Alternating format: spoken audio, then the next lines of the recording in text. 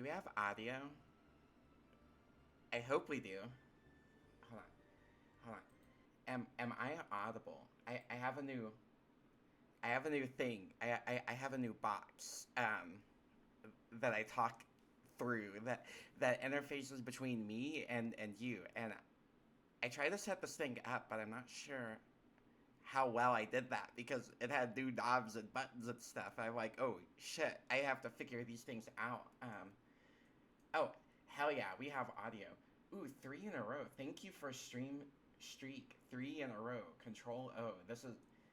That was a bit of a mouthful. Hi, yes, hello. Hi to Control O, and also hi to Kinski Unplugged. Imperial Super Profits obtained. Bug stream caught. Yeah, our new bot. Oh, Oh, is this a is this a what do they call this? What do they call this? A double entendre? Is this I yeah.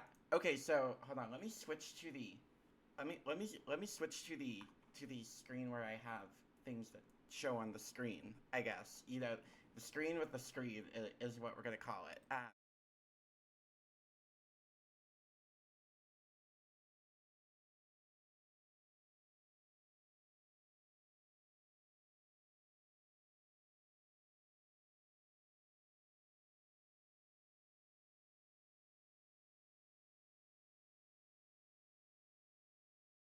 Are we so back? Are we so back? Are we so back? Okay. Yeah, I forgot to click the button. There's two different buttons.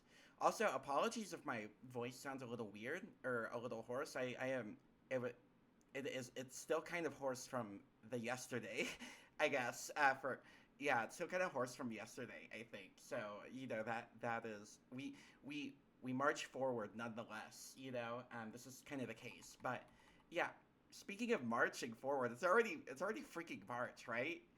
In fact, it's March 1st, and I kind of think about this whenever it's the first, right? Like, you know, so like I low key, like kind of hate the first of the month, and you might be asking why. Like, you might be, what vendetta do you have against the first of the month? Well, some of you may know. Some of you may know. Rents due.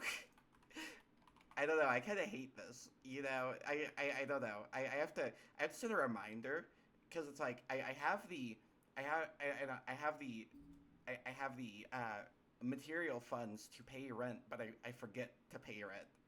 Is the issue, and then I get like a warning that says, "Hey, you're late. You're gonna get in trouble." I'm like, oh no. I kept this happened almost with my taxes as well. They were sending me like an email every single day about taxes, and it was like, I'm like, why do you want me to do taxes so bad? I finally did it, but like, it was kind of difficult. It was kind of difficult, but oh, hello, FDR underscore XD, hello. But yeah, this is kind of the case. So, like, I hate the first of the month, but we were talking about the new box. We were talking about the new box, right? Like, this was the other occurrence. um New box, right? Like, this is the thing. So what do they call this? What do they call this? The what is it? Audio box thing that makes me able to talk. Yeah, audio interface. I think this is it. I think this is it.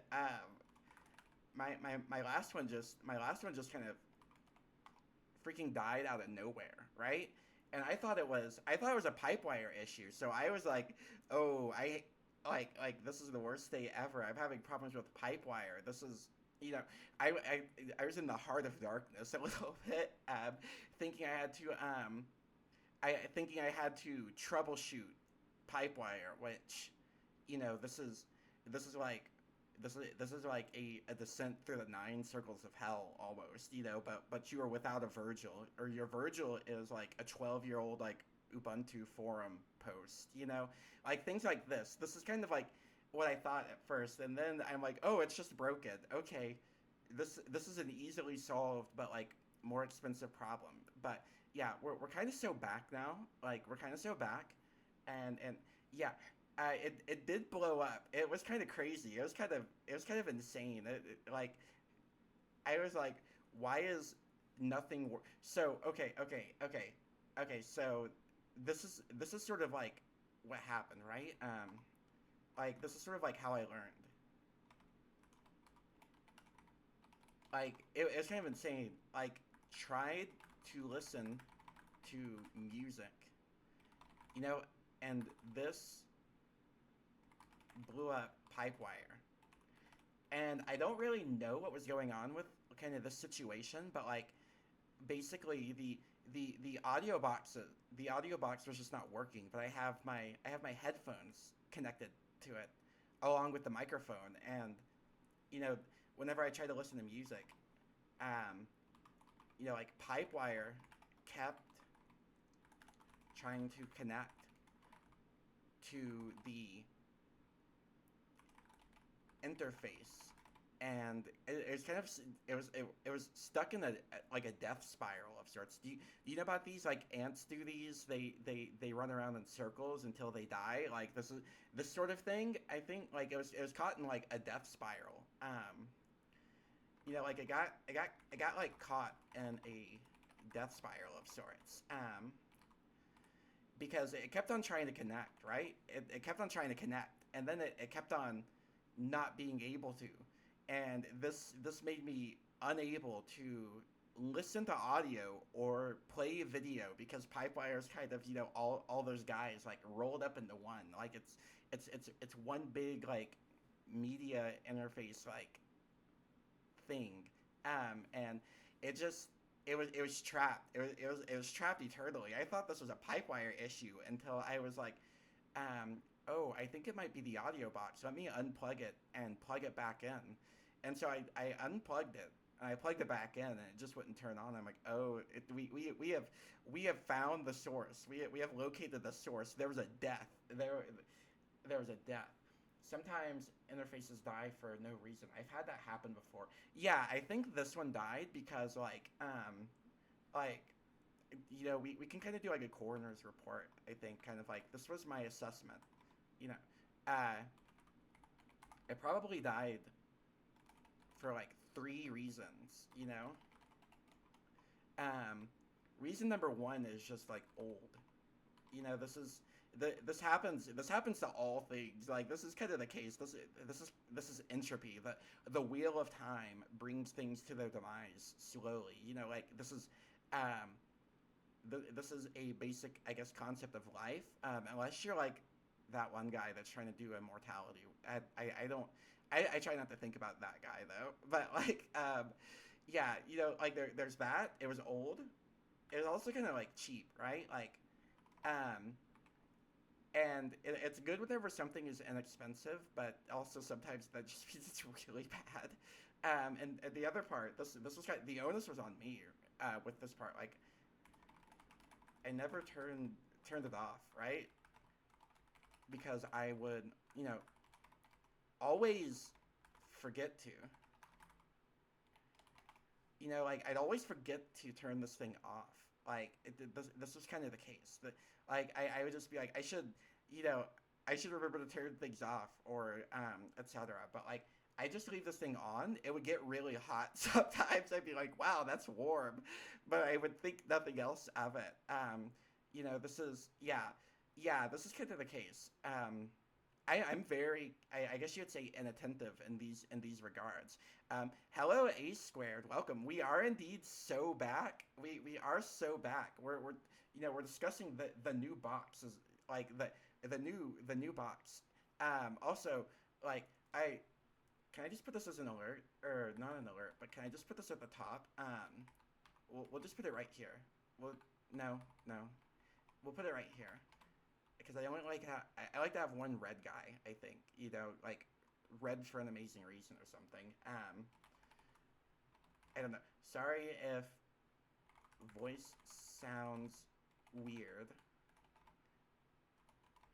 I'm a little horse. That's the wrong horse. I'm a little horse from yesterday. Yeah. Yeah. A little horse. This is yeah. Kind of both. Kind of both. I don't think I never got into the horse gotcha. I think this sort of elided me to some degree. I have yeah, I've been I think about it though because I opened up well I don't have Twitter anymore but I would open up Twitter for a while and uh, Kinski knows this. Kinski knows about this, but my feed would be filled with horse girls and politics. This is kind of the case. Yeah, this was kind of the situation. The Twitter situation is insane, I guess. But I don't know. I kind of miss Twitter sometimes, but I'm glad to have ridded my body of that thing. I guess because every now and then I'm like, I wonder what's going on Twitter, but then I realize that I kind of don't want to know. The only issue is that like now I don't know. Actually, there is no issue. I guess it's kind of just better. um, but yeah, just hell discourse 24. This is yeah no this is literally the case. Yeah, I never got into horse gotcha. I've been thinking about video games a lot lately though. Like this is like I've been thinking about video games just more generally. I haven't been playing them because I don't know. Well, I played one last night. But I've been thinking about video games. I've been particularly thinking about what is it? This one. This is the music. This was the we are like we are go live and put on the screen while I like run around and get things set up and play music. I've been thinking about this guy a lot, right? Like Kirby Air Ride. Okay. And you must entertain me with this. You must entertain me with this minor rant about the best video game ever because I have to make this thing known. But yeah, like so have you do you know about this? Do you know about this game? Do you know about Kirby Air Ride? Kirby Air Ride was a game I always wanted to play as a kid but could never find. Yeah, um, I I was obsessed with this game. I kind of still am. Like I think about this game like a lot. Like if someone were to ask me to name like if like I don't know if they were to you know um hold me at gunpoint and say name a video game, and I would probably say Kirby Air Ride. This is kind of the like case. Like I'd say that Morrowind or like the Elder Scrolls are kind of like my favorite overall. But I think about this guy like most fondly, and it's kind of crazy because if you look at it, if you look at the like wiki for it, well one like it was kind of the first GameCube game to support land, which was kind of crazy. I didn't know this, but like they made a sequel. They made a sequel. This is what I want too. A sequel directed by Sakurai. The by the original director, I believe. By yes, by yeah, they made a freaking sequel for the Nintendo Switch 2, which I don't have a Switch 2, but like if I were Switch 2, you know I would be saying hop on Kirby Air Riders. Like look at this. Look at this. Look at this, right? Like this is crazy. This is insane. I saw this. I was like, "What?" Like I was just like, "What?" Like this is, this was kind of like what? The same kind of what whenever I was learning about the molasses incident in Boston, but like a positive form rather than like in a gas form. But like I was just like, "What? What? There's a sequel?" Um but yeah, like I saw this, I'm like, oh, I should get a Switch too. I think I think my I think my GameCube got stolen whenever my car got broken into, but I think that's just kind of a lesson to not keep a GameCube in your car. Um, I don't know. Such is the way. Such is the way. But like, yeah, they made a sequel, but there's kind of this, right? And I was reading the Wikipedia, and it said like I didn't realize this because I thought this was the best game ever for the longest time, but I didn't realize its eventual release for the GameCube, it saw a mixed reception from critics who criticized its simplicity, but was a commercial success and later developed a cult following. Okay, like I didn't know that it was a video game of cult status, right? Like this is kind of I didn't know this. I was like, what do you mean mixed reception? Like, and then if you go to yeah, if you go to um, reception, yeah, like um, most websites and magazines praise its clean presentation, music, and the originality of the city trial mode. Overly simple. They called it overly simple. This game was not was anything but similarity to other titles around the it. Okay, this is the thing. They're calling it similar to Mario Kart, right? Like I played this one as well. These games are okay. Okay, this is my rant. This is my anti-critic rant a little bit.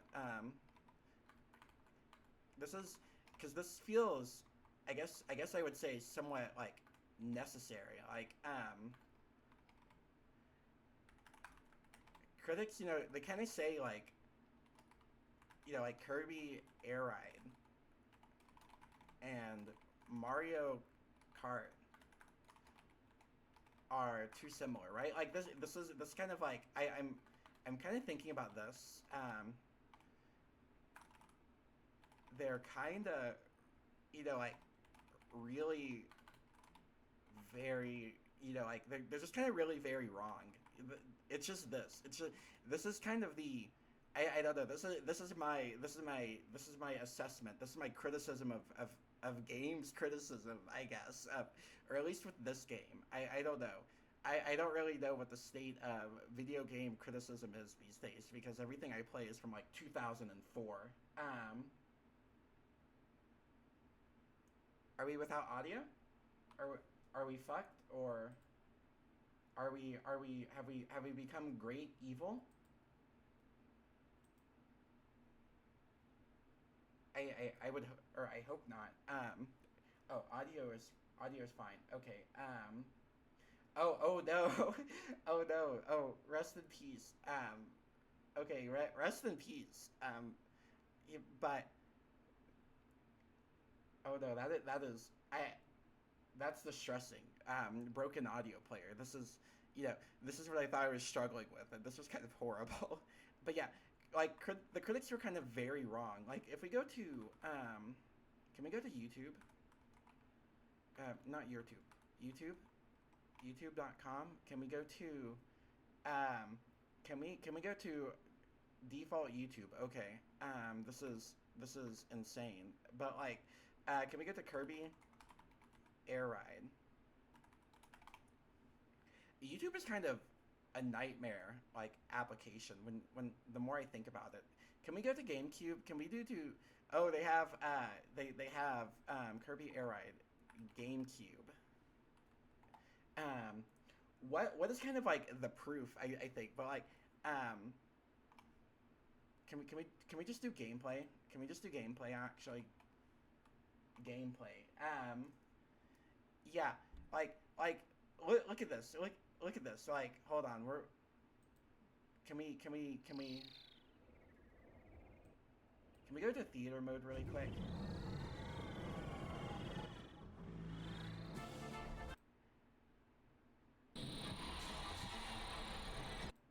But yeah, like look at this.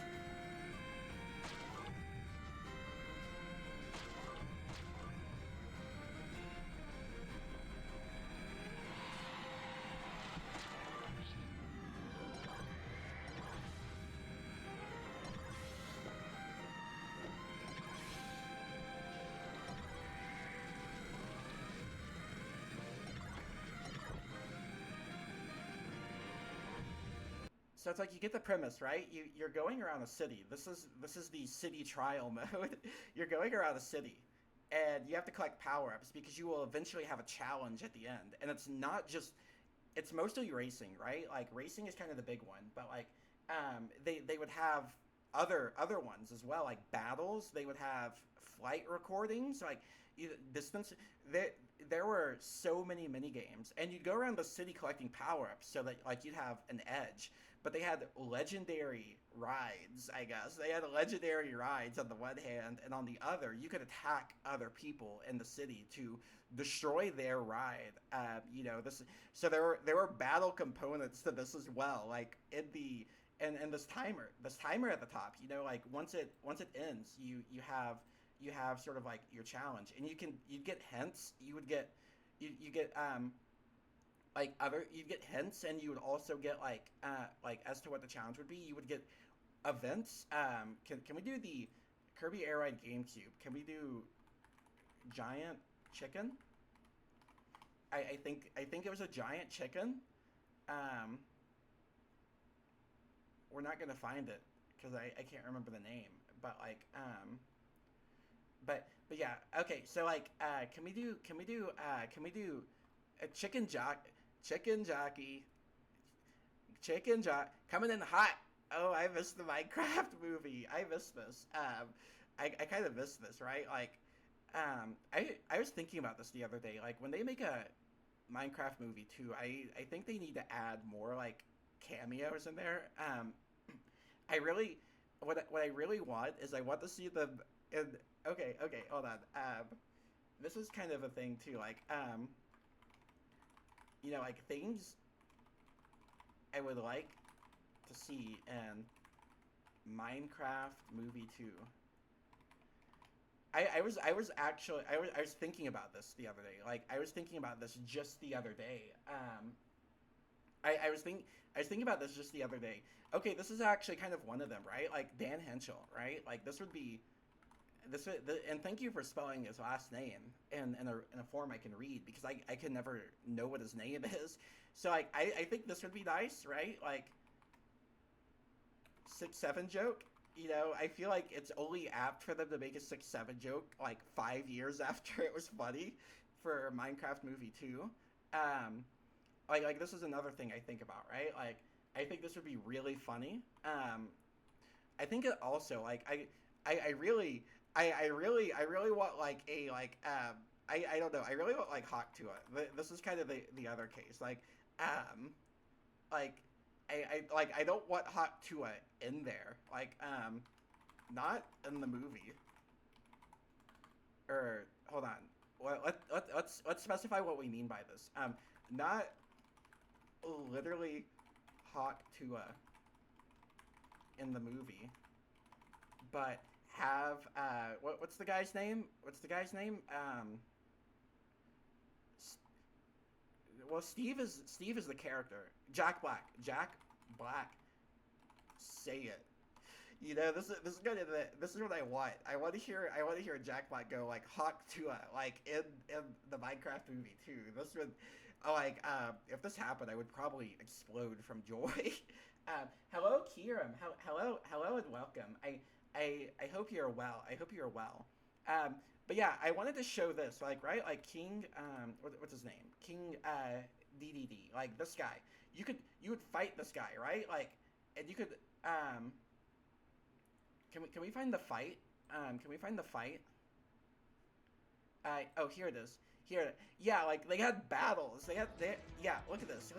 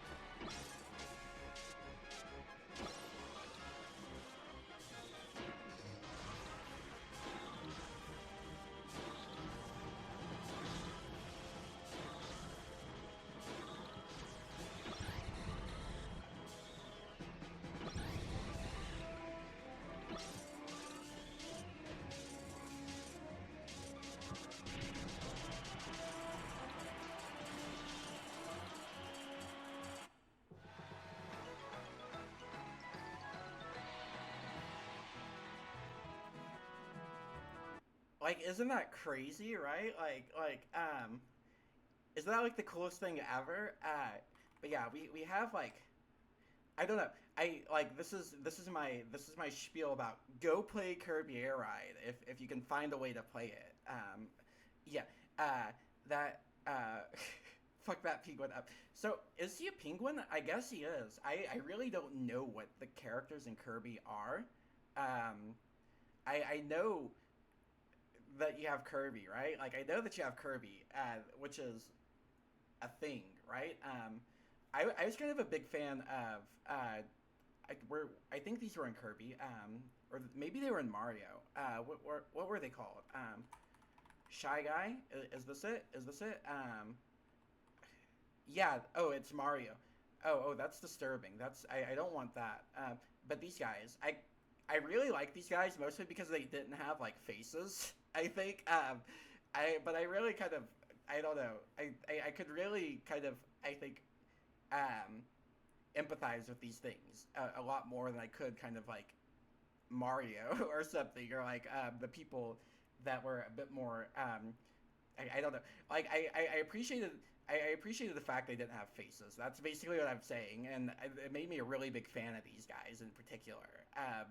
And this is kind of like the thing. Like, yeah, like I think I don't know this, and Kirby had this as well. Like, what Meta Knight Kirby, right?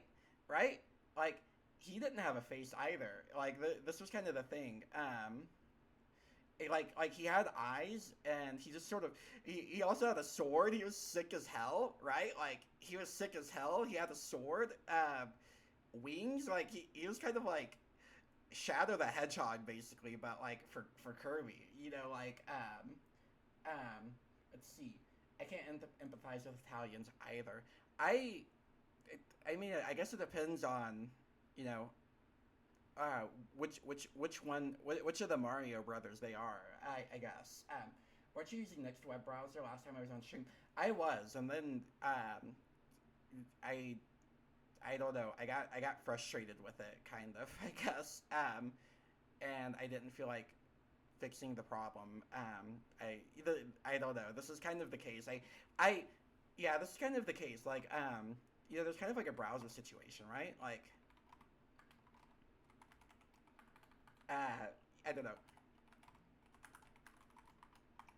Like and this is kind of the way I would describe it, right? Like I want to use I don't know. I want to use like Next more, but it's kind of a pain, like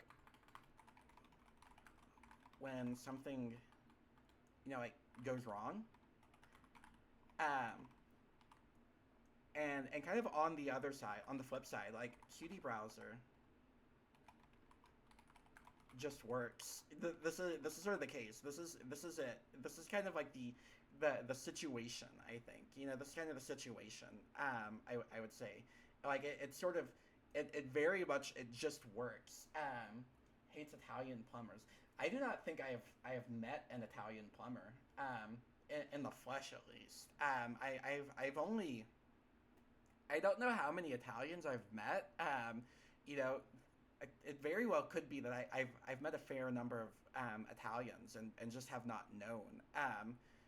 I don't know. I feel like at least in the United States, if someone's like Italian, they're going to mention it a lot. You know, or like this is kind of my I don't this is kind of like a guess. Or like not like Italian, but like if they're like, oh, my like great grandmother was like Italian. They will make this part of their like I guess like personality. I I I think this is a thing that at least happens with like people who or like people I've known who have like great grandparents that came from Ireland or something. They will be like, I have an Irish stock. I'm just like, okay, this is kind of I don't know. It's kind of wild. I don't really know anything about my family past I guess my grandparents at all. Like after or past that, it becomes a mystery. Yeah. Um, yeah, like it becomes like a great mystery, which is kind of wild because it's like I don't know. This is just sort of I figure this was just kind of the case. Is just like, oh yeah, you don't know anything about the relatives that were like already dead whenever you were born. Um, or like I thought this was just sort of like, I don't know. I thought this was a thing, and then I recall because I whenever my mother remarried, I strongly recall this just being like a what the hell kind of moment of my my my stepfather being able, like his family having being able to trace like all the way back to um Germany, like they had a, I think, a family crest or something crazy like that. I don't know, and I guess that's all I will say on that front.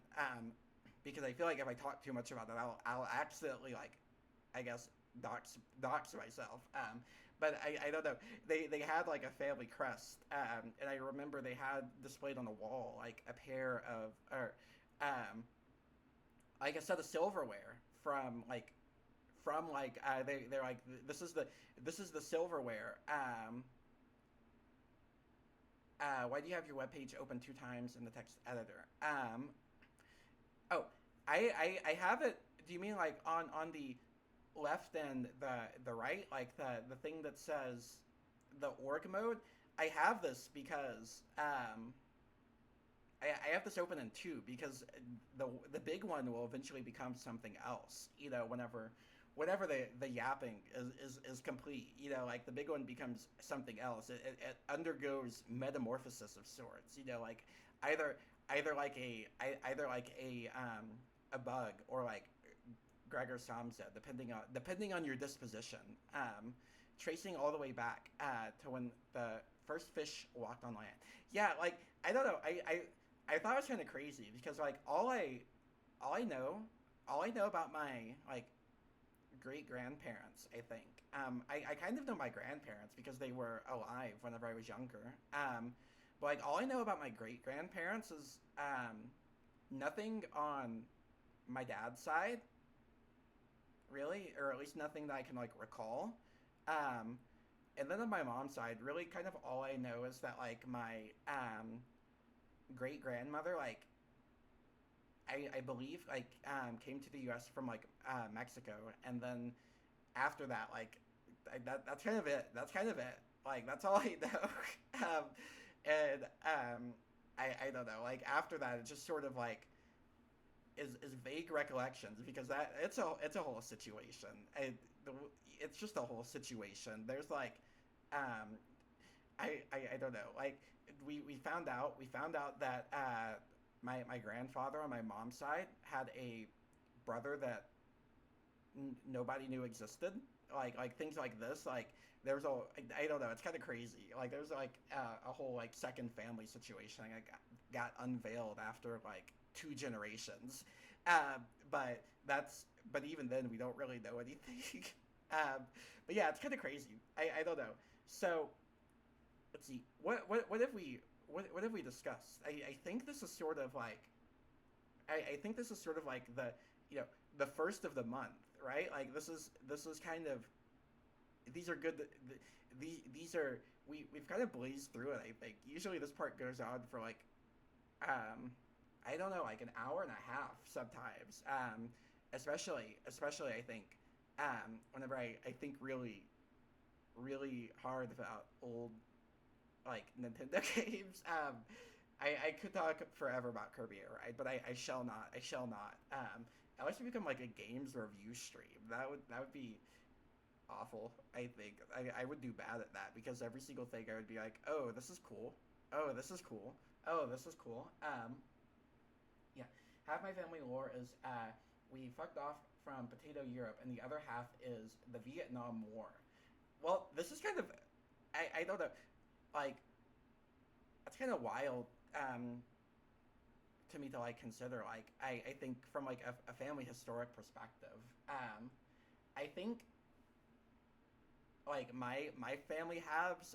I know that on my father's side, this is like the I guess you'd say like the Cajun portion of my family, and that's sort of like all I know. And then like on my mom's side, it's a mess. You know, this is kind of it's a bit of a mess. I guess you would say. But yeah, uh, rest in peace Vietnam War. It's like the moment you read about any of the wars that occurred, I think like between World War II and the 1990s, you will you will never stop wanting to beat up the country of France with your bare hands or something. I think I'm allowed to say that. I don't know, but like I don't know. France did a lot of wild things. I think back in the day. You know, this is kind of like this is kind of a thing. I think it was kind of they still kind of are doing wild things. This is like a thing going on. I think and what do they call it? Like this is a thing universities do a lot of now. Yeah, no, literally, like especially like this is a thing like academia does a lot of. Like there are universities that own like plots of land in like foreign nations that I'm like, why do you own that? They call this uh, hello vigilant or vigilant bites. Hello, hi. This is kind of a thing, right? Like what do they call extractivism? Do you know about this? Do you know about this like concept? Um, this is yeah this is it. The removal of natural resources. So like this is this is what they call it. They call it extractivism, right? Like this is kind of like the new thing that occurs in a lot of places. And it's kind of wild. Yeah, like Ivy League colleges are involved in this. It's sort of insane. Like I don't know. And it's a whole rabbit hole. But like they call it extractivism, where it's just basically like you you take the things from you just take the stuff, right? That's you just take the stuff and for yourself. It's literally kind of just that, like more or less. But I don't know. It's it's a whole can of worms. You should read about extractivism if you have not. If you are unaware of this concept, it is worth reading about. I think I don't know. That is my 2 cents. That's and they even have an example, right? Like they have big hole, right? Like this is like massive hole. You know, this is kind of I guess one case, and it's kind of crazy because you can see. Can we zoom in? Um, like you have a city right there, but then you have big hole. Like these are the kind of things that I would dig in Minecraft, right? Like with the quarry mining in Minecraft until I get down to what is it level like y4 or something like that. You know, like right before you right before you hit bedrock, like whenever you're seeing bedrock under your feet, you know, I would dig holes like this until then, and then I would begin to like strip mine like crazy. And I would do this for like hours. But you know, this was like this was like how I played Minecraft, right? Like you know, this is how I don't know generally play Minecraft. I don't know. There's kind of like three tenets to like this, right? Like do not you know like do not go in the caves. You know, like because they're scary. This is one. This is one. This is one. Like, I would avoid caves if I could. On multiplayer, if I was playing with others, I would make the others go into the caves for me. I'm like, I will gladly provide you the goods to do this. Like to go fight as long as you be my knight in shining armor. I guess is the way it would is how I would term it. Like, well, I wouldn't literally term it like that, but I would right now. Yeah, but like um, I would say go forth into the caves and you know do whatever so that I don't have to. Right? Like this was one thing. Um, farm a bunch. This was the other. This was the other. I would farm like crazy. Right? And this was like I kind of liked doing this. It was always kind of fun. But like the big thing was just like strip mine for like 5 hours straight. This is I don't know. There's something very satisfying about like strip mining. I think in Minecraft, like because you're just sort of you yeah, like in the tunnels. It's very satisfying to just sit there and like bring like 10 pickaxes and just go at it until like you run out and you look at the clock and you're like it's nighttime. I don't know. I was a huge fan of doing this. I was like, I will build a giant quarry that goes all the way to diamond level, and then I will, I will gut the earth of its resources. And I don't know. I was once I was once playing this with like a housemate of mine years ago, like playing Minecraft. Um, and they described my play style as kind of terrifying because of I don't know the patience, I guess, or the diligence with which I would do this. As a child, I yearned for the mines, as they say. Just like in the movie, just like in the Minecraft movie. They say that in the Minecraft movie. That's sort of like one of its openers is Jack Black saying, as a child, I yearned for the mines, and you see him wanting to enter the mines. It's kind of insane though, because it's like there's like this old guy, right? Like who is like you can't go into the mines, but he does anyway. And then he becomes old himself. This is this kind of happens.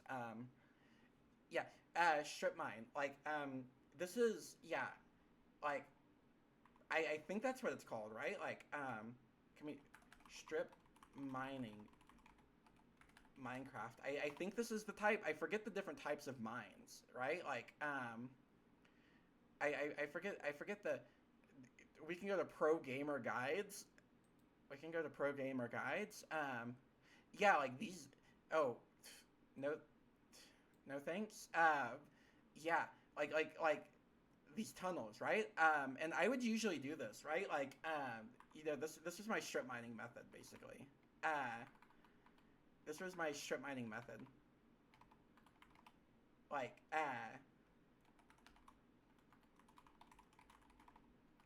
not minging, mining. Mining method. Let's see. And so what I would do, right, is like a 3 by 3 tunnel. I would do it. I would do it like kind of this shape. I would do a 3 by 3 by 3, right? And I would do this because it would be inside or like at the bottom of a what were the dimensions? I think I did something like 7x7 quarry.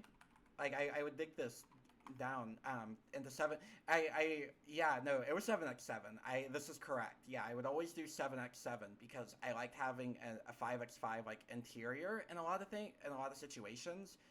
So I would always build the exterior like 7x7. This Yes, okay, it's coming back to me. So I would always do this, and I would dig 3 by 3 by 3 tunnels, right? And I would, I would just keep on going, essentially. And this is, would you do this with enchanted diamond pickaxes? I would do this the moment I started the game. So the moment I started the game, I would begin digging a quarry, right? Well, I'd get housing first because I don't want to live in a dirt house. Sometimes though, the house would just be like a house like it would be a little wooden shack covering the like quarry, and I'd have like a little trap door going down into the quarry. But like, yeah, I would start with like I'd acquire stone and all that jazz, right? And I would just proceed to continue to do this. This is kind of like this is my meta game in Minecraft for eternity is dig a quarry and begin strip mining for hours after like food and housing is established. It's kind of like the what is it, Maslow's hierarchy of needs. Like the needs are like food, shelter, and quarry. This is how it was open air. I would put fencing around it though, so because if I didn't, I would walk into it and fall and die. but it was indeed open air usually. And this is just because I didn't feel like putting torches in the quarry itself. This is I would put it in the tunnels, but not the quarry itself. But yeah, and then I would fence it off. And yeah, I would dig these, right. 7 by 7, and then these 3 by 3 by 3 tunnels inside. All usually like all four directions if I could. Sometimes like because of like the way the staircase down to the quarry would go, it would just be like three directions. But like I would just proceed to like dig these, right. And yeah, this is how I played Minecraft. Like this is if I were to play Minecraft again, which I really want to sometimes. I don't know. I think about how much fun I had playing Minecraft, but then I also think about like how much it would take over if I were to play it again. Like I would be like first I would mine, then I would craft for like 8 hours a day. I guess I would clock out of work and then I'd immediately start quarrying. And yeah, this is kind of like this is so I don't know. It's one of those games that like it will capture my soul. I think if I pick it back up. But yeah, I would do this, and I would have at it, as they say. I would have at it. I don't. It was quite fun. It was quite fun, but like, yeah, I don't know the. Which version are you playing on, by the way? So I've played on like I think I'm trying to think now. I started playing Minecraft, and I believe it was 2012. I think the sounds correct. The sounds correct. The version I first played, like the first version I ever played, was the version that had the Ender Dragon for the first time. This is, I think this is the case. I know it was in about like 2012. Is whenever I started playing, and after that I've played. I don't know. I just play whatever the most recent is. Usually, I was a big fan of like playing snapshots. For a little bit there, I think I kind of quit playing around caves and cliffs. This is kind of like where I started to fall off. I think. When did caves and cliffs come out? Because that could be incorrect. Caves and cliffs.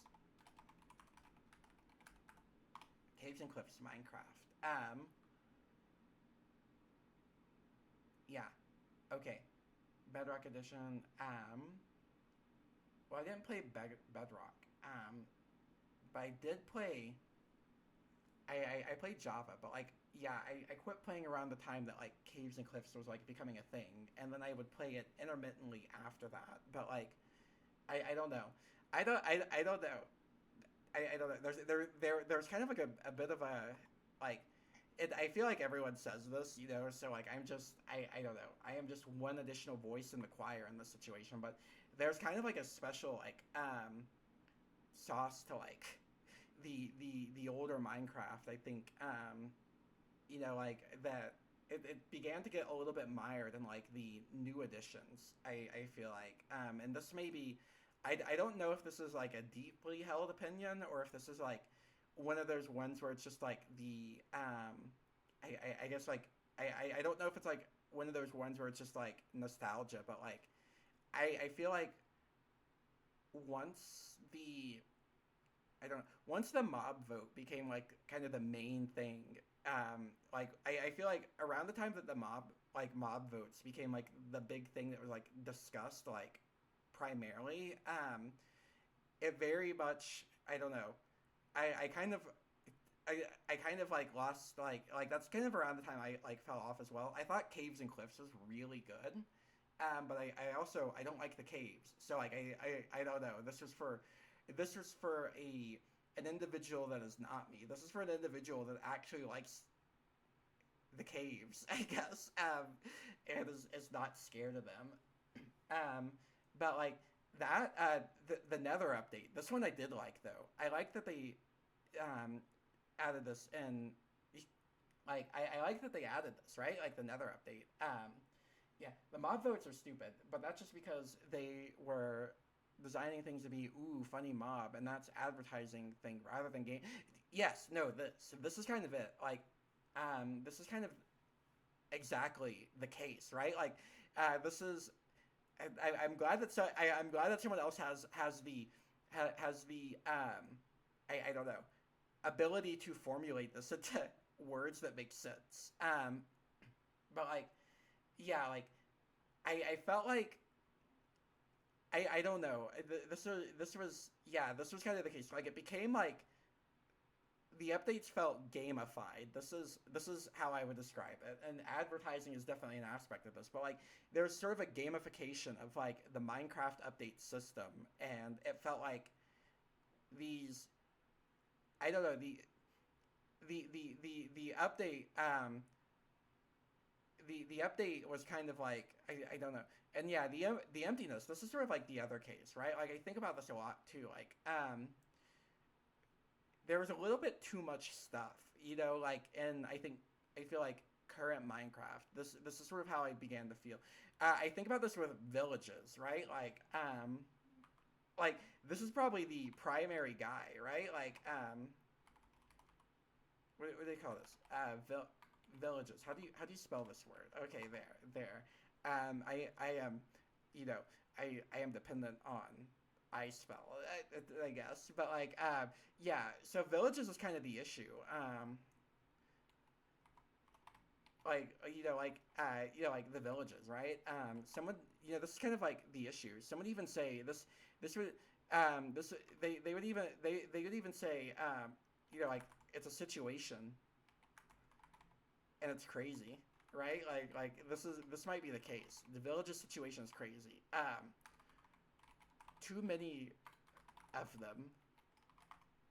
Yeah, like this is sort of how like this is my sort of like this is I think this is the umbrage I take with like current iterations of Minecraft is these went from like a very rare like very kind of like whoa I found one kind of like discovery and now it's like I see them I open up a world and there's like villages everywhere but like uh yeah it has to be more of a what do you think about this game design though yeah, I think like Minecraft was always kind of like a sandbox game, but like it became more. I don't and this is kind of like a thing too, right? Like as I feel like some of the earlier updates, there was like a lot of like some of them were mechanics based updates. I don't know if I've kind of I've fallen off the Minecraft I've fallen off like keeping track of this, but like it's feels like a lot of them went from like like updates to mechanics or something like this and yeah it's all content pack it's like here is here is fireflies or like this is kind of the thing I remember there was a controversy about fireflies but I don't know I don't know how I feel about that because I don't know enough about it but like yeah I like they add these like bells and whistles. This is kind of it. This is actually it. This is it. Like a lot of the newer like updates. They feel kind of like less like a really cool new thing, and you kind of like more bells and whistles.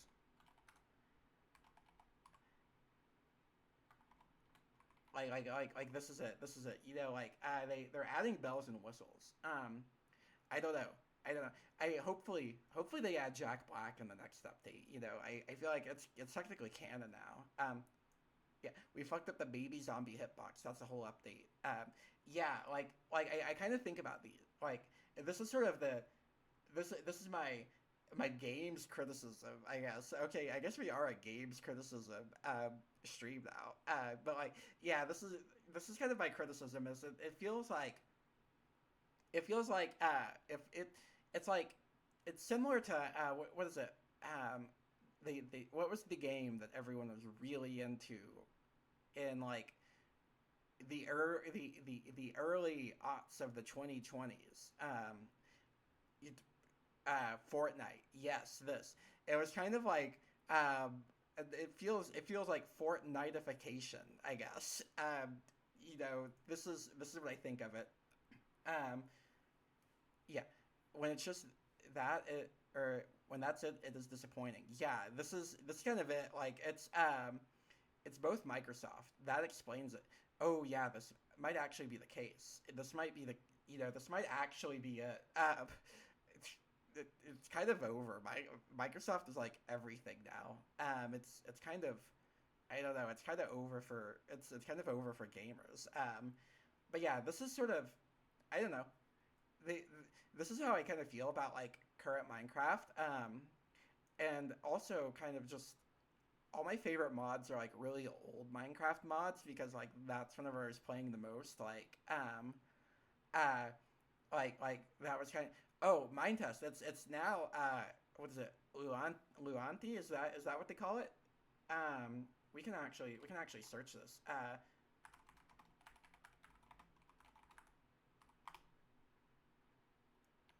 Yeah, it's now called Luan.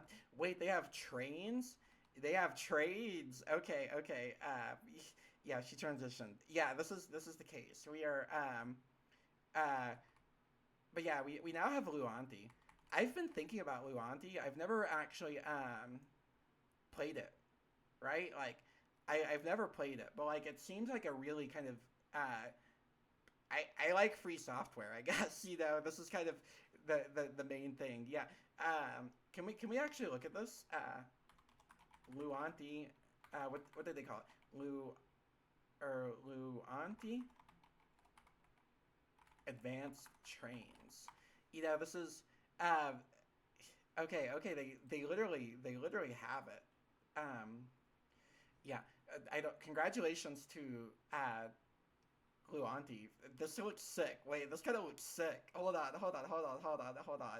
They have steam engines. Oh my god. Wait. Um, Almost realistic tracks with actual curves and switches. Railway signals controllable by various means. Lua Act. Okay, so we have Lua. We have. Please note this version introduces changes. Can we see? But we love what it can do. Okay, here we go. From 2022, great mod in many regards. Can we see what this looks like? Can we see what this looks like? Can we see what this looks like? The Pixar villain hiding in all 27 movies. Okay. Luanti, advanced trains.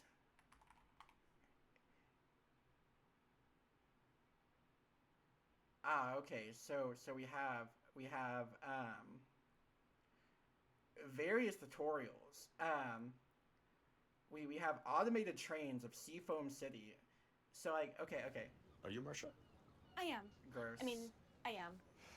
Thanks for meeting me here. Usually not Can I a... skip? Thank you. Um.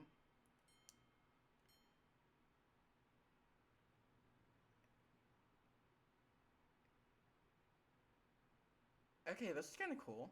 Um. Yeah, it kind of is Pocket Edition like coded. It's just the the graphics are kind of bad. I think is the main thing. Or not bad graphics, but like they're very old school. They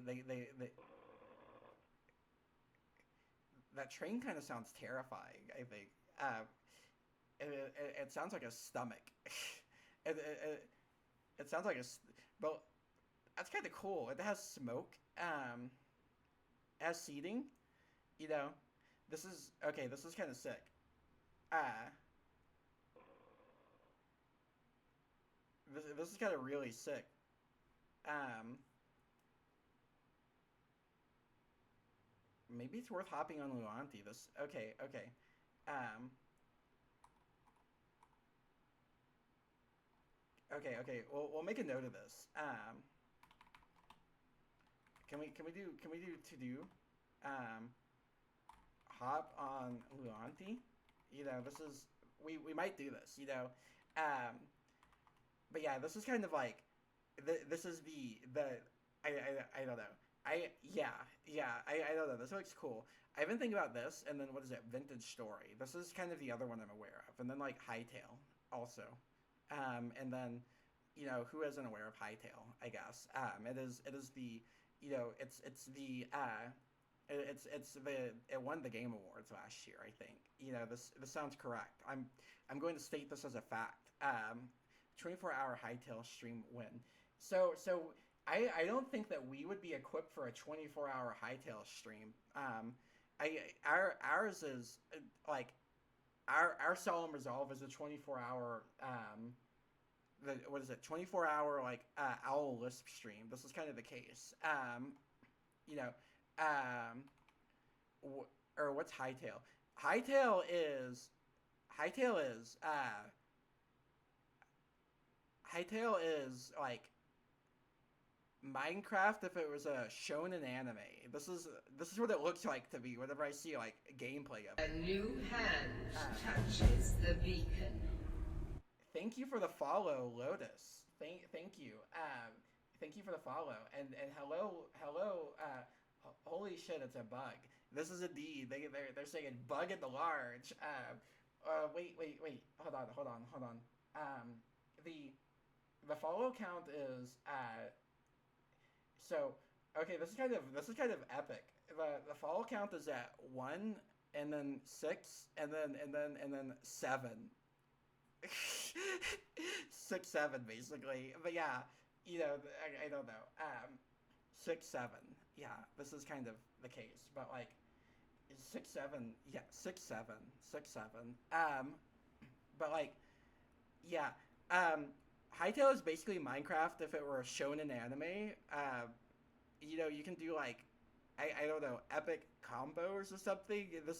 I'm not really sure what all you can do in Hightail, but like I saw someone like, I don't know, like Naruto running basically in it. Like it was kind of a first person view, so I don't know if they were literally Naruto running, but it looked like that, right? Like it kind of had that feeling watching them like play it. I'm just like, this is crazy. This would make me motion sick probably.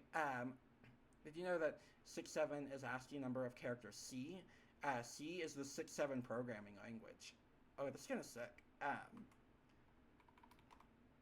we the 6-7 programming language? So we could get programming. We should probably do that. I don't know. I don't know. This is kind of like a whole situation, you know, like you know, like this is actually a thing as well, right? Like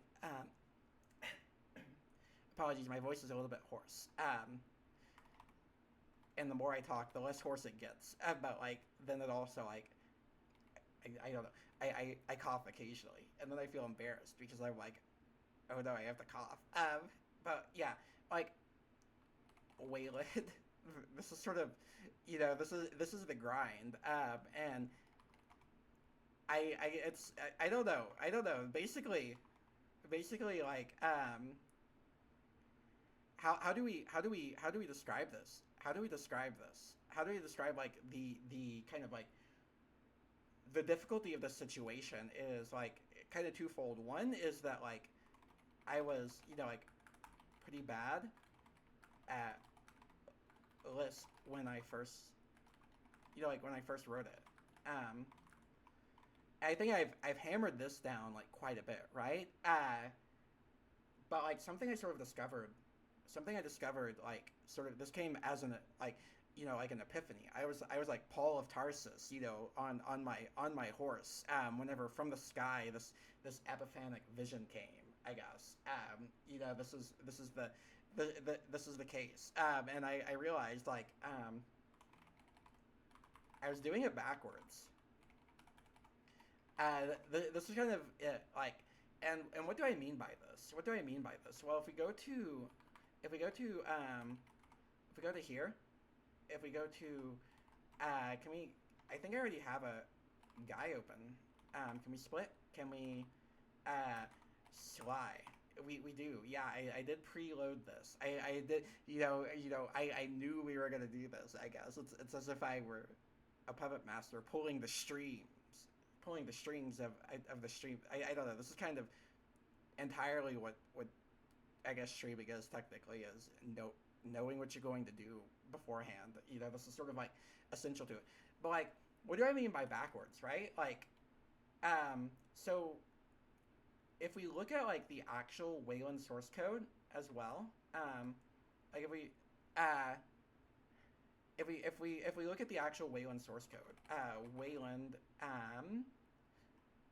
can we do the actual, can we do source, can we do GitLab, go, okay, I'm not a robot, I promise. Oh. Page broke? Can I have rendering? Thank you. I was worried for a second that like it clocked me as a robot. I think because this happens way too much nowadays. Everywhere I go, they call me a robot. I try to upload files, on the ephemeral file uploading system 0x0 dot whatever it ends with, and it says go away robot. Bugs are not robots. Well, okay. This is, this is perhaps kind of like this is perhaps kind of like a sort of like a point of some are perhaps not, but there are indeed robot bugs apparently. This is kind of a thing you see these in video games even. Like I think Sonic the Hedgehog had this. There was some video game I remember had a robot centipede that was really freaking cool, but like I don't know. I very much I kind of empathize with like the idea kind of like of like what is it, the anthropomorphized like robots. This is something I feel I don't know. Yeah, we'll just say yeah to that. I feel I don't know. But also bugs are sick too. But if we look at the actual source code, right? Like I was kind of starting with like the utility stuff, right? And starting with like all of these guys. I think kind of like where you have to start with Wayland is actually like the scanner. And this was sort of like one source of like the issue, right? Is while I wound up doing that first time around, getting burned out on doing a lot of things that like were unnecessary. This guy needs to be this is the necessary guy, this horrible and generally awful thing, that is literally an XML parser written in C that then generates C programming language code also. And it's the one part with it's I'd say the most critical component, right? Like if you're writing bindings, and it's the part with the least amount of documentation. There's like you have little guys here and there, right? But you kind of have like and can we even copy this? Can we just copy the raw contents? Yes, give it to me. And can we put this in maybe a file here? Can we do a scanner .c just so we have this like right here to reference. 2,000 lines. Wow. Okay. And can we check the git ignore? Okay, we are ignoring .c files. Okay.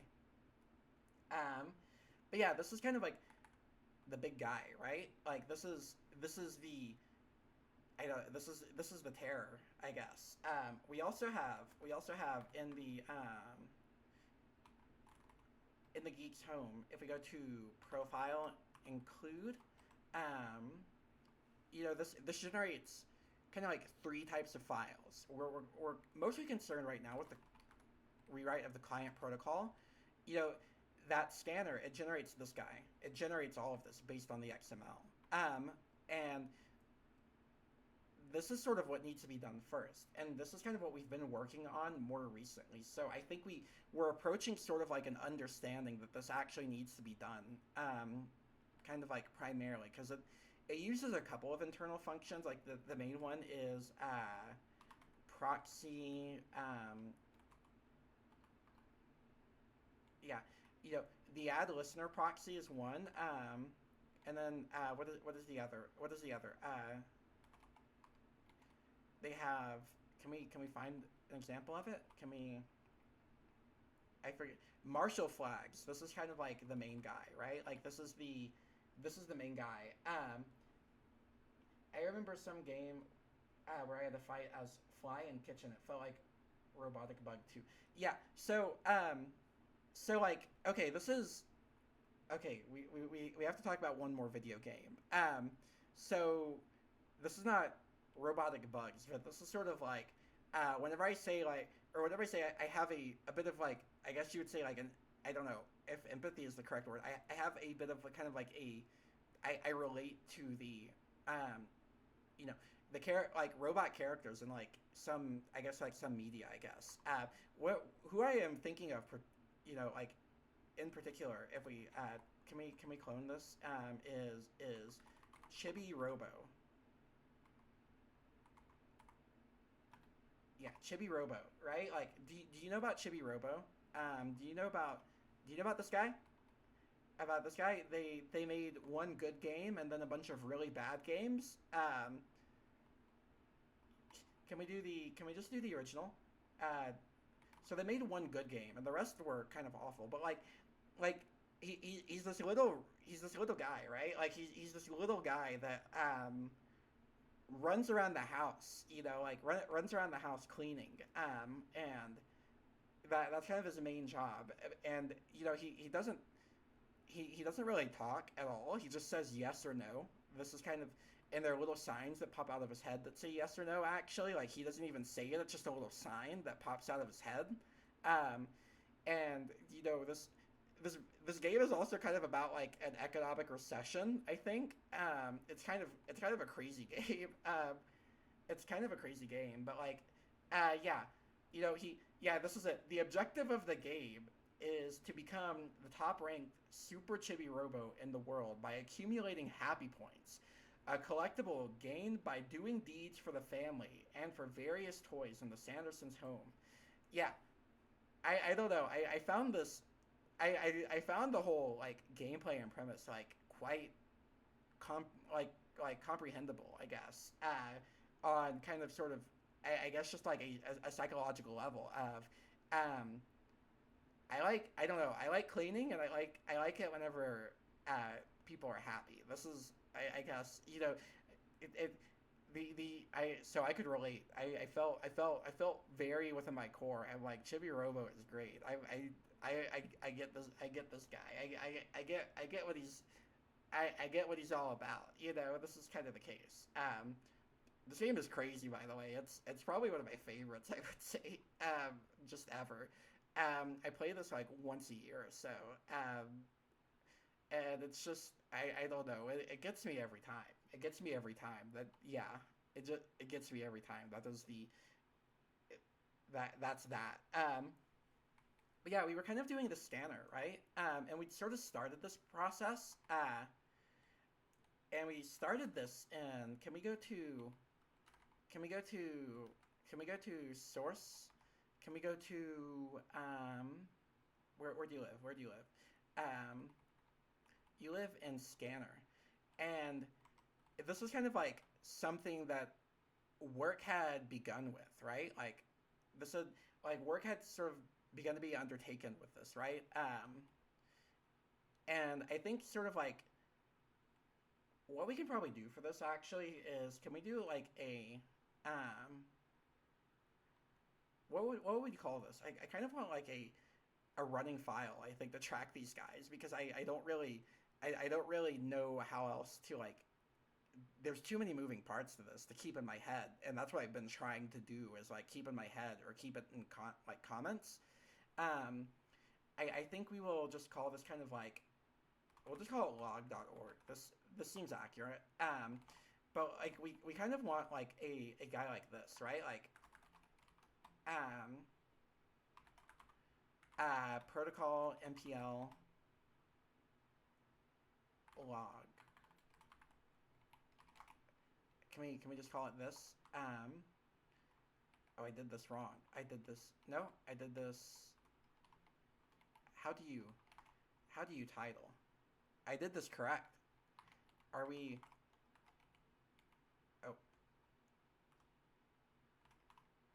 Can you give me org mode? Wrong number of arguments. Okay. Oh, so we're fucked. Okay.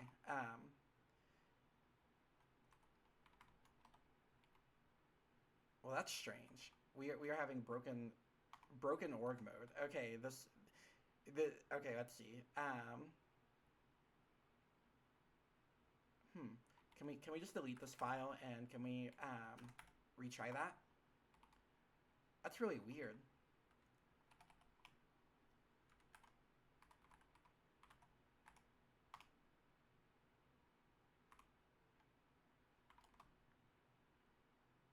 Huh. Okay. I wonder why it broke.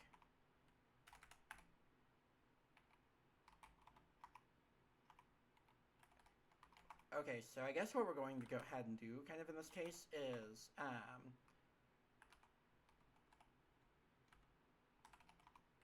we're going to do log.markdown. Okay. Yeah, this is probably I don't know. This is probably the more standard way to do this. But I don't remember markdown syntax at all. Because org. But yeah, so like let's see. Well, we'll just call this like protocol MPL log. And this will probably end up being kind of like a, I don't know. Eventually this would be something like a changelog type guy, right? Like but what we're kind of working on currently is like was it the Wayland arg, right? Like this is like one aspect. Another aspect, if we go to base.list. So this was something that I was thinking about as well. You know, I ended up defining these. I cannot remember if I did this on stream or if I did this after stream or if I did this, you know, like some other day, I guess. But something that we wound up doing was kind of like defining these, or defining kind of like a superclass for, well, it's a checked slot or like a check type and this is kind of for type checking the actual arguments and seeing if I don't know, and being able to like give some like more distinct errors on things. You know, this is kind of like the whole idea behind this guy. Yeah, right here. So we sort of have like what are the components? We would call this. I believe this is how you do a list in Markdown. We will pretend that this is the way. We will pretend this is the way. So like we have it as a like you know, it's a type checked class. And if we go to the actual argument, right? If we go here, we have a set of methods on it as well. And the methods are just lispify and unlispify. So we have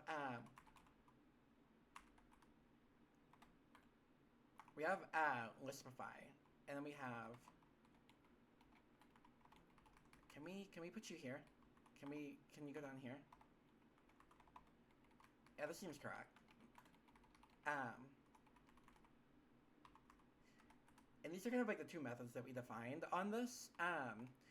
You know, I guess you'd say the former making this like a Lisp name and the latter being a C name. This is sort of the, you know, what the documentation here says. And these are kind of the main things that we have to think about, right? Like, these are the main guys from like for everything in the actual scanner itself, right? Or in the XML, like everything in the XML gets converted kind of into something that will accept these guys. And our first piece of the XML is the Wayland arg, you know? And we sort of need to look at a few different methods. One is kind of like the argument, and this was worked on, I think, for the most part. Like, this is more or less done. I think this is the only change I want to make, actually, is we have constants. I like constants. I would like to keep these as constants, right? But it also issues me warnings because it gets, like, defined over and over. So we can do something like, unless, what's it, bound P? Bound P, yeah. Unless bound P,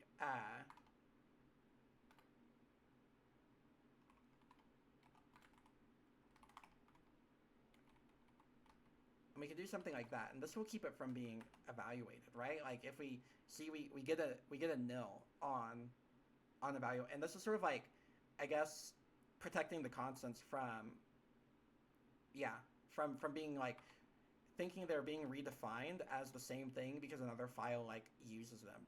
This is an issue of sorts. This is an issue of sorts, I think, with common lists just more generally, and it's constants being kind of annoying to use because of this. Oh, oops. Here. You go here. All right, and we even have a to-do. So clarify translation for new ID and object. Okay. I think that we actually did this. Because new ID is a pointer. New ID is a pointer type. It's just a pointer. This is kind of the case. If we go to, because these exist in the utilities. So if we go to Lisp, if we go to util, yeah, here we go. So these are just pointer types.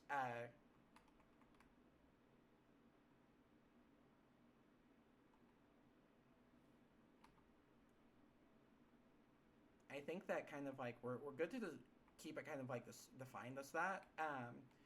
What we might want to do is redefine this with this guy, Wayland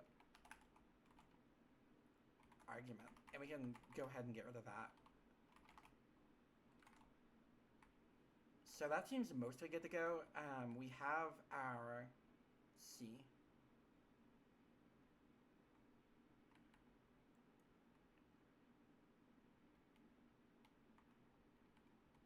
And I feel like this could actually, so determine if a string is equal to any member of C archetype. Note, this function only accepts an input of string. I feel like something like this could probably be defined rather as a generic, because we're going to be doing this for a few of the different guys, right? Like, so if we do something like this, if we do something like def generic, and then what could we call this? Because what are we doing here? Let's see. Archetype P. We could call this something like, let's see, we could call this like Wayland type P probably.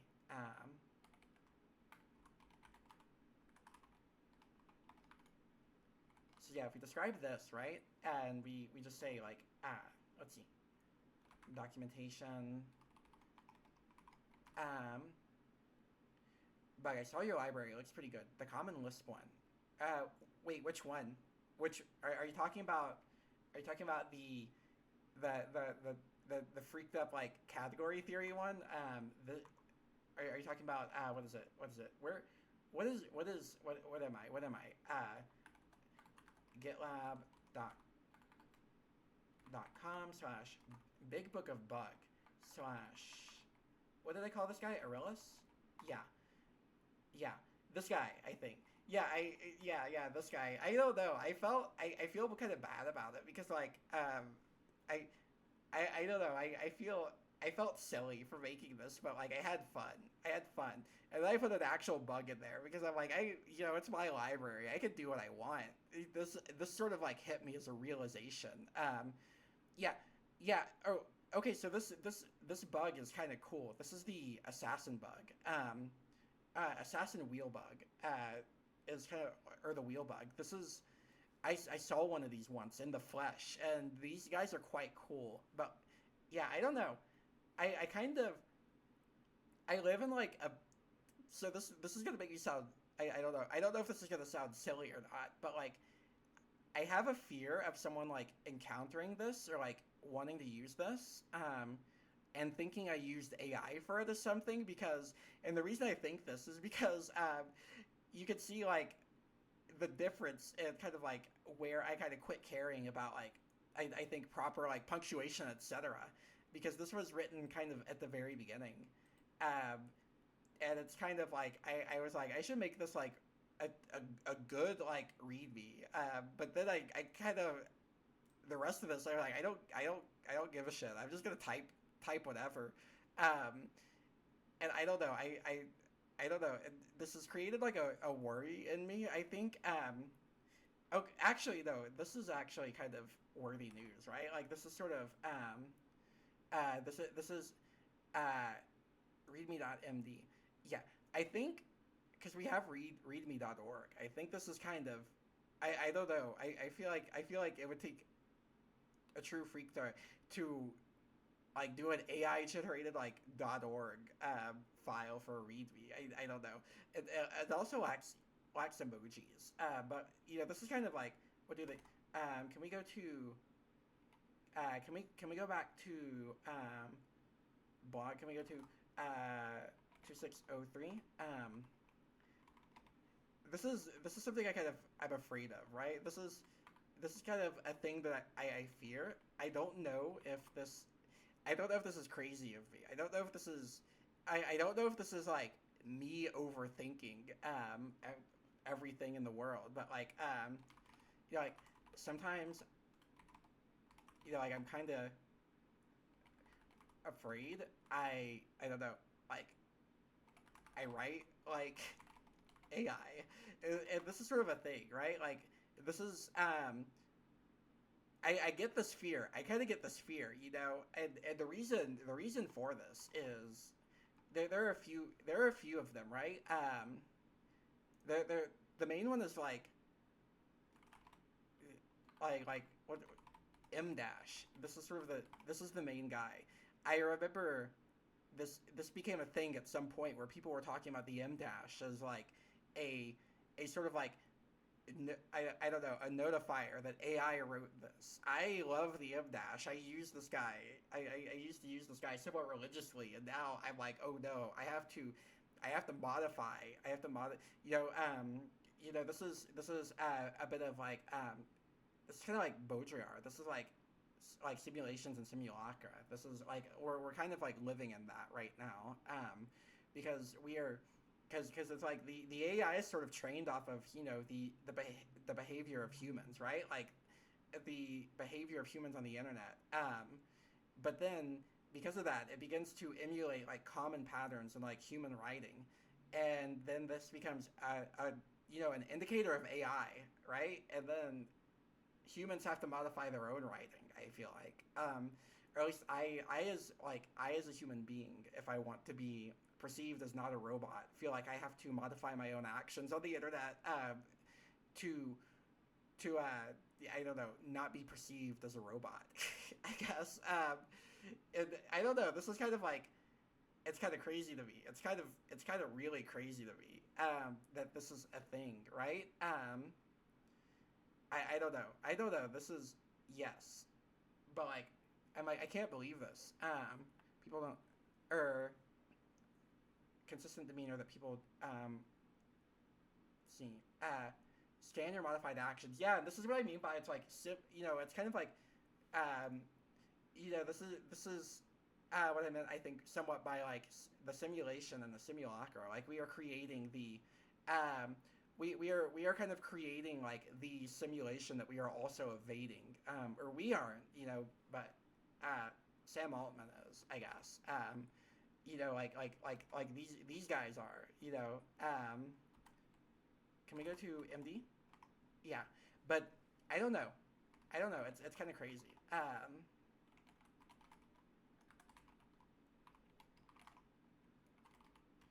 So I think if we do this as a like argument, right? Or if we do this as a generic, we're going to need to take two arguments because we need to have the what is it? What is it? The we're gonna have the C string and then Wayland type. And this is sort of like, yes, this is. I think this is what we're going to be. Like, this will be our generic. And I don't know. This will keep from like having to write a few different. I guess you would say like function names, and like this will keep the namespace like a bit more clean at the low cost of generics, like in a XML parsing, which I don't really care about. I don't know. I'm usually very concerned about like the speed at runtime, but I think for something like parsing, it's just whatever is easiest. Like, please God, give me the fucking string, kind of situation. As time goes on, I fear an AI that can infiltrate chat communities. I mean, oh no, like certainly this is. I fear a lot of things with AI. I fear a lot of things with AI, but yeah, I don't know. It's kind of a scourge, I guess. I don't know. I look back at whenever I was originally optimistic about these things, like back in the day. I think before like it had fully gone like completely evil, and I was thinking, this will be like my original thought. Like I think I've discussed this somewhat, is that like an interest in AI is what got me into programming originally. I like mostly like per image generation was like one aspect of this, but like the other aspect was just like the general thought of AI is like I thought that this would be a really good thing for like the medical industry. This was my initial thinking, is because there's kind of these issues, in medicine with like medicine-based discrimination, or like like this discrimination in the medical industry that can cause I don't know, prevent people from accessing necessary like medical things, like be this like a life-saving like intervention, for example, or like being taken seriously by a doctor.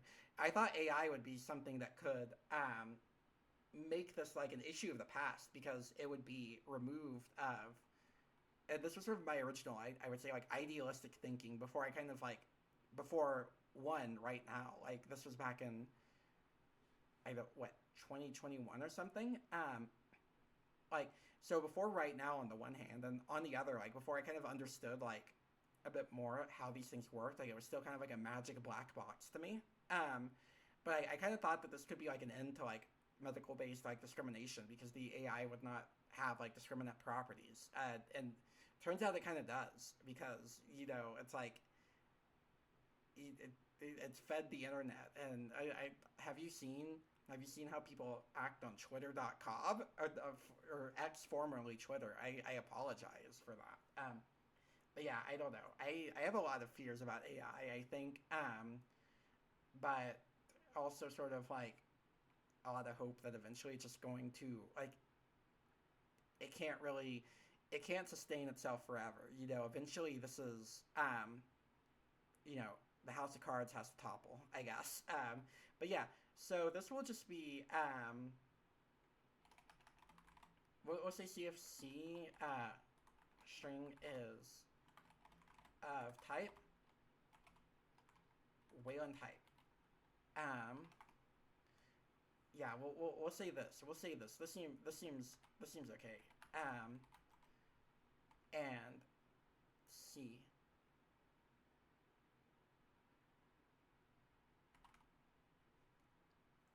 And then I think, yeah. If so, we want to. I mean, this is just a predicate operator, so we're going to be returning a Boolean in all cases. But I wonder if we can, because like where are we using this? Well, we're using this in a type definition, which we can then, I guess we would say like I don't know. We could probably remove this as a type definition, and what we could go ahead and do is,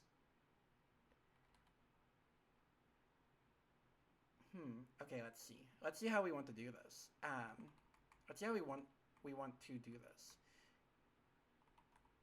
So this sort of returns the modified form currently, and I think what we could do is, rather than, because right now what we're kind of doing is using this to, I don't know, predicate it, but we could just return like nil, or we could return the actual guy, I guess. We could return nil or the actual guy instead. And we have this as a generic, right? And we define that generic right there. Sly. So what we could go ahead and do from there. OMG, I tried to look up for games I used to play and found when I played the most. There's Dangerous Dave in Haunted Mansion. Oh, this sounds crazy. This sounds wild. Dangerous Dave. I played Spyro. This like probably this was one of the games I played the most as a small, like, in my younger years, I guess. So we have this guy, right? Can we go to base? Oh, protocol base. So we have this guy, right? We can probably convert this into the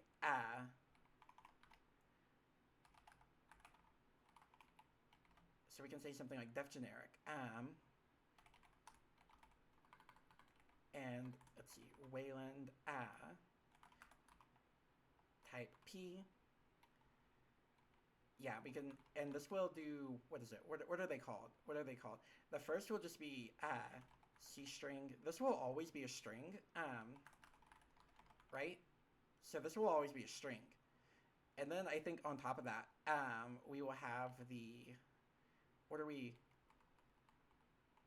defining the Wayland arg as? Do we have this defined as a type? Because that will probably benefit, or as a class. Do we have a class for the Wayland arg?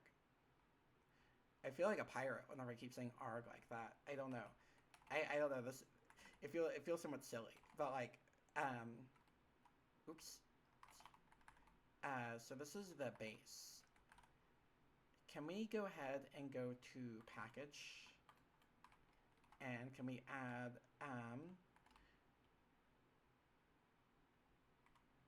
protocol.arg? Okay. Let's see. And we are pulling this from the base. Let's see. Where do you live? Where do you live? There. Okay. And we will call this, what was your name again? Wayland arg type P.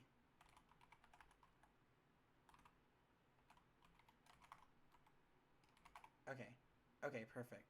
And then let's see. Can we reevaluate this guy and not get an error? Okay, we can. Perfect. So I think the question is, how do we want to do this? So we need an argument class, right? This is kind of like the case. And do we have that currently? I think we have this in the reader. I think this is in the reader. No? Is this in the writer? Are you in the writer? Yeah, this is kind of where we left off last time, was the writer. Can we go to base? So it does not seem to actually be defined anywhere yet as a class itself, or like as any form of class that I can see at least. But we are saying it is, which is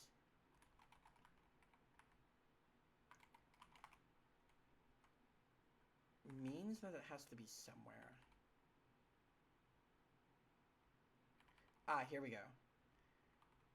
So I think what we would actually end up wanting is we would want to have this guy be up top, you know? This is kind of the case. Like, we'd want to have this guy be up top.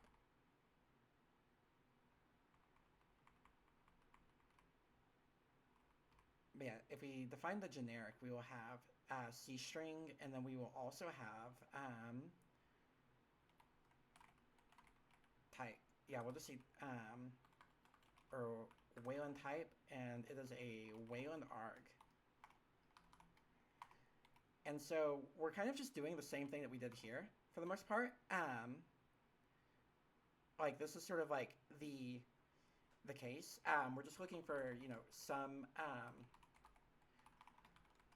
we're looking for some guy, right? That string equals x, and we want to go ahead and downcase this.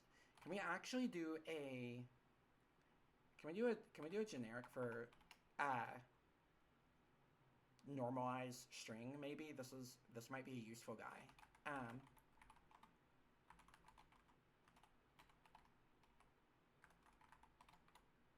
And we will just do let's see. This will also be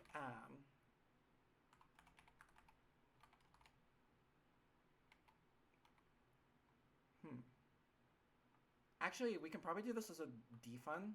We can do this as a defun, because this doesn't need to like be part of like the class methods. Let's see. So we can do something along the lines of, what would we call this? What would we? Wait. I'm kind of silly. I forgot that this is a weirdness of. We don't have to even use string equal and string downcase and all that, because I forgot this is a bit of a weirdness. So we have equal, right? We have equal in common Lisp, and we have string meow. Okay? And we have string upcase meow. Are these equal? No. No, they are not. But if we do equal p, they are. And this is because I don't know. I guess. This is because equal p ignores casing, so we can actually just use equal p here.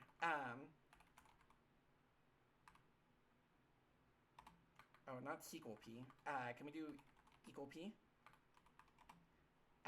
X, and what was our other guy? Yeah, so this will do the X and then C string. And I think this will also kind of like, I don't know, be a bit more legible, I think.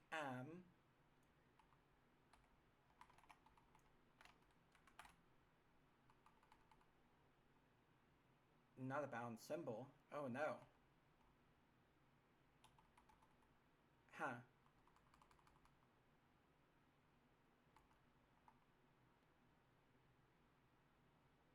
I do these backwards? I don't believe so. I don't, Oh, def generic. Okay, I'm silly. Def method. Okay, here we go. All right. I always do that. I always do it as a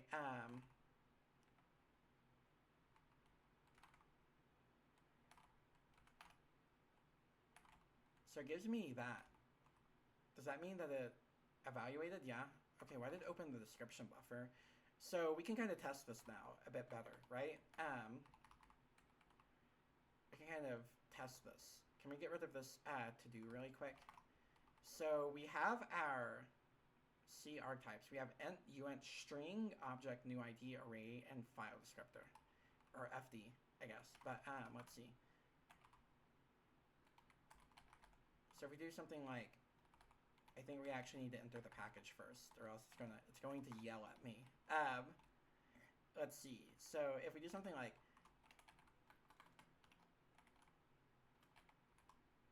Wayland type P, and then our string, let's say FD. Let's say FD, and we will just do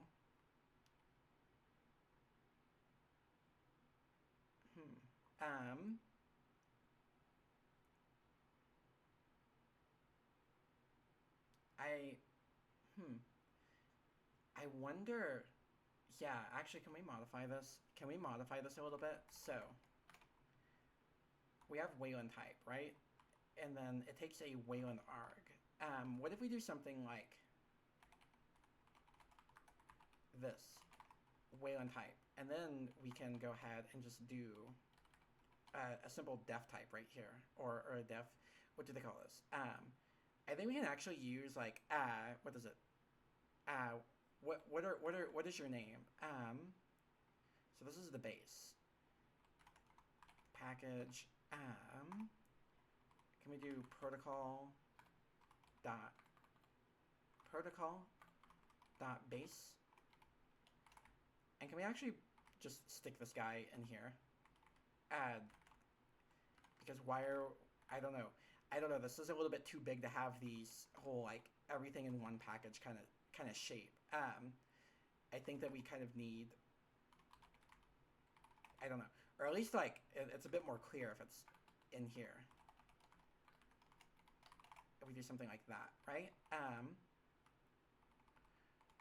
So we're importing these guys from closer mop. If we import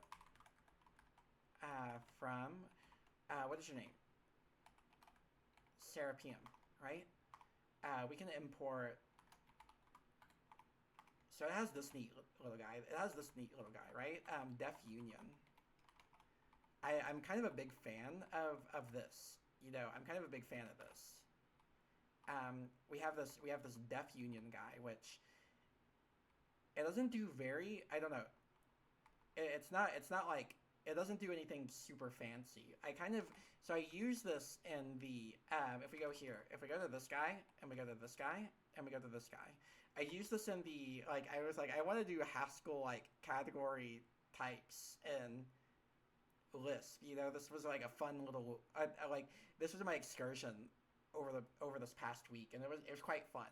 But I use it in this guy as well. I use it in this guy, because I started working on these, the maybe type, you know, a Haskell classic. And def union basically just lets you form a type union, and this becomes a struct. We don't really have to care about this because we're not concerned with the what do you call it? We're not concerned with the kind of like struct value or like any sort of inner representation of the type, right? We're just concerned with the symbols. So we can do a union of symbols. So if we do something like this, right? And then if we do that, this doesn't even have to be generic. Okay, so we can do something like def union. We call this a Wayland type, right? And the syntax of this is pretty simple, right? You give the type name, and then you do this, right? And what's really cool about this is Serapium also, I think, provides some additional functionality, which we'll take a look at with regard to this. But what are our basic types? So we have, you know, Wayland arg, and then what else? What else do we have? What else do we have? We have, let's see. So if we go to source scanner, so we have arguments, we have description. I don't know. Yeah, we have this guy, Wayland description. And then who are you? Who are you?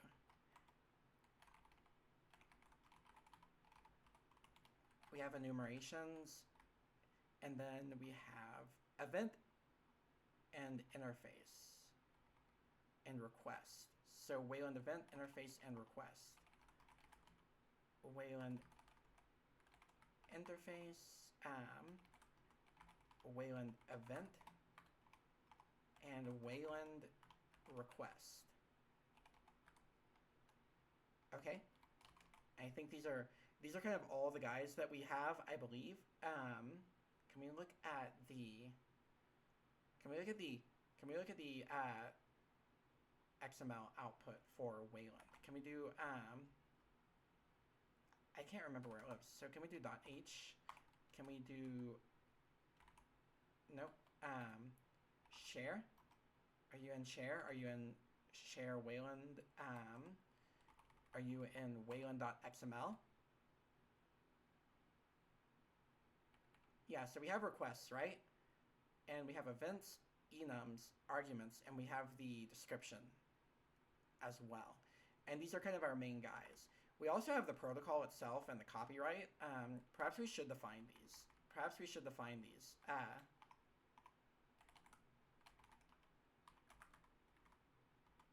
So we have this, and then we have Wayland copyright, which I think we do. We have to, you know, we have to provide as well, or else they will kick down our door and provide us with ceasing and desisting or something like that. That I don't know how copyright works. I don't want to learn. So if we're doing that, can we do fmake unbound Wayland type P? Okay. Are you bound? Are you fbound P? Are you bound P? All right, our P is not bound, or it is not bound P. It is, yeah. Okay, so if we do that, right? What we can go ahead and do then is do a simple like defun right here. And can we also import the type arrows?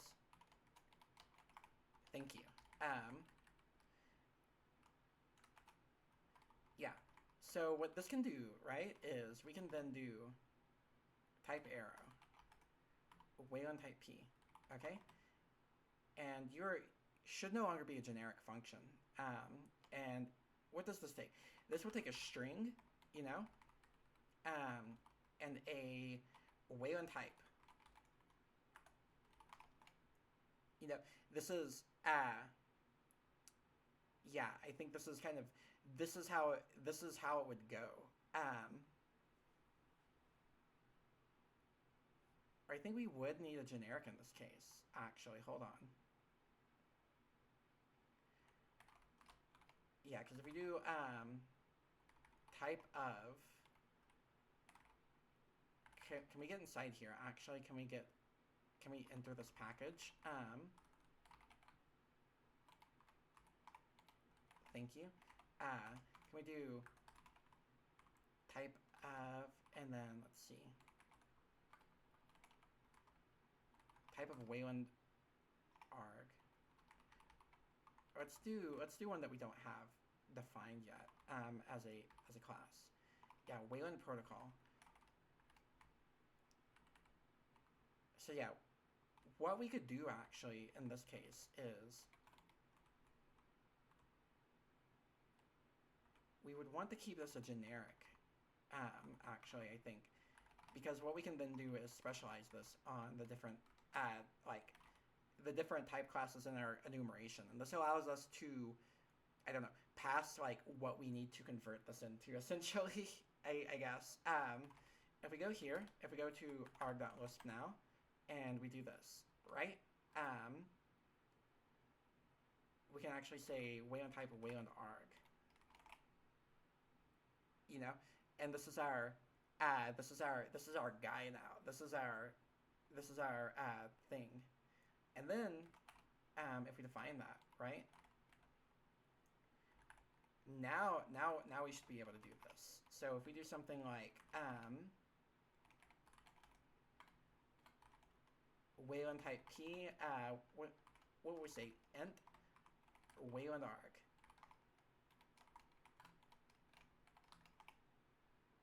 Wayland arg is unbound. Oh yeah, I have to import it. So can we go to package?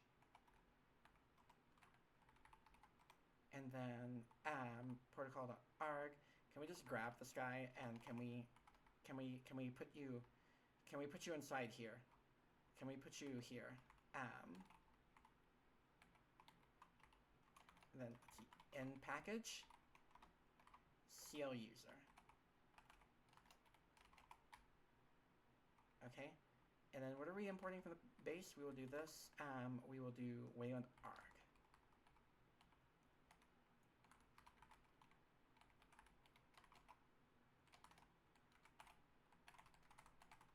Okay. Do you go now? No standard. Okay. Okay. Can we go to...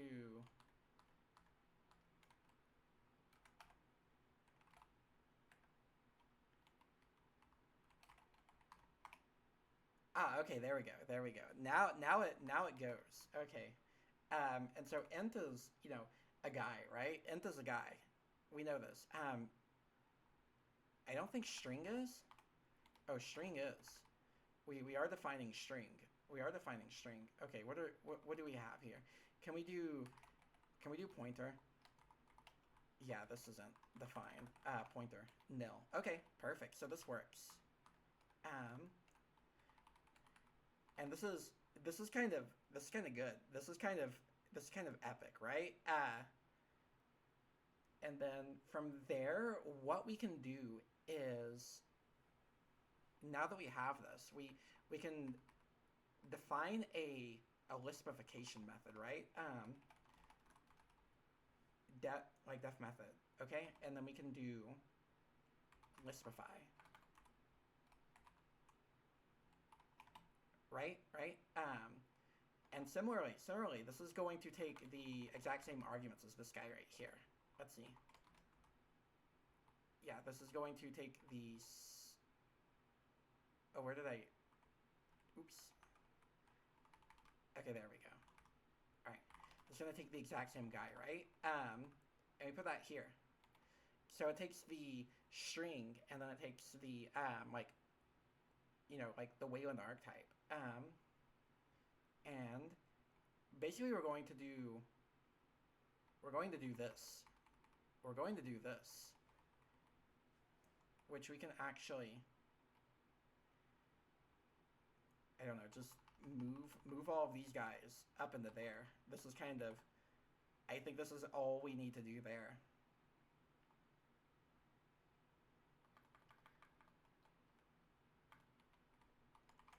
Okay, beautiful. So if we define that as a method, right? We'll have to go back to the base, go back to generic, because currently this is a sort of single argument guy, and we need it to be a two argument guy. If we define this right here, we can then go ahead and do that actually. So let's specify C string, and then a Wayland type.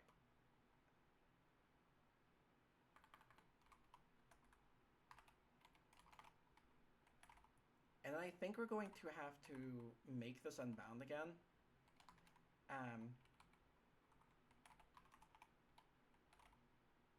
And then what happens if we since we're here, can we do it here too?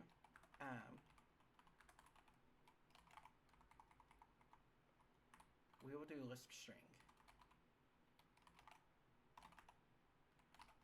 Alright, that's a lot of warning for redefinition of method. Okay, and we're fine with that. We're fine with the redefinition of method warnings. So we have this, right? Now we should be able to hop into here for good for now at least. Okay, so we have that. And then if we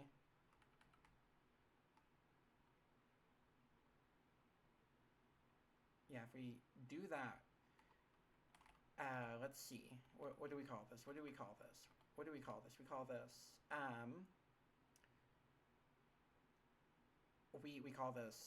what is this? Like lispify, can we do new ID? Oops, I forgot, it's two guys now, okay.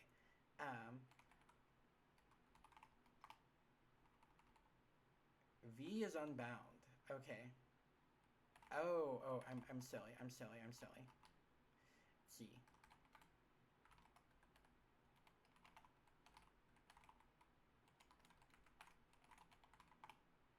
Okay, beautiful. Look at that. Okay, okay. Now we are cooking. That be speaking of cooking. I have to. I'm baking focaccia. And I have to take it out of the fridge to begin to ferment because yes, this is necessary in the bread baking endeavors. And I think we're about 2 hours in. We're going to take a focaccia break, I guess. And also, I don't know. I'm going to use this time to run around for a little bit also. So you should also run around a little bit, wave your arms around. Focaccia. Yes, I am. I love baking focaccia. I will post a picture of it whenever it's complete. But yeah, I don't run around. Let your legs move in silly directions, etc., etc. But yeah.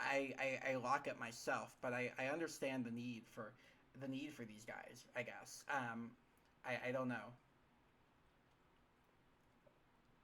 I had like I had like I had like my Christmas present stolen. My family mailed me some Christmas gifts because I couldn't go home, and these were stolen, and from like the lobby, like the package area. So I kind of understand the I guess like impetus behind this, but like I found and I've let people in before who were in a similar situation as I found myself in just now, and so I don't know. Um, I live in a dorm, and there are no key fobs. Yeah, I think I don't know. I'm a big fan of let me in a building. Don't require me to remember a key fob, you know, because I will forget it eventually, and this was that time. But yeah, okay, but we're back. We're back. I don't know. We trudge onward. We trudge onward. You know, carry on, wayward son, or something like that. You know, these types of things. Uh, we we continue ever upwards. It was. I'm a little frazzled. Hold hold on. I just had. Gah, blah, okay. There. Okay, we're back. We're back. We're so back. Yeah, there we go.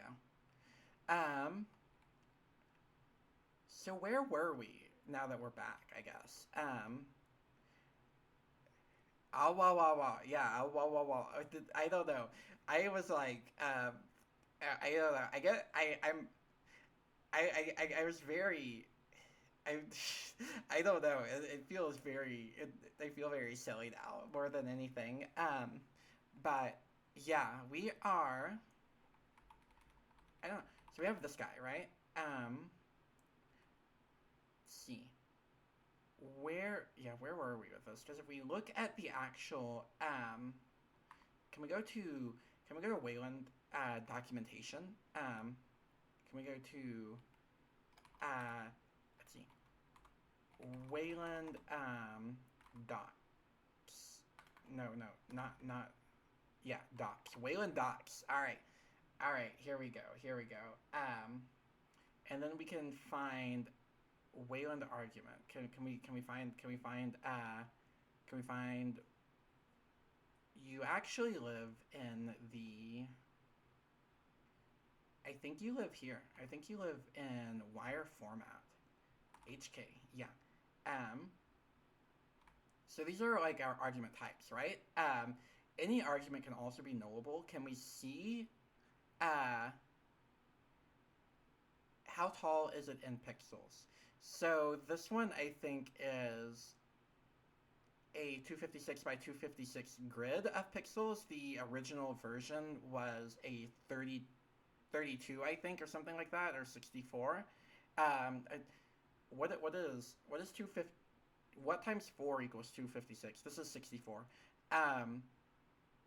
Yeah, I don't think it would fit. I don't think it would fit. We have this guy. We have this guy that is in the small, I guess. We have this guy that's in the small. It, yeah, this, you know. I think this is one of two emotes I made. One of two emotes I made. The other being a worm. You know, so we have bug, right? And then we have worm. So we have these guys, right? And yeah, they are in the small style, I think. I hope I still have the images around somewhere. If so, I can send these over. But yeah, they are tiny. Yeah, we have bug and we have worm. You know, this is I keep thinking, damn, I should make more emotes, but then I'm like, I'm bad at this. And then I think, I don't, this is, okay, this is kind of a thing.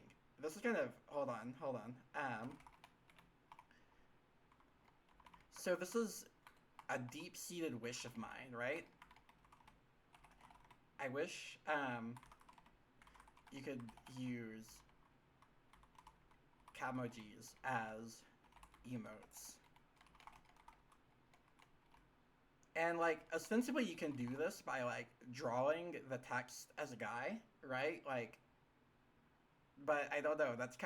It feels silly. I just wish that, like, I could have a list of Camojis that people could utilize. I don't know. Um, I kind of, I don't know. I'm very, I'm not a very huge emote. Um, I don't know. I'm not very emotable, I guess. But I'm more a fan of Camojis. So I often neglect things that aren't this. I think. But I don't know. This is yeah. I don't know. It just yeah. So we have uh Calmogible. Yeah, that's kind of the case. I feel like they're just, they provide. I don't know. I think that they like. I don't know. I just feel like I like them. It's just that. It's kind of, maybe this is perhaps a symptom as well as like the period of like internet that like I remember most fondly. This might be a bit of a symptom of that also, but like, um, I'm a big fan of Calmojis. Can we go to scanner.c? And what do we have? It's allow null. So this is a guy that we have to think about, right? This is a guy we have to think about. And this is sort of an entity within the Wayland argument. In fact, it is a scanner. I hardly know her. Plus two. Yes.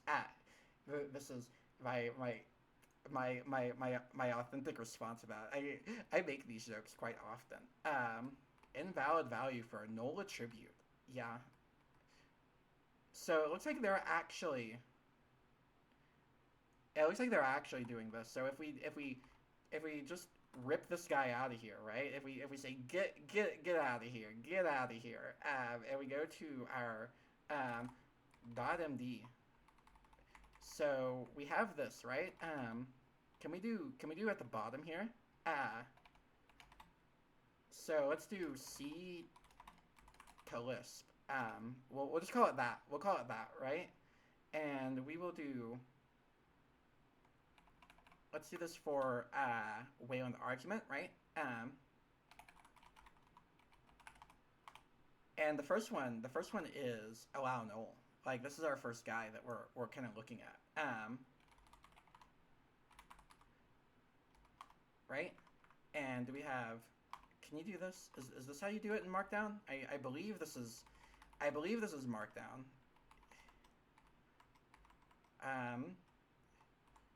Does Markdown not have like can we not? Do you not know what this is? I wish this were an org document. Can we try? Can we please.org? File mode specification error. Okay, so we're still kind of, it's still kind of over there.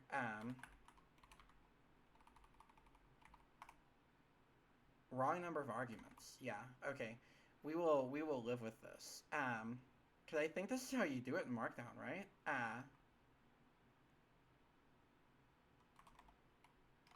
Can we do Markdown? Insert Yuri. Wait a second. Insert Yuri.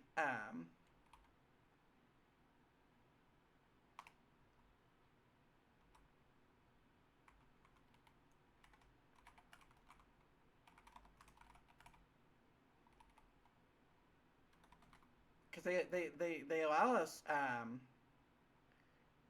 a GFM block for Lang. Oh, we can. We can. Does it work like that though? Bug 2. Hello, Salad for us. Hello. Yes. Hi, and welcome. You missed me getting trapped outside of my apartment. This was, all in good fun. I got it was not fun. It was kind of terrifying. I almost cried, but like I don't know. Such is the case. But yeah, key fobs. You know, can't live with them in the story. I guess. So if we look here though, what we do is only valid for objects, strings, and arrays. We laugh or else we would cry. This is, yeah, we laugh. You know, this is kind of the case. You know, this is, what do they say? Can we get a geopolitical rundown, but as, or your house as key metaphor? Wait, I am not. I don't know. I'm not sure. I'm not sure about the latter part of this. I guess request. I'm not sure if I fully understand this, but I don't know. My geopolitical rundown just tends to be everything. Everything is over. You know, is like one aspect of it. But then they have. I guess. I don't know. What do they call this? The you know, are you aware of this term? I think what do they call this? Can we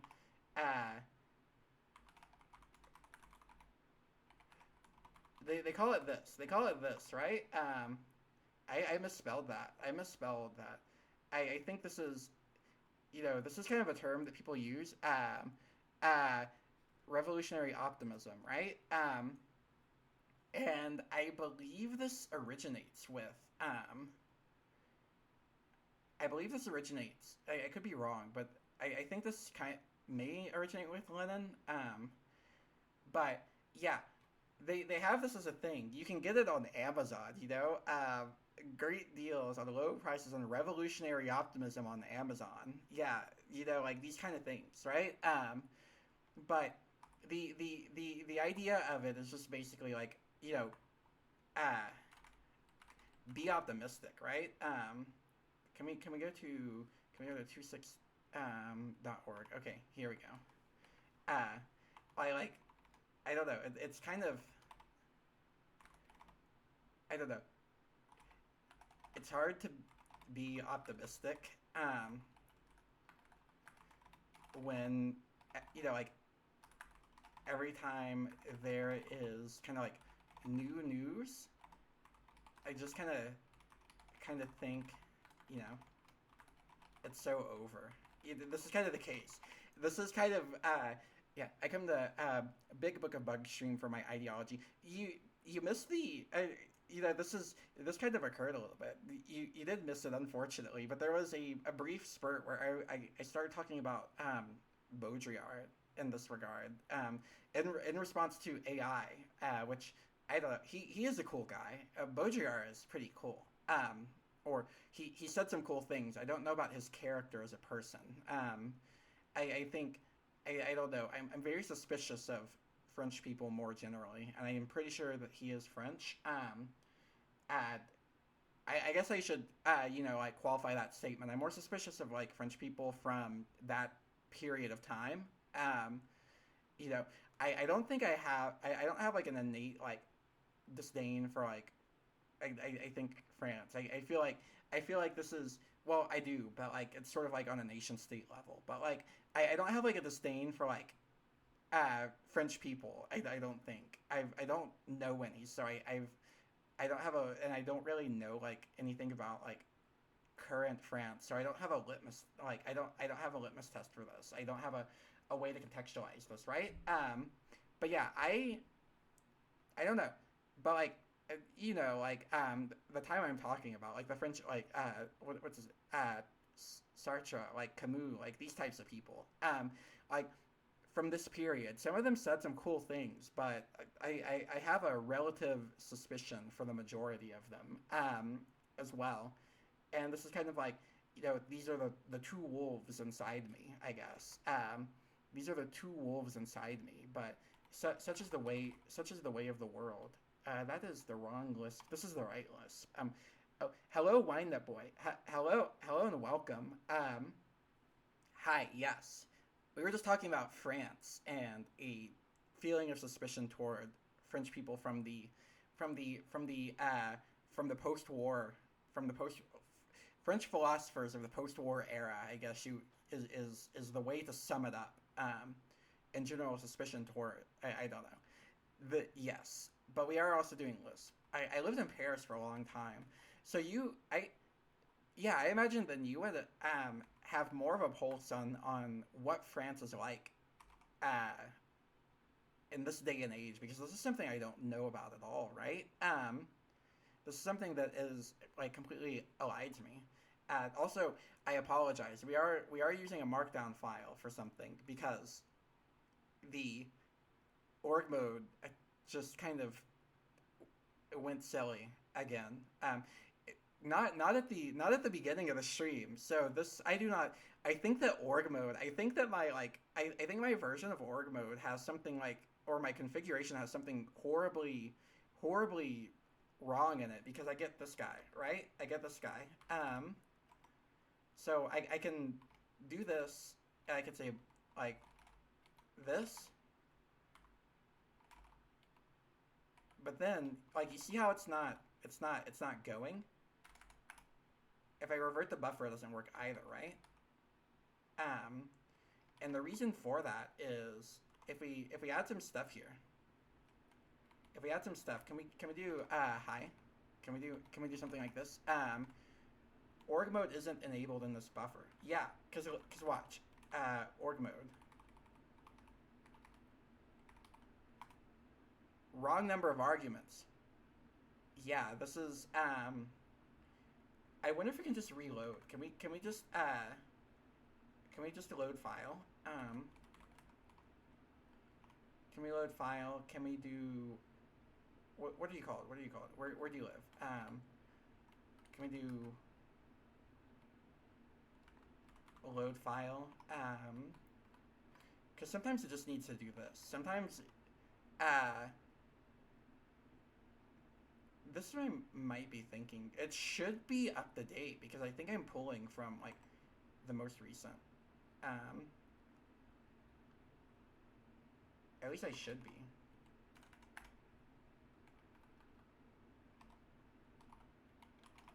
And then let's see, org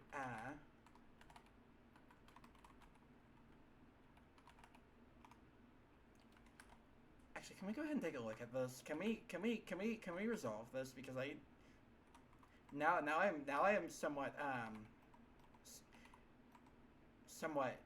let's see.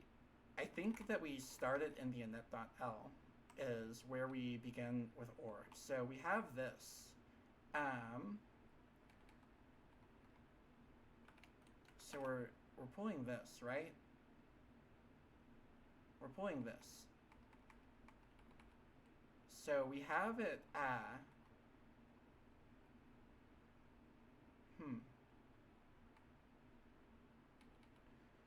Also, I should actually revise a lot of this. Every time I open my Emacs config, I see like really old configuration before I do anything about Lisp, and it provides me a bit of nostalgia, I think, on some level, but on the other level, I'm just like, I need to fix this, you know? I wonder why it's not loading. You know, can we actually, can we do, set q, debug on error t. Can we do this? And let's see what we get. Can we do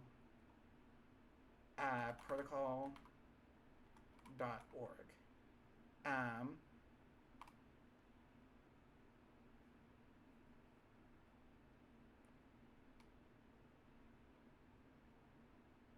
Wrong number of arguments. Okay, where are you?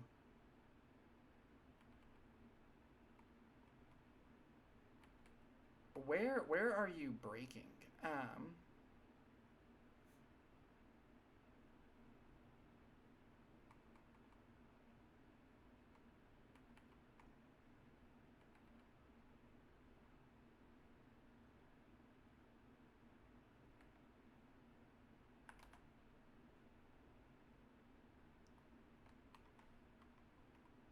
I guess I set this to no. So I wonder if it's like, because if we go to blog, and because we're able to make them in here, we did this in fact today, right?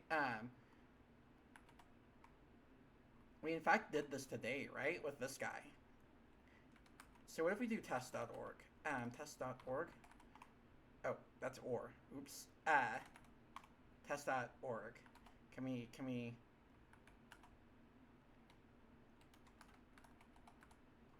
Let's see. Test.org. So we're getting a file mode specification error. What is in messages or warnings?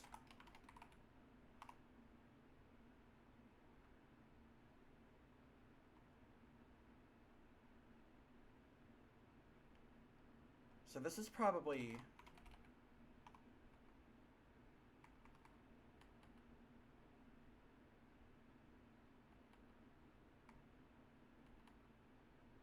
egads, okay.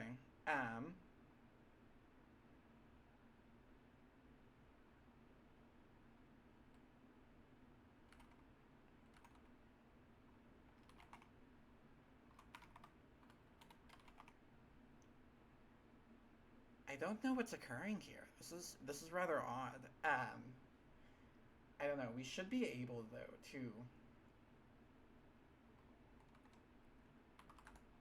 Let's see. Is it enabling outshine mode in here?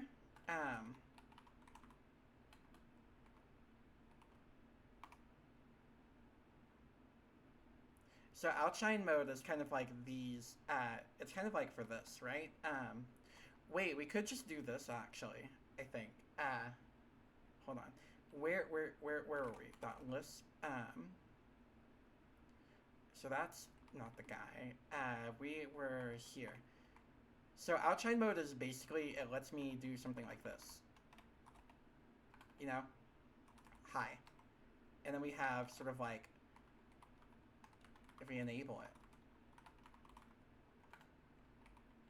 Or it is enable. But yeah, we have these, and then we can cycle between headings. So if we have hi there, and then we have hello here, you know, we can cycle, like so. And this, I don't know, I've become quite fond of this guy, because it makes it easier to navigate. I think we could, honestly, we can probably just use this, now that I'm thinking about it. We probably don't need a whole separate org document. Yeah, org mode comments, basically. So, yeah, let's just use that, actually. Let's just use that. So we can do, like, you know, constants right here. And then this is sort of like where we get into the methods, you know? So we have, we'll call these methods, basically. And where were we? Where was Markdown? Logged out Markdown. So let's see. So we can just grab that, right?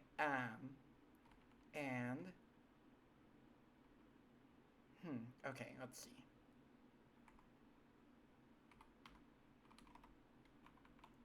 So if we do this, if we do something like functions, and then we can do this, like allow null p.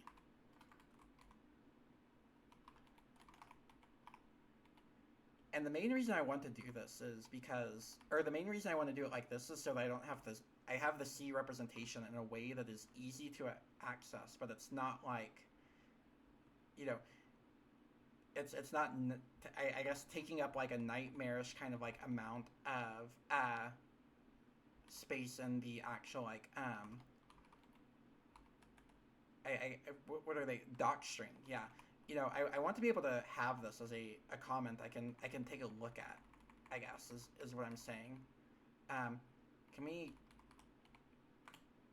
Oh, oops. Can we actually... We'll keep it like that. And then I'll put that probably in an actual org document once I troubleshoot org. And here, let's see. So this is sort of what the Lisp form does. Or not Lisp, C form does here. and this I actually didn't know until looking at the source code. And by the way, Wind Up Boy, this is because I know that you've been one of the longest going followers of this endeavor. I came across the discovery of sorts that we were kind of doing it all backwards in the first attempts, and that is part of what made it so, I guess, painstaking. Is everything was in reverse. The scanner needs to be done first, basically, and it only relies on a handful of internal functions, and we don't need to verify that these functions even work per se. We just need to know what sort of syntax they would require to like generate code, and then we can work on getting them to work, you know? But not doing the scanner first is kind of a grievous error, and also not knowing what I'm doing with the scanner. But like, you know, it's kind of tough that first go around, I believe. So we do have this, right? Can we spell null correctly? I think we can get rid of the argument prefix and just call this allow null p right here. And we want to, are we parsing? This is kind of the case. We're entering the parser zone. We're trying to, we're kind of like starting from the bottom and working our way up, I guess is the way to describe it. Because if we look at scanner.c, right? Let's see. If we look at allow null, right? Here we have the elements. You know, these are the different types of elements represented in the C-type scanner, and ultimately what we are concerned about, kind of like primarily, are these guys, right? We don't care about parse context really.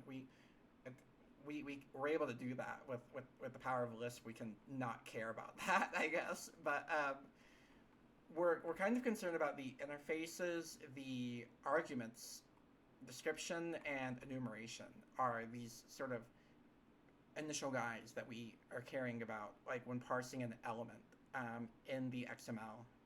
So what we are wanting to do is start from the bottom sort of and work our way up in the XML representation of a Wayland type, right? And a Wayland type is, let's see, can we do .xml? So like, or like XML type in Wayland is the top level is kind of the interface, right? The top level is the interface. Interfaces come with a description and then a series of requests and events, you know? And then these events and these requests are also their own little guys, you know, and these come with arguments.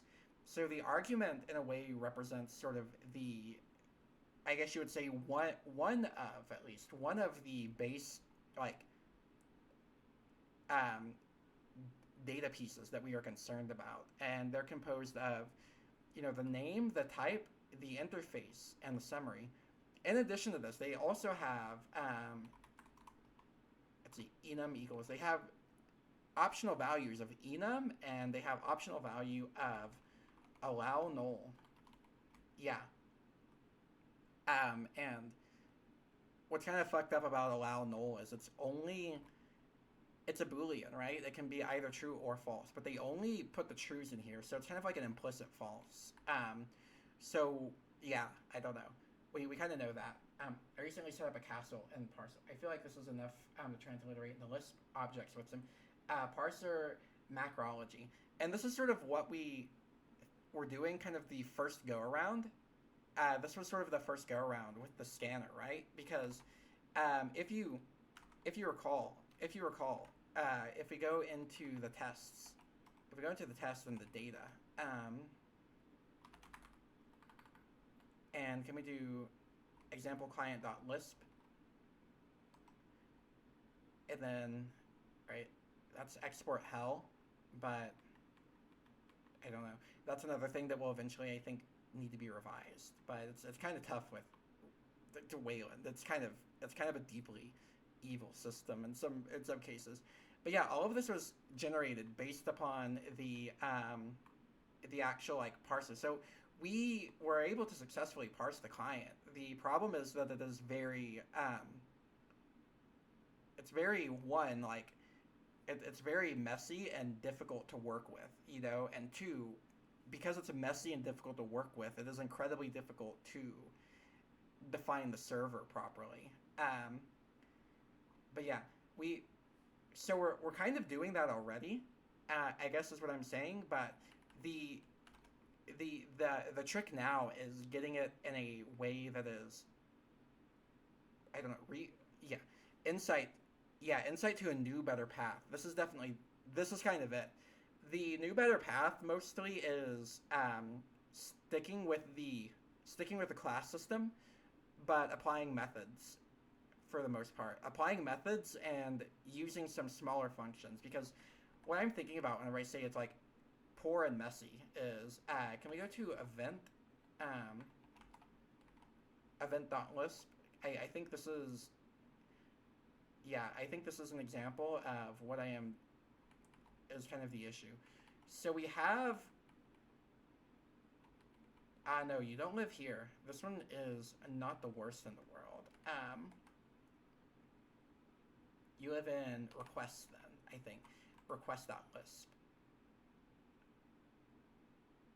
Is this where you live? Yeah. This guy. The right client request. Yeah, this is the guy that I'm thinking of whenever I think of deeply evil and messy, and I just didn't know Lisp well enough at the time. Is this rather I think this rather nightmarish one. Yeah, and this is kind of the case. We kind of did this already, right? Like we kind of were doing this already, but not with generics, and that was sort of like the issue. So we have kind of like a two-part system here. If we go into the base right here, we can see kind of like the first part. Well, first we have some conditions just so I can get better error reporting if there's like an issue in the parsing.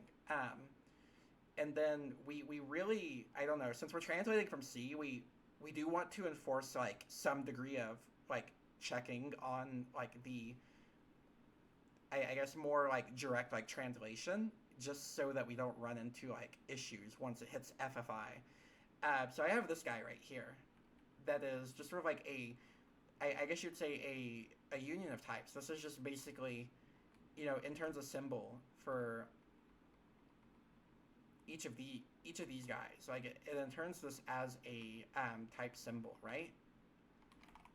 And then we can use this to initially, at least, like the initial thing we can do with this is we can have some generics that are defined on a symbol from this union to basically know what type we need to translate into.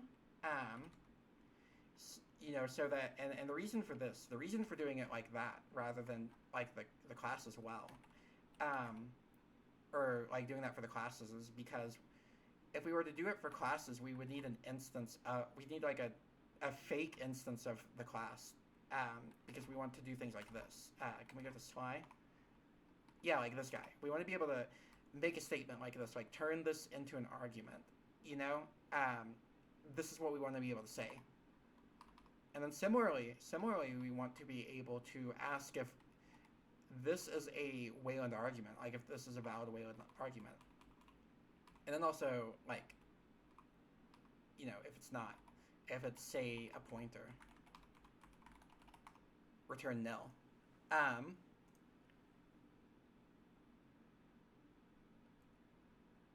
think it sort of does, but the issue right now is we're in XML land. This is kind of the current issue is this is the XML, not the C, and the XML is written with kind of like I don't know. It's written like this. So like here we can actually pull this up again. We can pull up. Can we go to the example? So CFFI expects something in in sort of this form, right? If you're doing a callback, which a lot of what we will be doing are callbacks. It expects kind of this form. These keywords are CFFI or keywords for like CFFI types.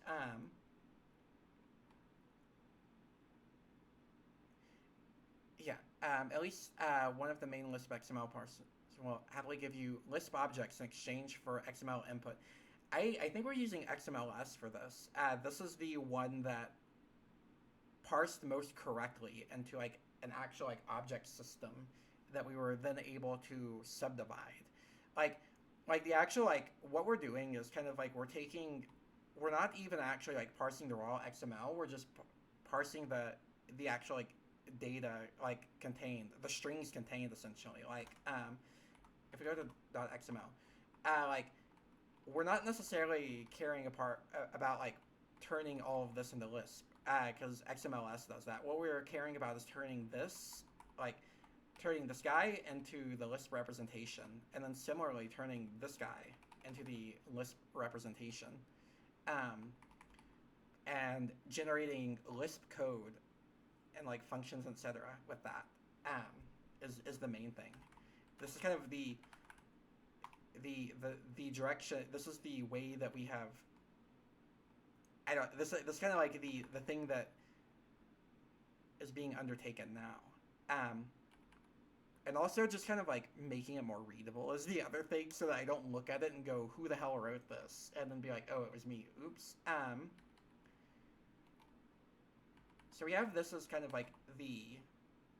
Can we scanner.c?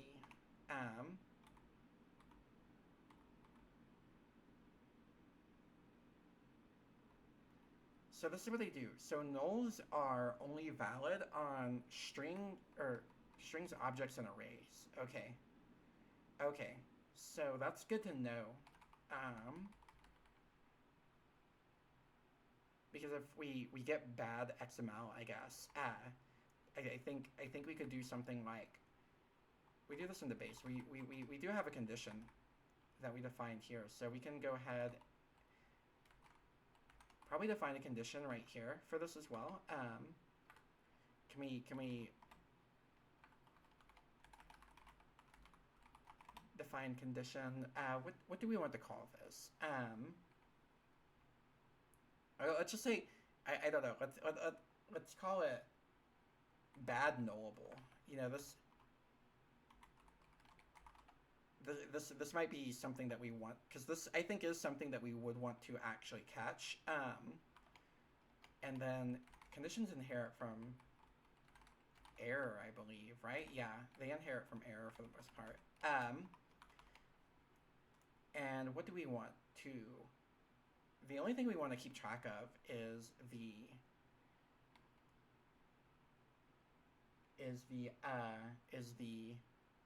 what is it, like the arg type, yeah. Or C error if you want to be able to continue from them. I think for this we would want to throw an error, because this would mean that the XML that we are parsing is incorrect. You know, this means that our input, there's something like I don't know, woefully wrong with the input itself. I think I would say is kind of is what I think of with regard to this. And what would this be? Let's see. We will call this arg type. Yeah. Arg type.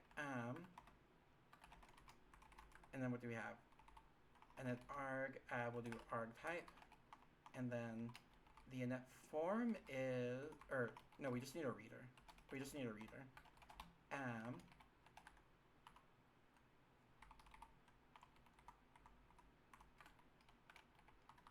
And then, what is the formatter? How do you do this guy? Okay, yes. I think we want to do it kind of this style. This init form is correct, or incorrect. Oops. Can we do null there? So report. This is the guy I'm thinking of.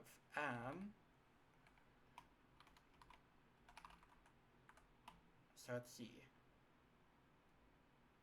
Report do lambda condition let's see, condition s. We'll do condition s, and then let's say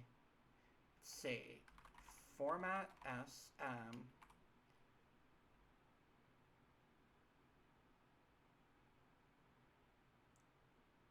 I think we'll, I don't know, let's just grab that guy.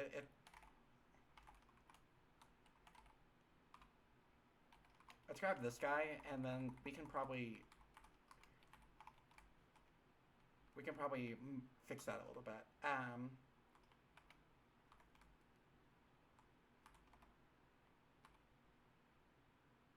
How do we want to say this? How do we want to state this?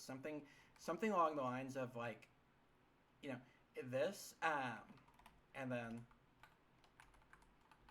like, got, and then what did this guy got this, right? We probably want to do something kind of like of this nature, and then we want to do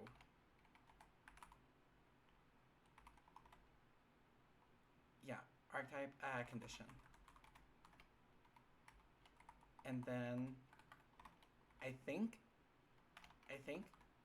that we can just say documentation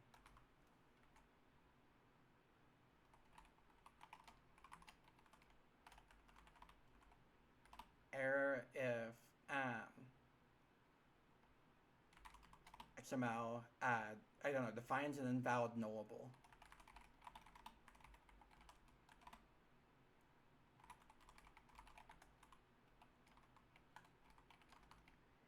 And then I think can we see if we explode and die? Okay, so we can do bad nullable. So this is kind of like the main thing, right?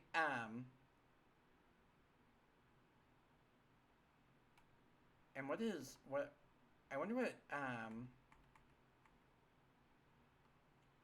what yeah, let's see. Is nullable type. What does this guy even, how does this guy even check? I mean, I'm assuming that it just checks the type of the argument. Let's see.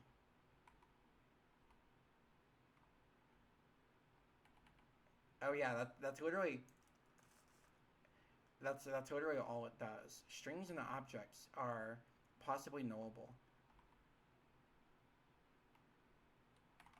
So we have this for arrays. If we go to here,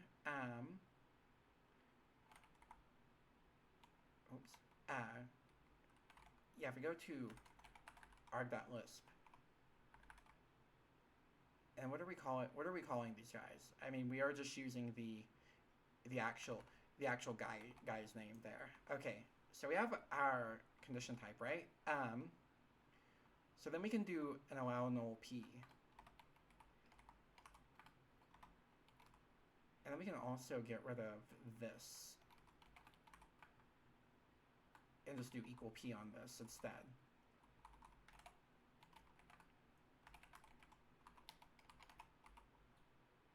And let's see, determine if v is a string equal to any members of C allow null. Where did I put you? There you are. Can we move this up to these guys? And can we wrap it as well? So that it does not yell at me, but we can still maintain like a good constant.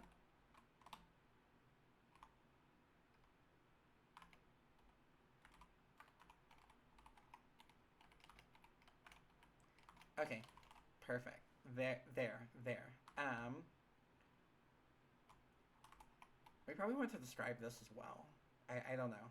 I don't know. I think right now what we can go ahead and state about this is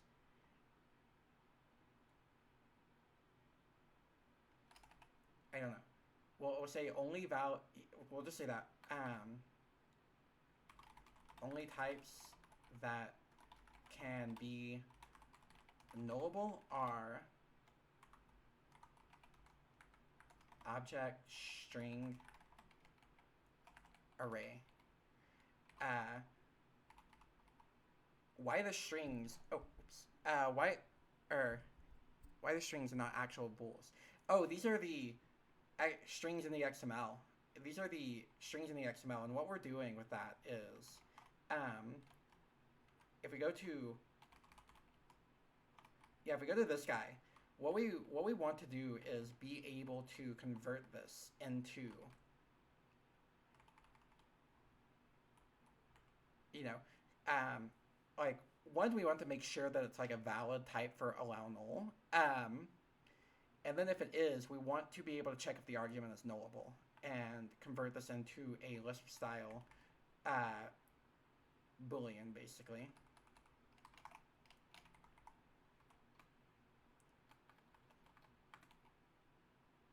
So what are we taking here? What do we want? What do we want? This will be this. And then let's see. Okay.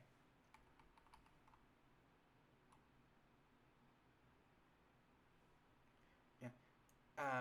I'll watch anime with friends. Enjoy anime. This sounds fun. Enjoy Friends and anime. These are both fun times, I think. I don't know. These are both enjoyable. Have fun. Let's see. So, I think the first thing that we want to be able to do here is we're kind of wanting to check this. We want to be able to check two different things, right? One would be, let's see.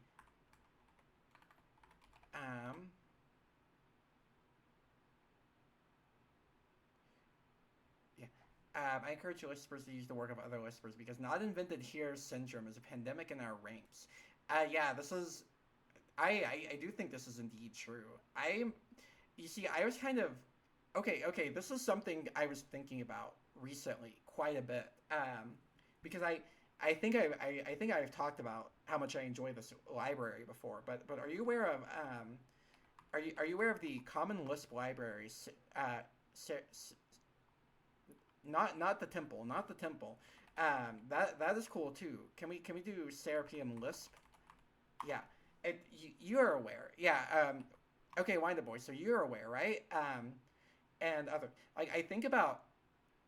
Yeah, Serapium. You know. Yeah, I think about this guy as, you know, it calls itself Utilities Beyond Alexandria, I think, is kind of like its whole, this is its whole, like, thing. I hadn't messed with this guy very much because like you said, not invented here syndrome is very much an issue. This thing fucking rocks. That's all I can say. Like, this is, I think, like, if I had to choose like my like desert island Common Lisp library, this would probably be it. You know, this is. I think this would be the one that I would bring to me if I had a computer with a single library on it, and I was on a desert island and writing Lisp. You know, you understand. You understand. Like people talk about their what are they desert island records. I also use RUtils a bit, so I sort of I kind of know about this guy, right? I know about this guy, but I also don't. I think I haven't worked with this very much, and I think it's mostly because like I don't know, like I'm not really doing a lot of like hashing currently or similar things, but maybe I should take a bit more of a look at this guy, right? I think if I like if I think about the ones I use kind of the most, yeah, wasn't invented. Yeah, okay, so this is the Common Lisp thing is the library situation is very different, I think, in schemes. You know, this is sort of I think the Common Lisp is sort of like the I guess I this is okay. This is something I was kind of thinking about. This is something I was kind of thinking about, right? Like, can we go to yeah, right?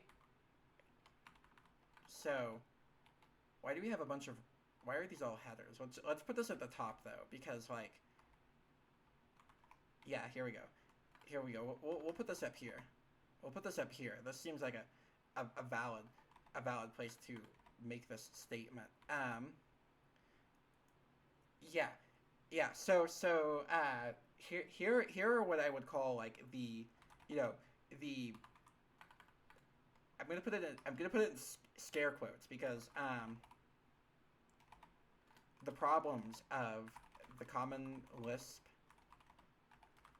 ecosystem, and I think that this is kind of like I would say I think threefold if I can recall the third issue, but at least twofold. At least twofold.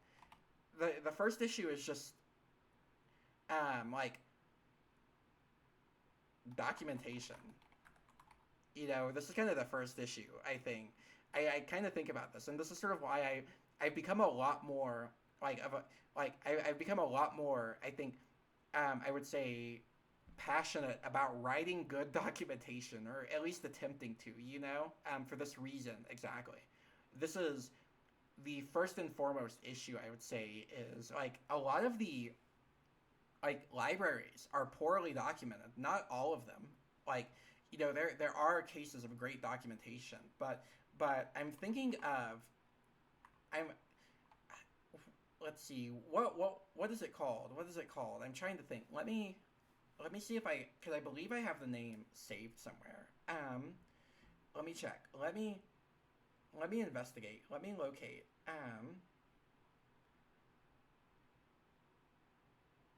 Let's see. Let's see. What was it? What was it called?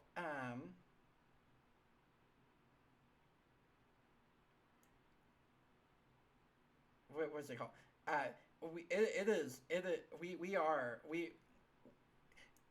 It is not quite derailed. We are somewhat derailed, I think. But it is only slightly. All right, this is it. Yeah. So let's see. Can we go to far Lisp interface library? So I think about this because this is someone who like I have like a deep I don't know, deep respect for a lot of their like I guess contributions. I'm not as aware of like some of the name, or I'm not as aware of their name, but I know that I see I see them contributing quite a bit in the ecosystem. Yeah, this is kind of the case. This is the impression I got, and I am a great enjoyer of this aspect, but I see let's see. Yeah, unhappily, no one is working on documentation at this time, right? And this is for interface passing. Yeah, this is what I think of, right? This is sort of what I think of is it's like I don't know. Interfaces are kind of complex, right? And it's very I don't know. It seeks to read the test, right? And I do understand that like tests can provide some degree of documentation, but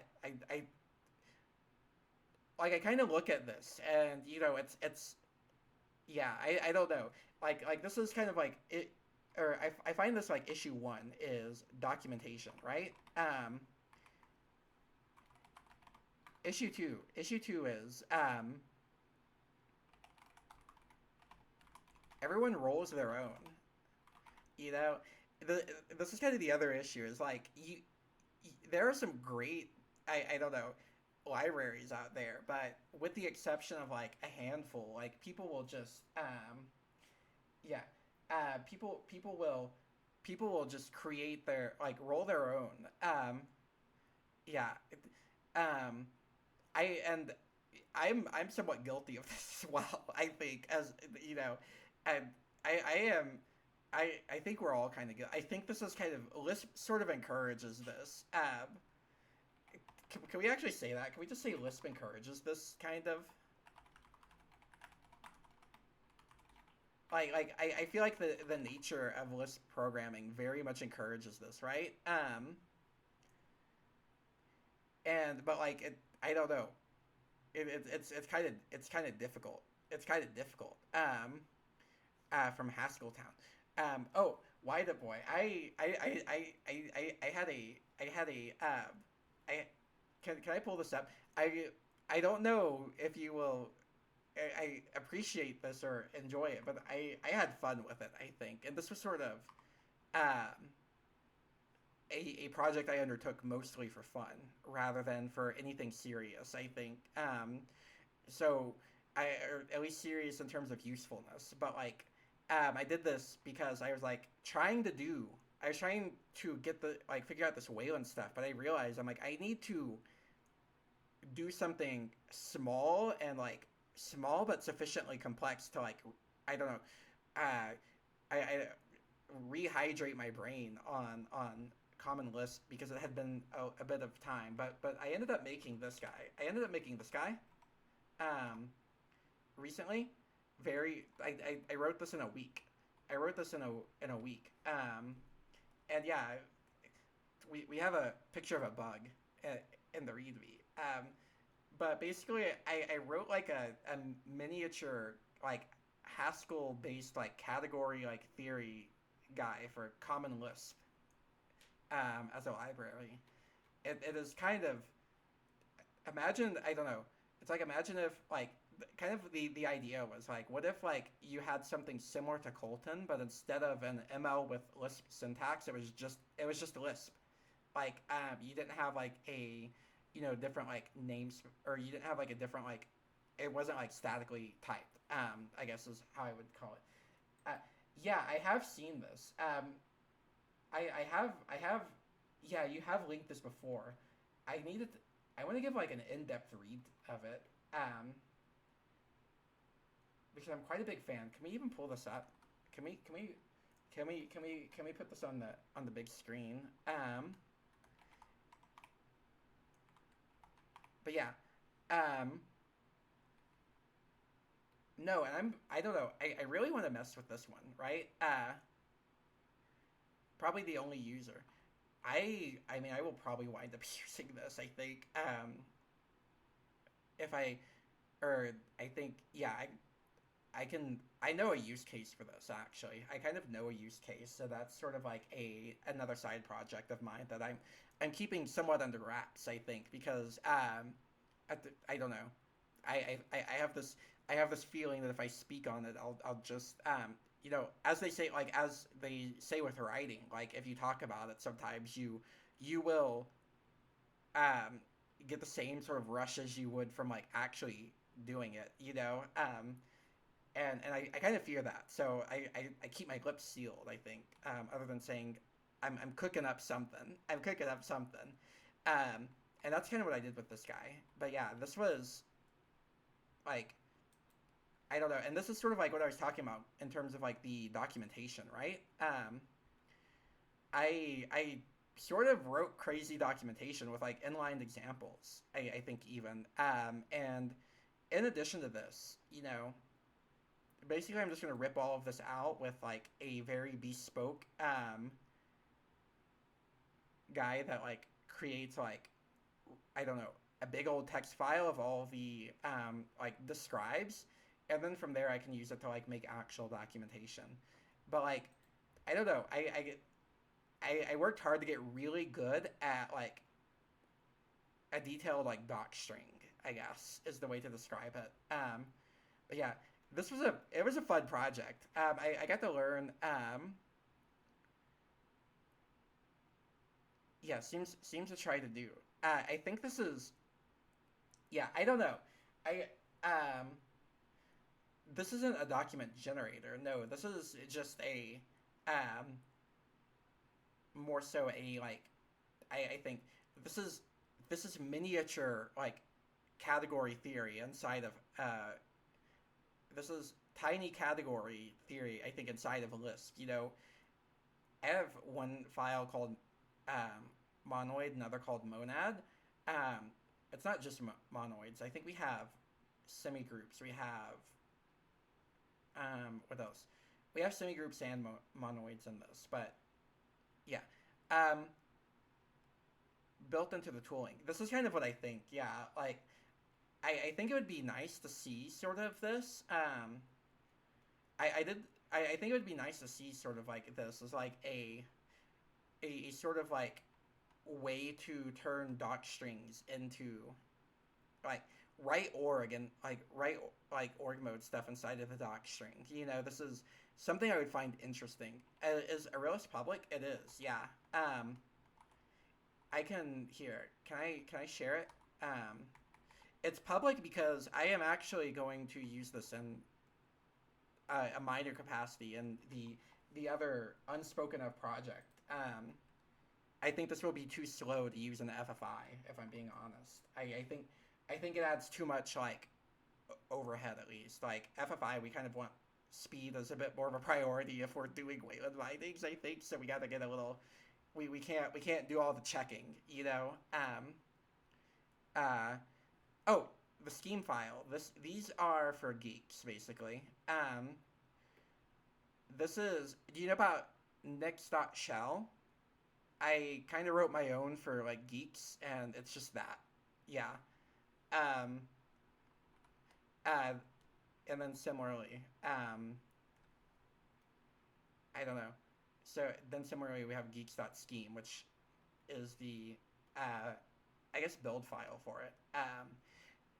This is not on Quick Lisp, I think. Yeah, I think I even said it. Will probably be created at some point if there's any demand whatsoever. This is sort of my statement on it, but like I don't really, I don't know. I don't feel like, I don't know. I can't imagine people using this beyond me at all. But like if they did, I would try to be nice. But it only relies on, I think, the iterate package, Serapium, Kosermoth. Those are the three that it depends on, basically. Yeah, it's. I'm not gonna lie, it's kind of interesting. So, I will. Let's see, not too deep, or like I will. I guess show this briefly. At least like if we look at the maybe type. I think that this can be. Let's see. I think that this can be like pretty useful in like I guess cases of I/O. You know, is what I think of whenever I think of something like this. Like, I want to say like because usually like for Boolean checking, you know, you would just do or t nil, or like if you're seeing if something exists, you do or thing nil, etc. Like, or you just do thing and it would return nil implicitly if it's not real, you know, like but like with something like this, for example, we can kind of represent nil as we can have nil, you know, represent something different than just like boolean like false or like null, you know, like we can have this like we can have a value return nil but also indicate success by returning just nil, you know, versus nothing to indicate some form of failure, like things like this, right? I think this can be useful like in certain cases. At least I can imagine it being useful in certain cases, if you don't want to like throw a condition of any sort, but like you want to be able to indicate that something went wrong. But yeah, I don't know. It was fun. Admittedly I do not know a lot about this stuff at all either. This is writing this library is kind of helped me learn it a little bit more, I think. I don't know. It's kind of it's not much, but it was fun, I guess. But yeah, we were on this guy. The idiomatic approach to this is to use multiple values. Yeah, I think that yeah, I do, or I vaguely know, or like I've been working kind of like with the multi-value thing. Somewhat. I don't know. This one is always kind of I understand multi-value. Yeah, I understand like the multiple value like return. I don't know how I feel about it. Is what I would is what I would is how I would describe it. I don't know how I feel about like multiple value returns. It's there's a I don't yeah I guess I understand them. I think kind of like that they are useful, but I don't know. It feels very strange to me. Yeah, like this it feels very strange. I think that this comes from not originally understanding it very well and having that like cause issues, you know. And I understand it a bit better now, of course. Like I know that you can do like the multiple value call is like one thing, for example, or like multiple value binds, etc., etc. But yeah, I don't know. I don't know. I should probably do some stuff with it more. Like I should work on something like like a little one shot thing that like does a lot of like multiple value like stuff because it would be nice to like better understand like how to use this guy like and where to use it. I do know it's faster than returning lists though. I do know this. I do know this. And I don't know, which is, it kind of messes with my brain a little bit as well that like you can do that. Yeah, all things kinds of Lisp features. Yeah, um I think it's like I don't know, it's something that I've only encountered in Lisp that like I can't it's one of the Lisp only things that I have a tough time like locating, I think in like a good context for in like other languages. I don't know how to explain it like I guess aptly, but the idea that I can just like return like variadic values it feels wild to me. um let's see. Um let's see. What about class and the condition system? I I started out as like a class like hesitant like I started out class hesitant, right? But I've come to be a pretty big fan of class and the conditions. A list makes me want to do weird things with lists rather than actually finish my projects. This is kind of the case. Yeah, this is. I feel this. I feel this in my soul. It is the perhaps the curse is, um, I getting lost in the sauce. It's easy to get lost in the sauce with Common Lisp. But also hello, Konosuba Life. Yeah, I'm kind of a big fan of class. I I mean it is used here quite a bit. Erlang, I think Erlang has a thing. If I remember correctly, it has a like. Yeah, I think it does do this actually. Like that's its big thing. I know there's something that makes Erlang like cool. And I think that's what it is. Let's see. So we want to, so we're passing in the string, right?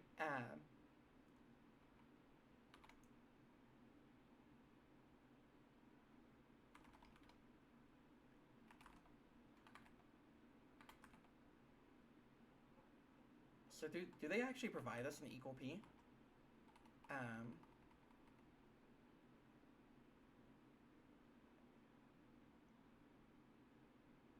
let's see, variadic. Let's see.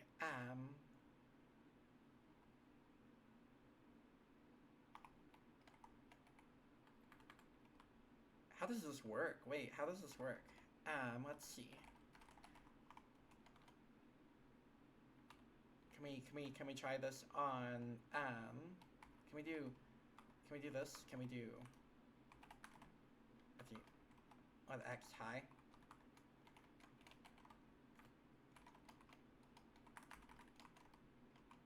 If we do something like this.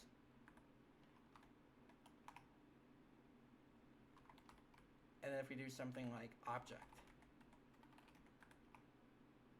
Okay, okay. It's not, um, it, it, it's not doing that, I guess. Alas. Okay. Let's go ahead then, and we'll do or, let's see. Actually, we can do a case on this, I think.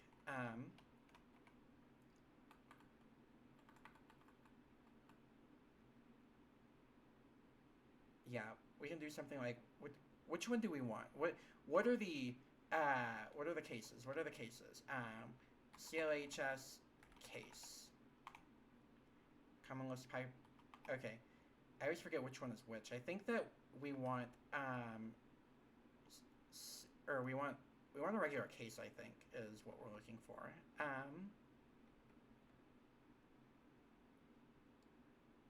Because the C case is the correctable error, but that throws its own kind of like type fall through error.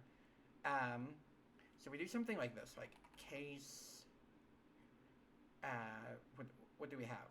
V. Oh, this doesn't work on strings, that's it. So what happens if we convert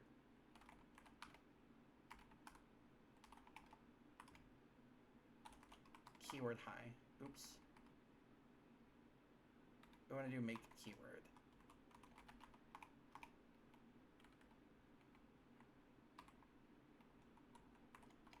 So I think we have to upcase this.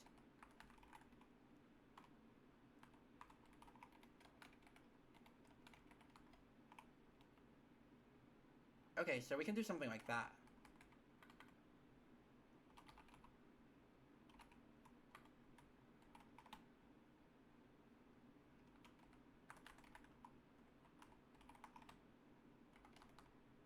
Alright, so if we do that, and does this take ors? Does this take like an or style like guard on this? Can we do that with a case expression? Do they have an example?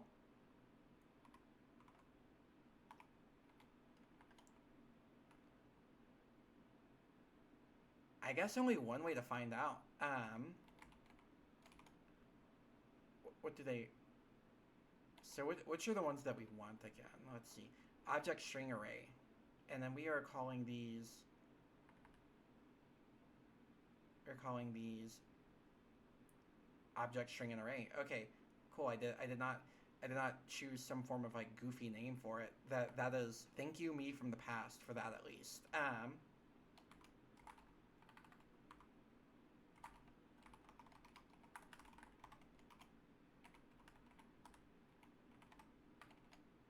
So I think we might be able to do something like this. And then...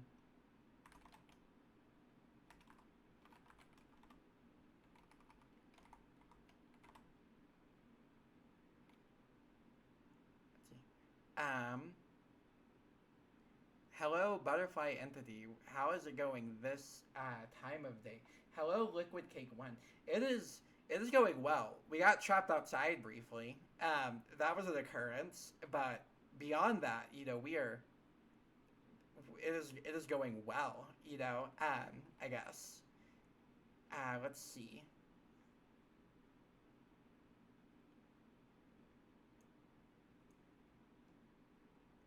We'll do, yeah. We'll do archetype here.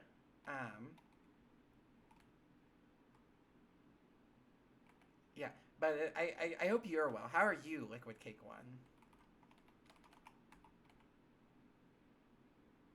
So then we can just do something like this, right? Like if equal p,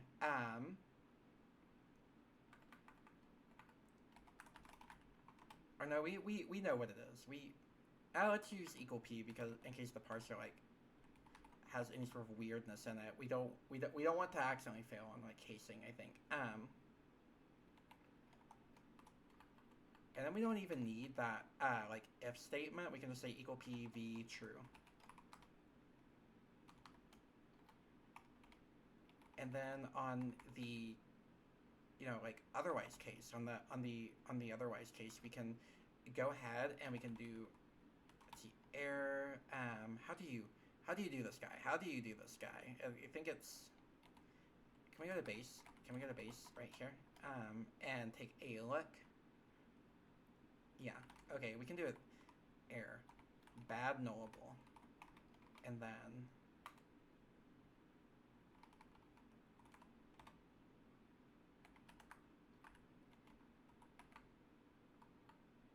So this will be a Wayland arc.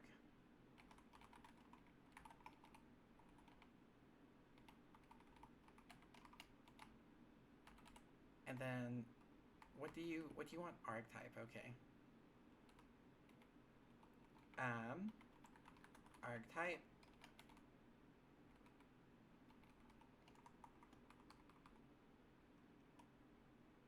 I think we can state it like this so that we don't have.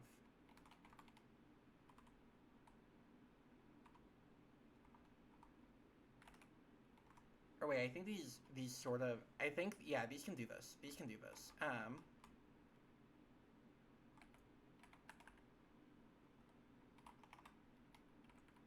So ostensibly this will provide us with like a sort of like checker on the arg.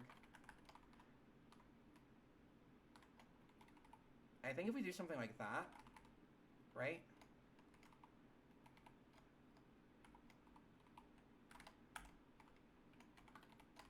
And do you yell at me? We are being yelled at. Undefined variable archetype. Oh, arg.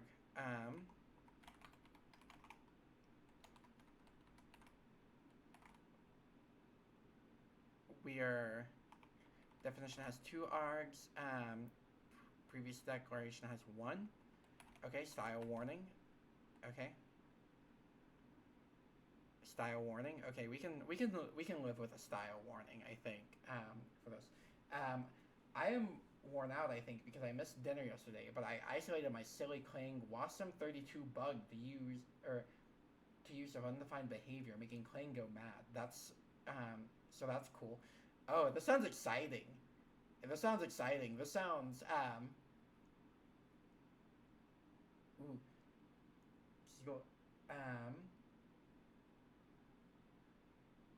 Oh, this is okay. This is kind of cool. This is kind of I will admittedly I have not done C in such a long time that this is I'm a little rusty on like understanding this fully. But are you just wait? Oh, wait, what? Hold on.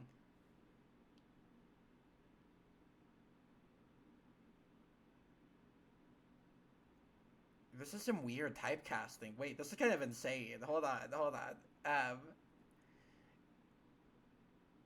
Oh, this is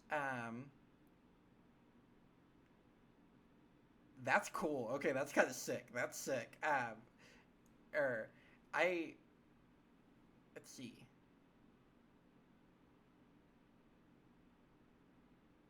Wait. How does Clang respond to this? I think is what I'm wondering now. Reading that,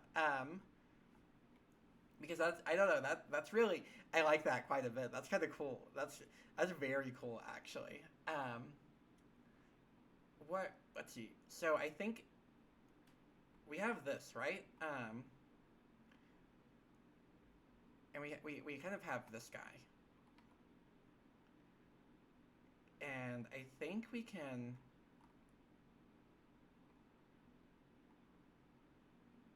Then define sort of like A.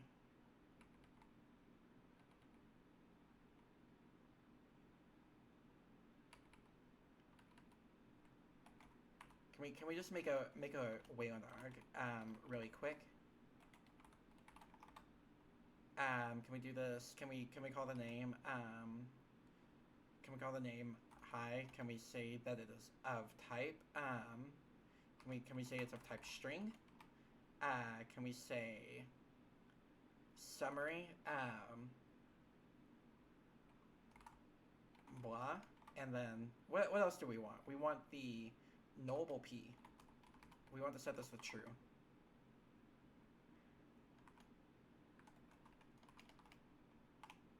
Okay, so what happens if we pass this into arg nullable p?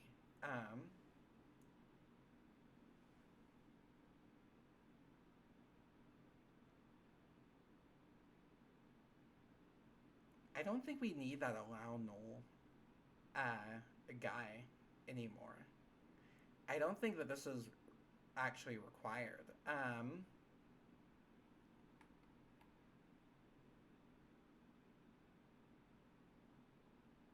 Well, we kind of do. We kind of do. What is this arrow function? That is that is the shorthand for a declaim, basically. Can we see its definition? So this is a Serapium guy, actually. I'm kind of a big fan of this thing. I think it helps. I think it assists me, at least, with understanding, I think, what I'm trying to do sometimes. If like, or I don't know. Serapium based. Thank you. This is let's see. Here we go. Yeah, all it does is it desugars to the claim F type like style guy. So this, for example, would be the same as what is it? Can we actually just macro expand that? Can we put in the macro expander? Macro expand 1. Can we do that? Can we see? Yeah, that's all it does. That's all it does. But it's kind of cool. I like it. I like it at least. This is kind of epic, I guess. I don't know. I find this thing quite cool. But let's see. Yeah. So all it really does is, yeah. Whippersnappers freak out the old list heads. Yeah, I don't know. I like it quite a bit. I like it quite a bit. Hello, Sansa Slark as well. Hello and welcome. Oh, is Steam broken? Oh, it is not broken. Is Steam broken?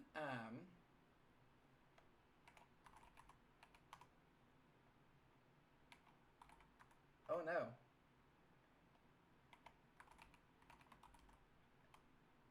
Oh, okay, help theme. That's it. Okay.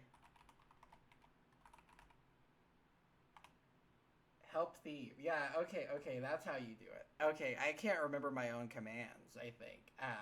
We have, yeah. We do have hats. I think we have, help hat.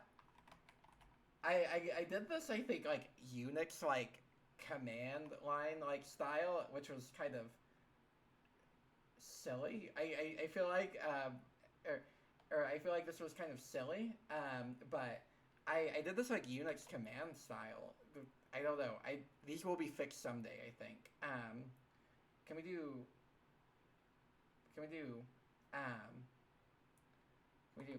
hat?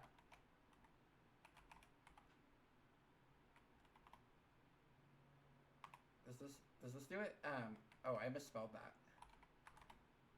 Manhattan. Yeah, this is kind of the case.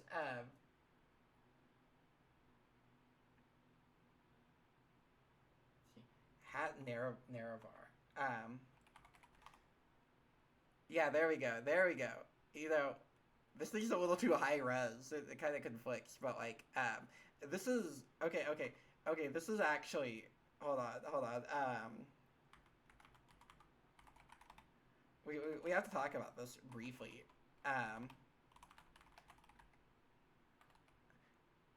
Yeah, the Colovian fur helm and Morrowind. This is, yeah.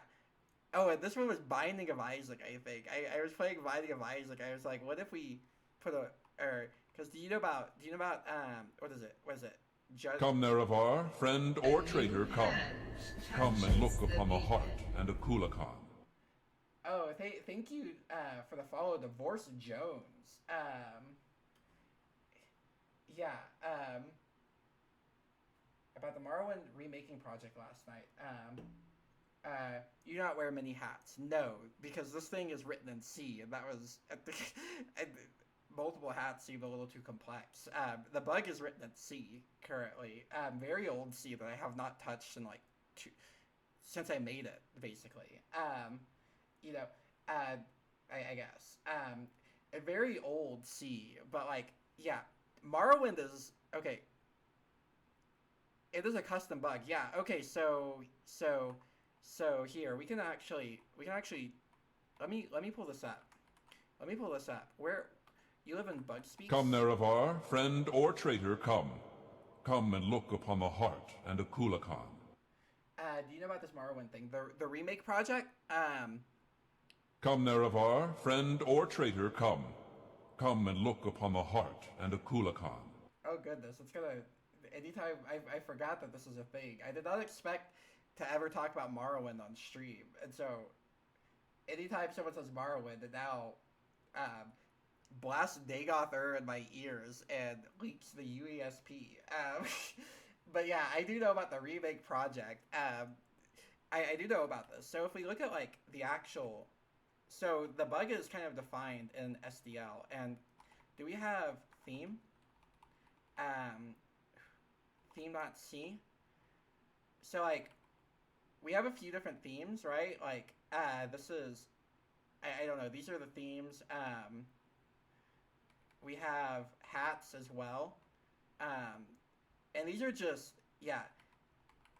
These are just, I don't know. These are just structs, basically. These are just kind of structs, right? And the whole thing is sort of controlled in a JSON file that is being written to, you know?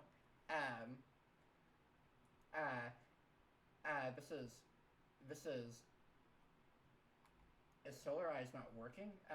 I think it's, oh, Solarize underscore dark. Okay. Yeah, the idea was that like I was gonna add multiple. I think, but yeah, it's kind of just controlled by this guy. We have a legs JSON data piece. This does nothing. This does nothing. I don't know why it's there anymore. This does nothing at all. You know, I think. Yeah. I don't know. It's kind of wild. Oh yeah, I think the legs command just links to that. We have it. We're kind of like living, I think, in a, I don't know. We're living in like tech debt, but like the tech debt is what would you say? I wouldn't call this a gizmo per se, but maybe we're living in, you know, features debt for the stream, because I forget to do these, right? I forget to do these. I forget that I'm like, I should add more features, and then I don't. And so then we get here, right?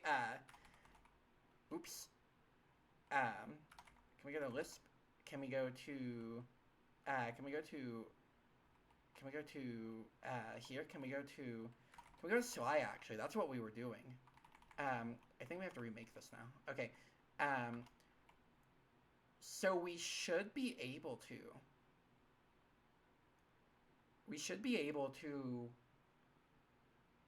Let's see. We have this as a string type, right? So we should be able to say arg nullable p, and then star, and then let's see. Let's say true. It's not a string designator. Oh, we do have to reload this guy. Okay. Can I change? Okay, yes.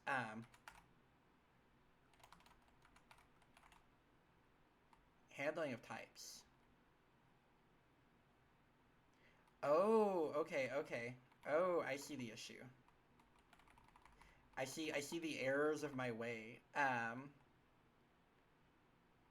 see. Let's see. Missing features is a fact of life because features can be invented faster than they can be produced. Yeah, this is. I think this is so sort of the case. Is like I also, I forget that I don't know. I forget to add these um into Twitch itself. I think I forget to add the like features to the Twitch because instead I write other things, I think, and then I'm like, oh yeah, I should make this a I'm like I should make this like more, I don't know, I should allow this for more fun. I make this more enjoyable experience, you know, fun for the whole family or something. This is unlike bugs because bugs can be produced faster than they can be discovered. Oh, this is true.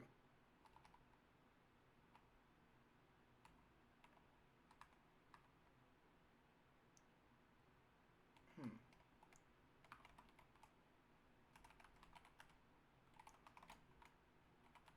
We'll just do a def parameter right here. And is this a Wayland arg? Do we have type P star, and then Wayland arg nil. Nil? What do you mean nil? Hold on. Oh, okay, that will be a symbol. So what if we do something like this?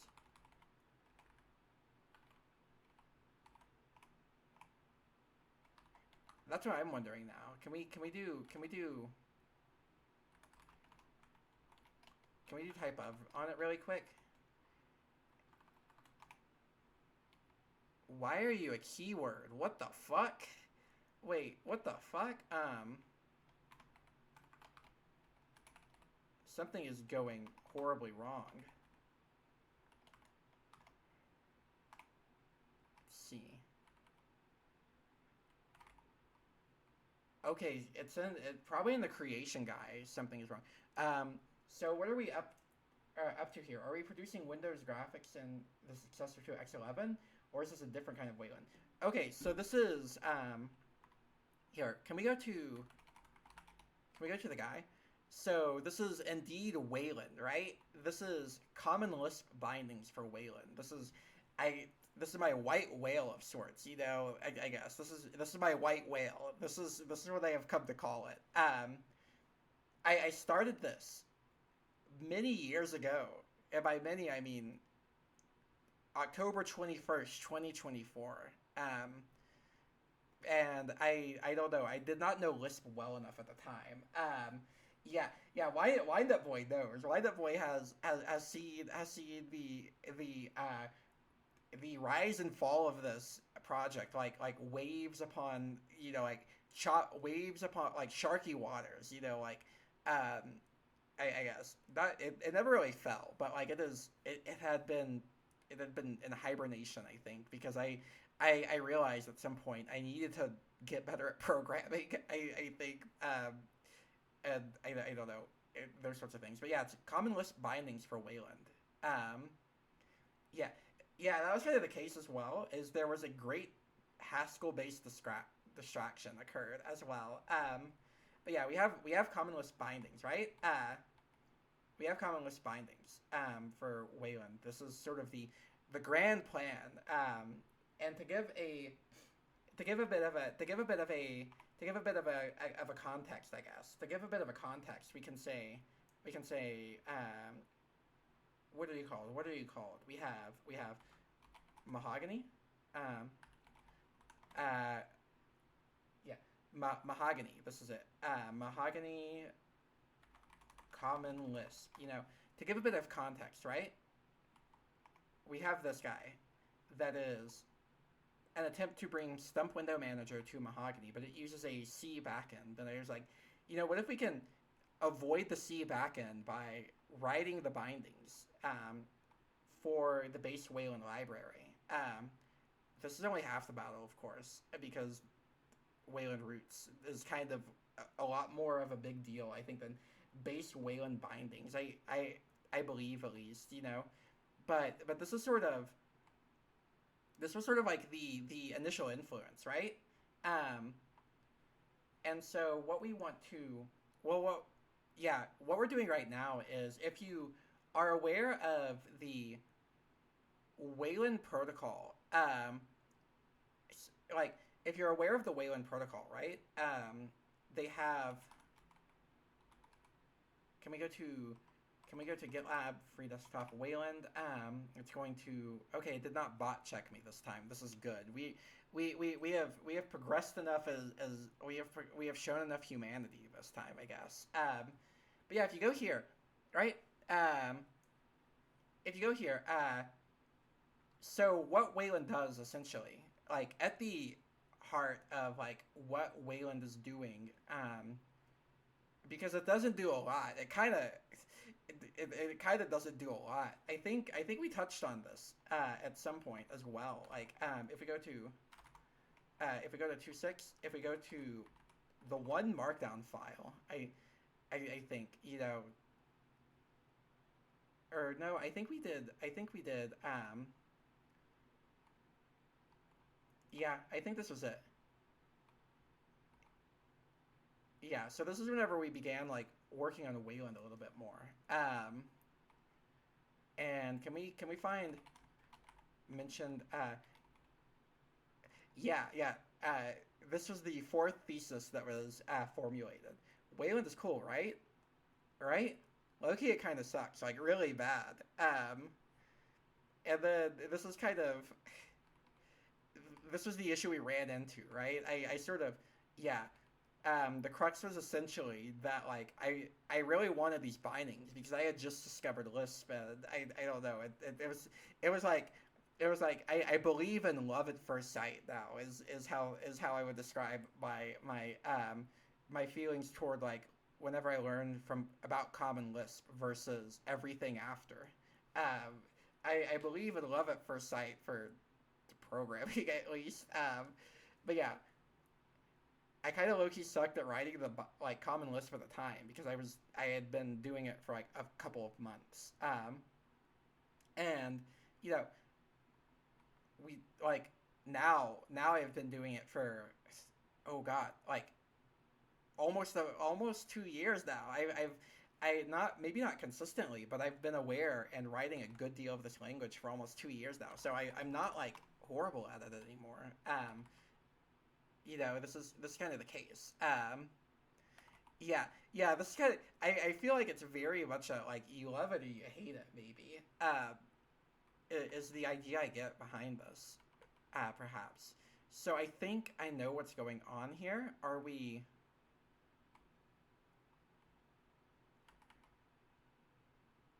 This is becoming a keyword somewhere, which is weird. Or something is becoming a keyword.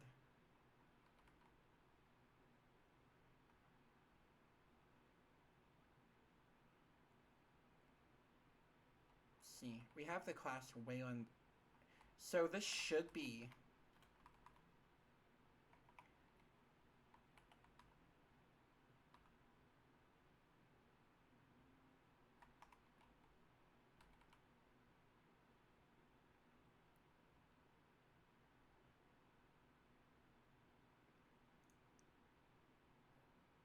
Yeah, I think this is because I'm looking at the class, right?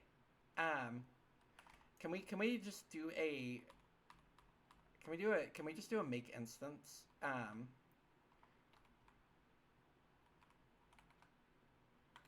And see what we get.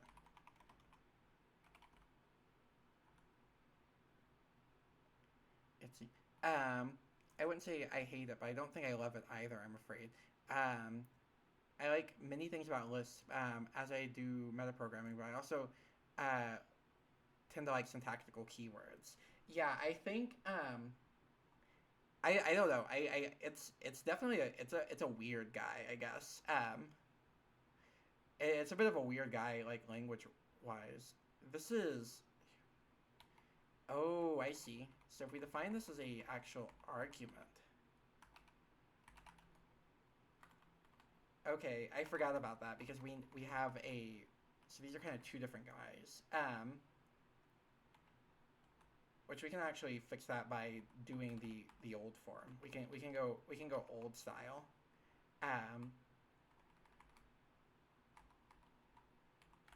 Yeah, I think we can do it like this style and not explode.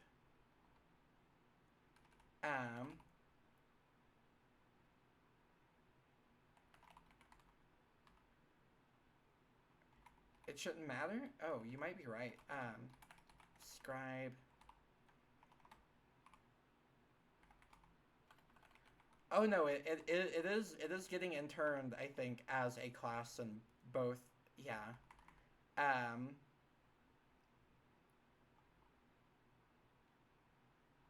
yeah, it's getting interned as a class, I think, because what I wanted was a set of symbols that were defined as a class so that we could use like a generic like converter without having to create like allocate like a class instance for the class itself. I know this was kind of me like wanting to do this in probably a really weird way, but like a way that just seemed easy. Like these we have these methods for figuring out the type and etc. So it's not it's a class from the base, I think, is the issue. Let's see. So let's see. Let's see. We can call this a Wayland arg, and then we can be okay, for the most part.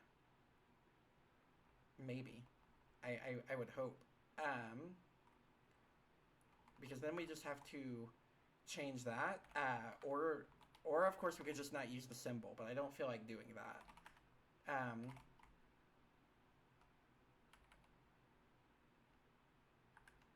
Undefined type, Wayland arg.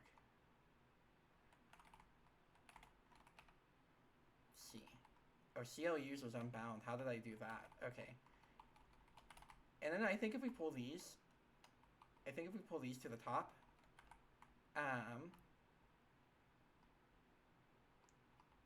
that would be good, I guess. I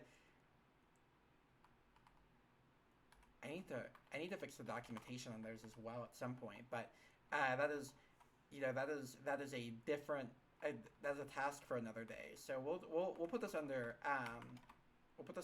class.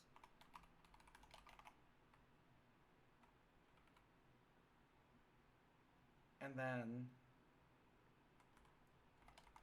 we'll define this as a string because it's kind of silly to create a whole type for something that small. That's kind of absurd. I feel like I'm realizing now. I think I was a little too overexcited regarding like Haskell whenever I was first rewriting this, and I let some sort of like type based like zeal about me like make me do some weird things. So we should be able now to not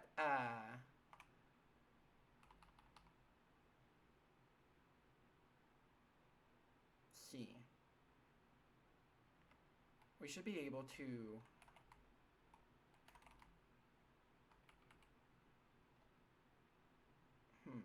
oh, here it is.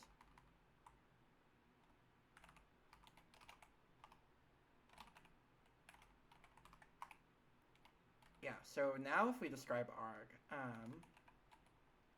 describe arg, see.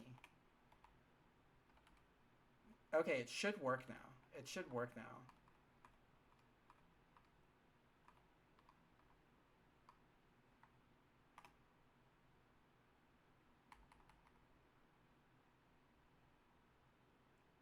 It's not working yet.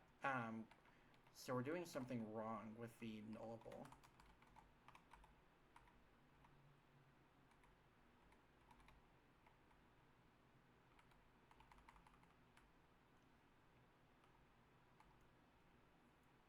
I think we are at least. Hold on.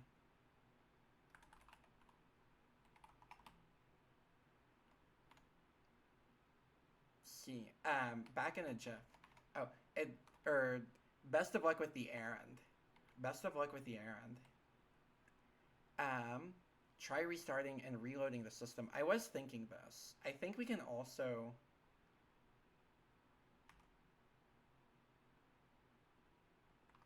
I think we can just define, like, can we do arg2?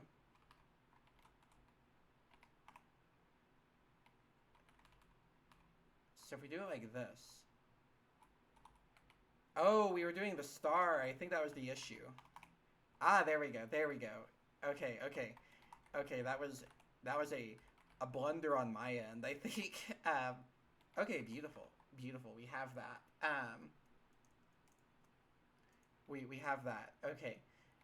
Now I feel rather silly. I was repeating the issue and being like, what's going wrong? And I should read the output sometimes. I guess is the lesson I have learned from this. And what if we type this as an int, right? What if we type this as an int? Do we get an error? Do we get an error? We need arg2, right? Yeah, we do. Okay, hell yeah, it works. Okay.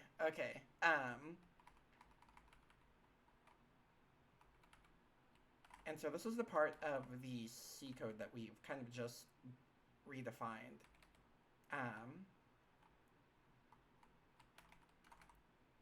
So what else do we want for the scanner? Let's see.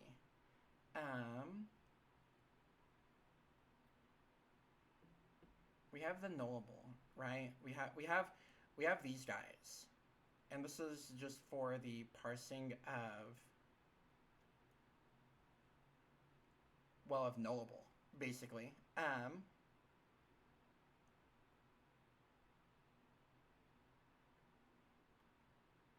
And then what else do we have? What else do we have? I think these other guys we could put in the, what is it? So this is kind of like, just because this is our base guy right here, right? This is sort of our guy that what we want this to be able to do is kind of define like a shared thing for both the reader and the writer, basically. Because we're going to need to read the XML, but we're also going to want to output Lisp code for this, right? So these are some like base like reader-writer definitions. If we go to oh, how did I? Oops. Can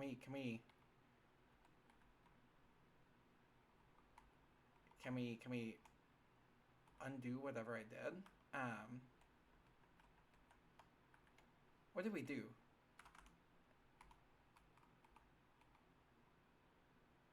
Oh, it is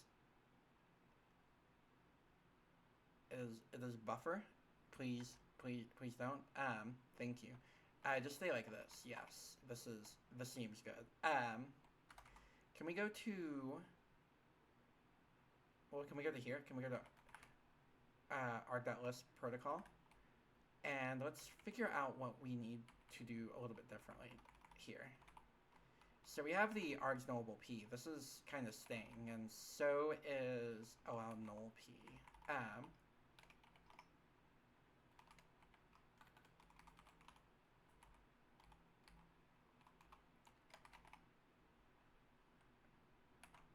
And I think we can call this a Wayland nullable. So we might actually want to kind of define this as a enumerated type here, just because it's a very, I guess,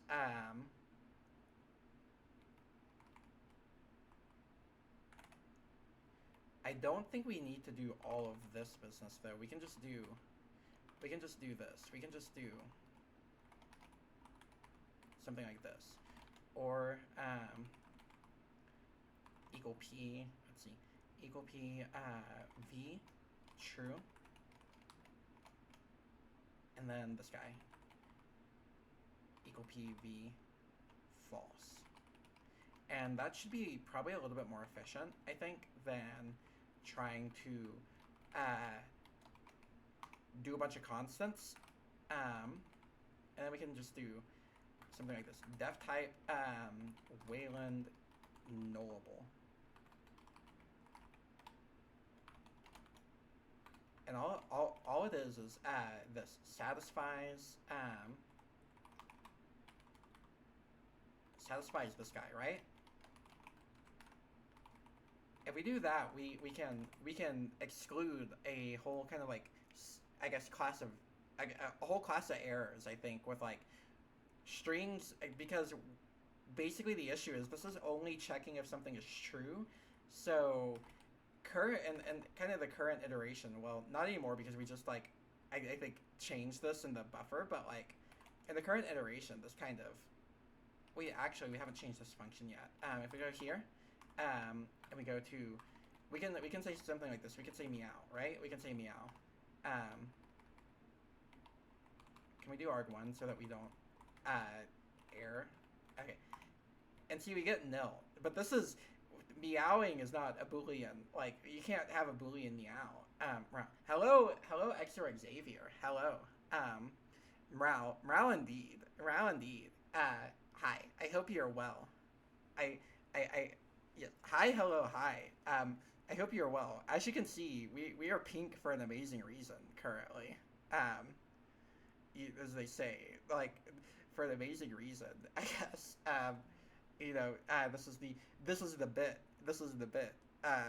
You know, and to have flour. This is the case. I think this is courtesy of Wind Up Boy and Liquid Cake. You know, have provided us for this with pinkification, I guess. Because apparently okay, I forgot I had this. Did you know that? Did you know I had this? Because I forgot I had this. Did you know that this exists? Did you know that this exists? Right? Right? Like, this exists? What does fortune do? I didn't know I had this. I didn't know. I forgot. I made this, and then I forgot it. Right? I made this, and then I forgot that I made this.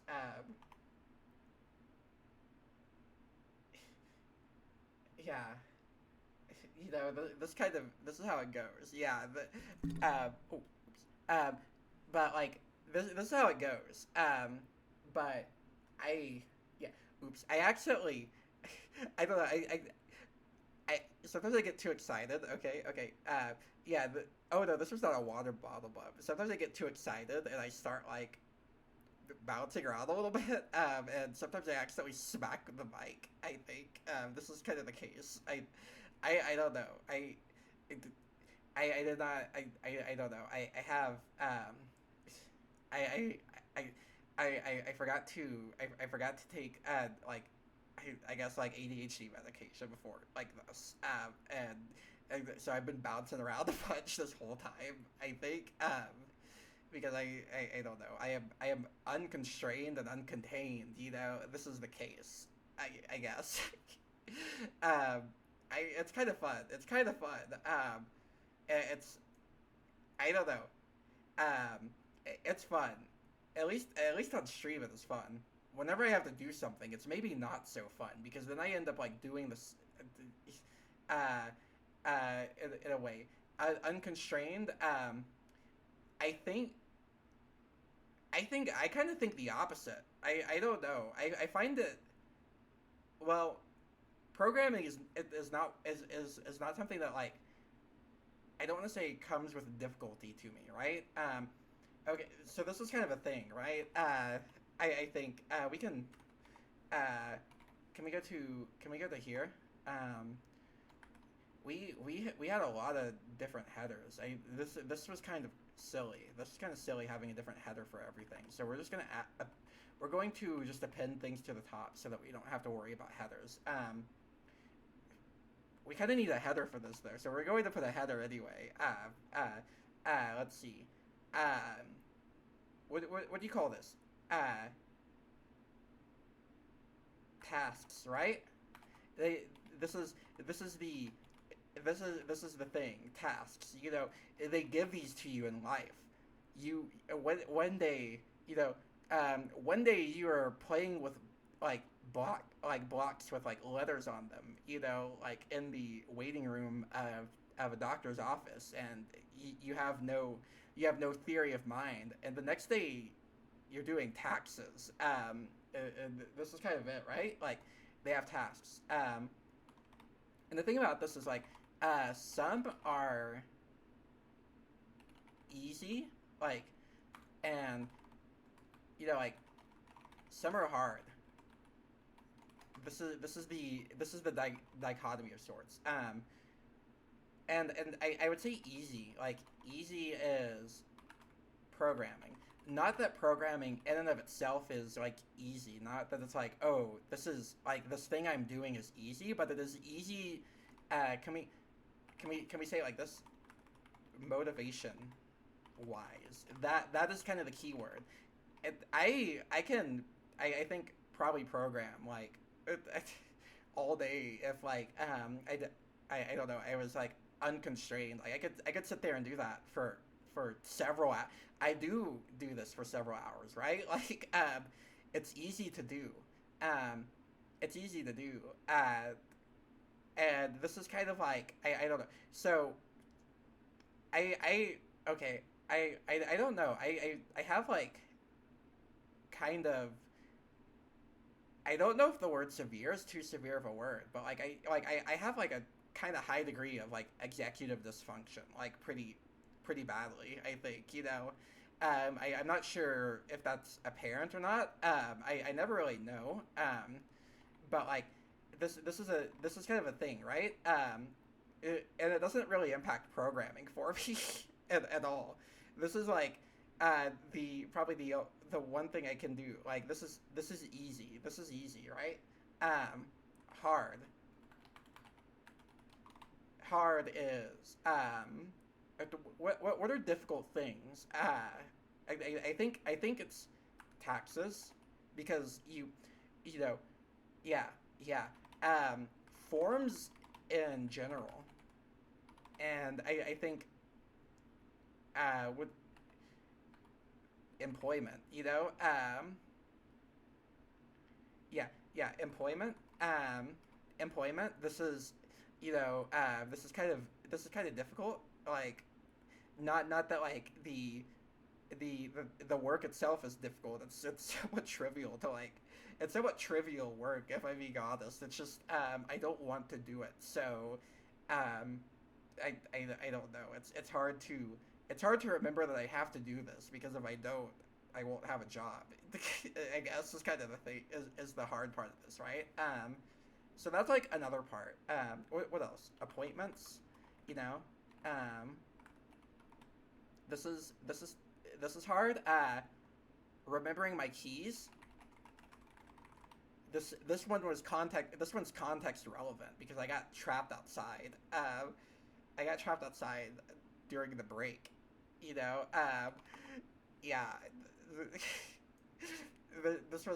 There was like a 30-minute break, because I went to take my dog out to go to the restroom, I guess. He had to go pee, and I was like, I will take this little creature down to go pee, and then a break during stream. Yeah. And I think I'm pretty sure it was like a 30-minute long break, because I was trapped outside. And eventually someone ordered Uber Eats. And the Uber Eats guy pulled up, and I got really, I don't know, I was overjoyed, because I'm like, this is my shot to get back inside the apartment complex, because key fobs are evil. This is kind of the case. Like, why do they invent a door that automatically locks, and you have to have a special scan thingy that you scan against the door to unlock it? Because then what if you forget your keys? You are stuck outside, So this is what happened. Oh, no. The Uber Eats guy was trapped outside too, and had to message the apartment person.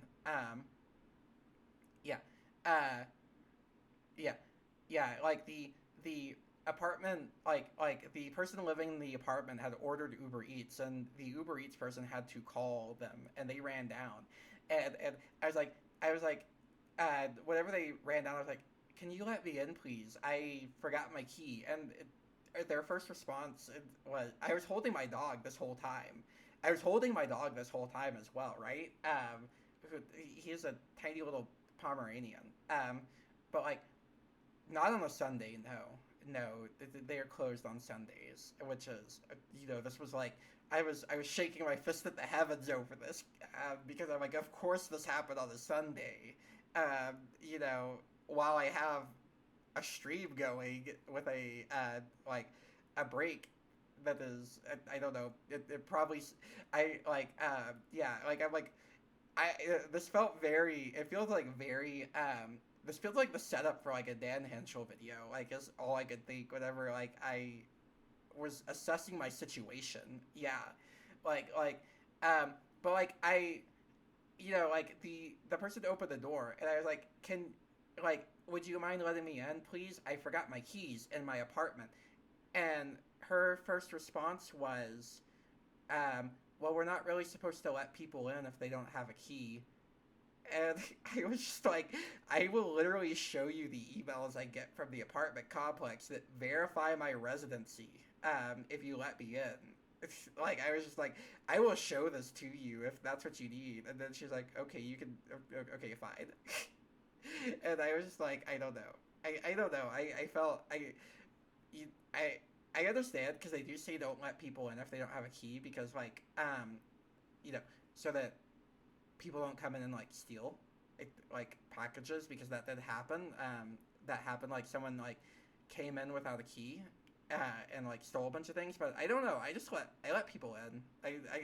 I kind of do it. Like, if someone's asking to be let in, like, I feel like the chances that they are, in fact, a package thief are relatively negligible, you know? I don't know. But this might be, yeah. Oh, yeah, well, that's the thing, is the door lock is also a key fob. Yeah, like, this is kind of the case. And I did not lock it because I forget to lock my door anytime I leave, almost. This is sort of a chronic issue. That's another thing. Yeah, can we add that? Locking the door.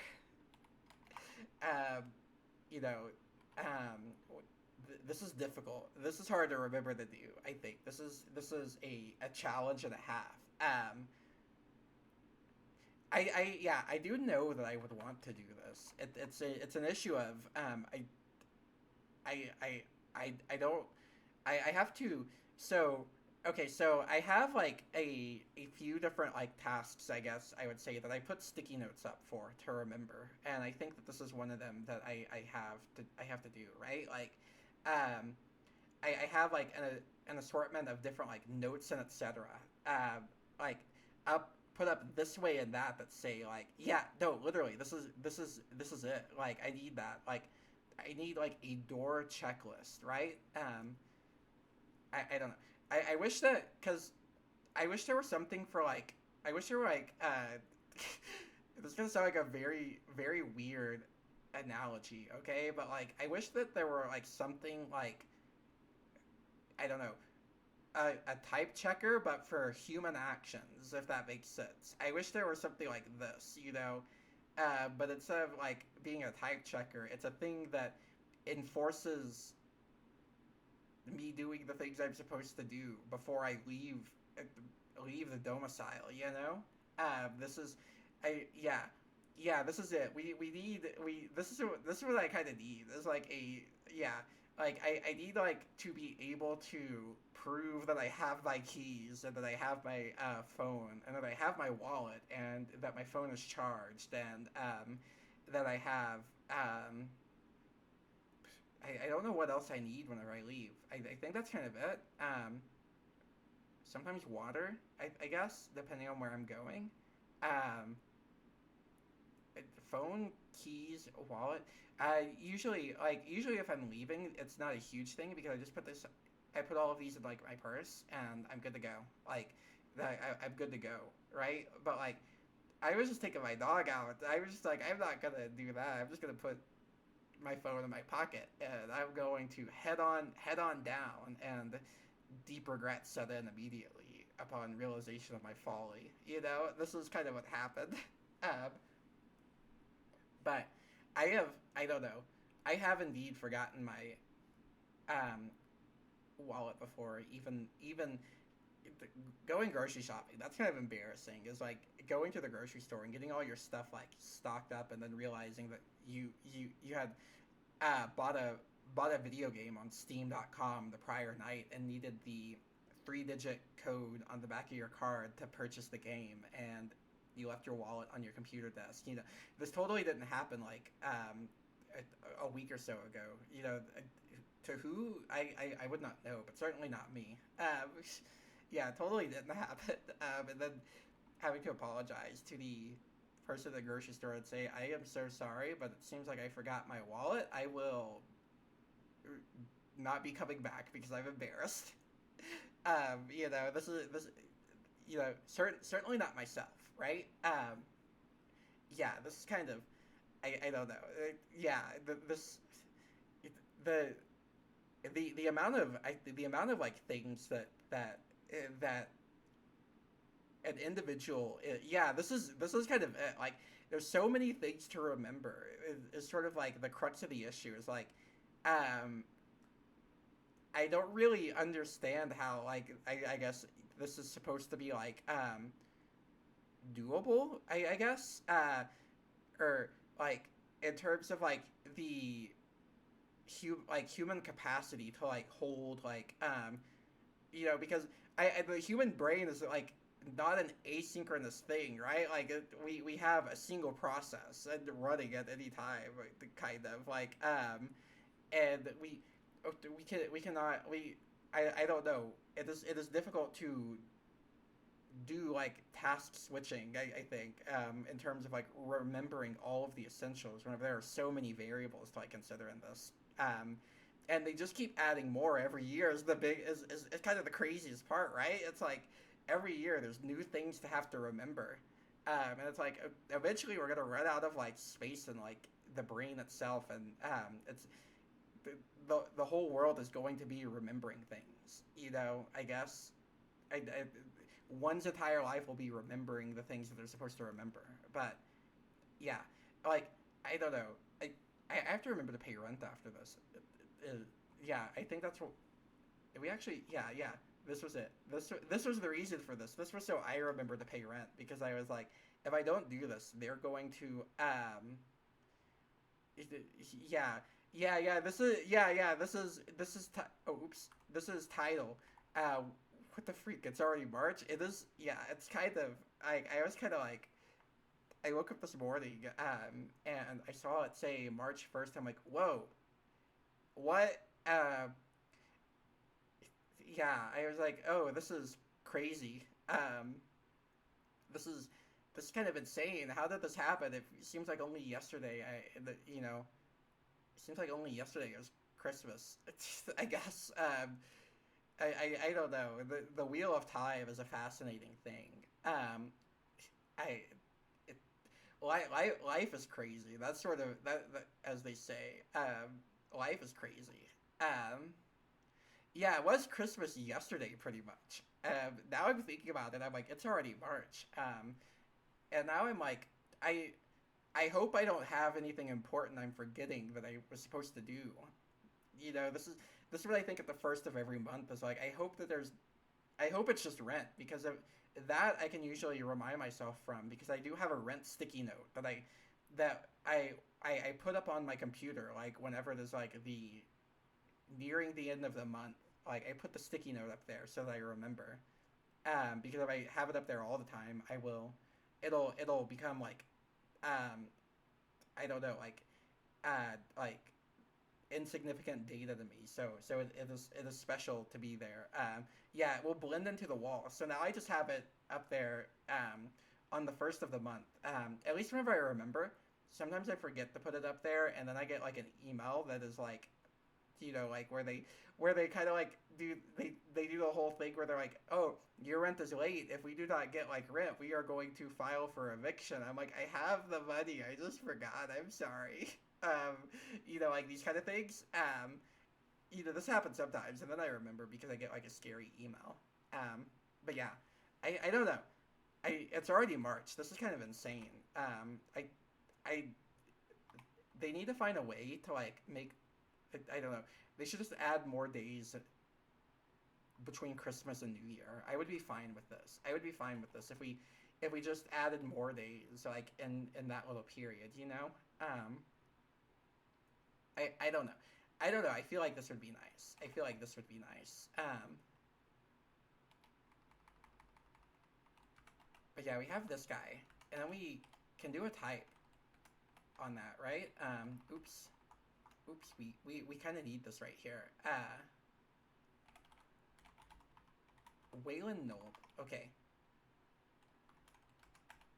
So now we can do a type. And this will prevent us from meowing, I think. I don't think we'll be able to meow anymore on this. Yeah. Yeah, we're no longer able to meow. Okay, perfect. Okay, perfect. Because that, you know, we probably want to catch that. I think it's probably good to know if someone is trying to do that because the typos, I guess, is what I'm mainly thinking of. Although ostensibly no one is going to be writing Wayland protocols like that is doing this as well. Yeah, we got a failure method. That would be kind of funny, like to have like one of the failure methods be just be out. I don't know. This this was I've been working on projects recently. I kind of quit, I guess, caring about for like examples or for test cases. Like at some point, I sort of quit thinking like, oh, this needs to look serious or something. I'm not sure how to describe this, but like, I felt uninhibited and free for like test cases, just putting whatever strings I want in them. Because if we go, I think if we look at this guy, for example, if we look at this guy, right? Yeah, there are if we go into the source, and this is pretty poorly written because I wrote it in a flurry, and so it's kind of bad. But yeah, like if we look at this, I don't know. I'm just doing things like this because I'm like, if I'm having fun, that's what matters, I guess. You know, but it's kind of funny because this guy has what is it? Documentation as well that is like this. I don't know. Such is the way. Such is the way. Can we find? Yeah, this one. The applicative anding. This is the case. Yeah. Well, because I'm thinking about it as well. Like, if it works, who is going to get mad if you put a :3 in there, like in the example, right? Like. I don't know if like versus hello world, like it does. Why does it like, or like hello, like insert I insert noun here that is like relevant to the project. Like I should be able to put :3 in there, and so this is sort of how I've begun to feel a little bit, to some degree. Yeah. Okay, yeah, no, so true. This is kind of the case. This is kind of the case as well. Is like, you know, this is. I think about this as well with what was it Shirakuma? I think Shirakuma trial. Does the archive have the old license? Maybe. Yeah. Look at this. By using the software, you support LGBTQ rights and are become woke. Yeah, no, yeah, I literally, like, I don't know, I think about this quite a bit. Yeah, I think about this, like, this is, I don't know, I saw this, I'm like, oh, you could just do that if you want, you know, this was sort of my thought, my thought process. Like, I'm like, you could just do that And if it's a good software, people are going to use it, you know, and I don't know. Um, if I'm being honest, I don't know. I just care about me being able to use most things. I think like this may be somewhat selfish on my end, but like I or maybe this is normal. I don't know. If I'm writing like a thing, I just kind of like writing libraries. Is like one thing. It's fun to write libraries, but then on the other hand, I'm just like I don't really expect anyone else to use it except for myself. So I write it for what I would want. Um, you know. But I also like I like adhering to some sort of like standard because that's fun to do, I think. Or I guess like rule set of like best practices. I think it's fun to adhere to best practices as well. And because I kind of wind up doing that anyway, and so I don't know. I think in most cases adhere to best practices, not in all cases. Sometimes it's better to do evil practices. I think. We probably do some of that here, for example. Um, I think we want to figure out what we want to export. This is kind of, yeah, Lime's malicious indeed. This is kind of the case. This is very much the case. Can we call you package? This is this is this is kind of the case. I'm pretty sure that we're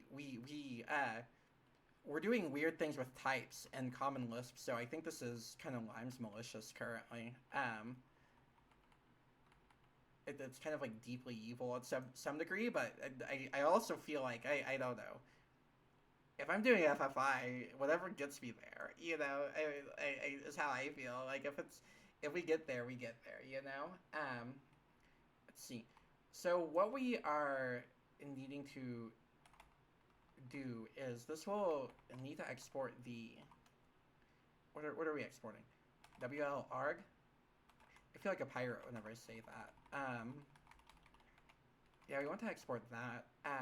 We have the archetype name, and can we get these like organized? I think because if they are not organized, they will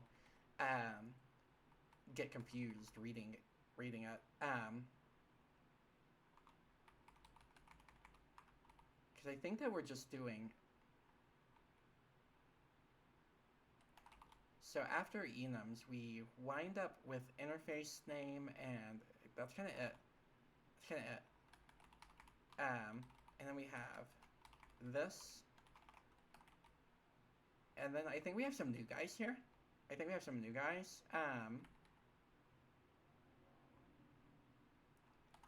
think we want to do these, maybe.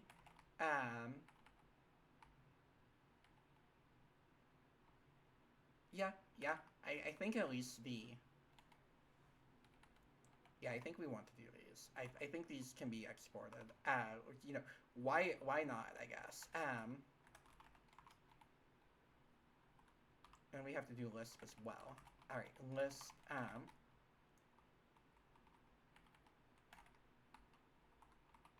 can we grab you? Can you say allow and then no? Okay. And then I think let's see. These are just these. Yeah, these are these. So we can just grab these guys and we can say right here and this and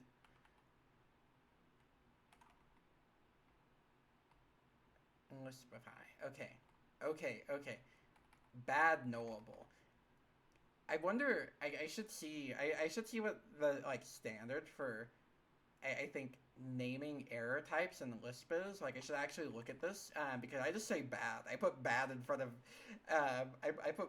I just call every error bad because like I don't know if it's an error, it's probably bad. You know, is sort of like what I think. But I wonder if this is like standard in any way at all. So we have that, and we have this.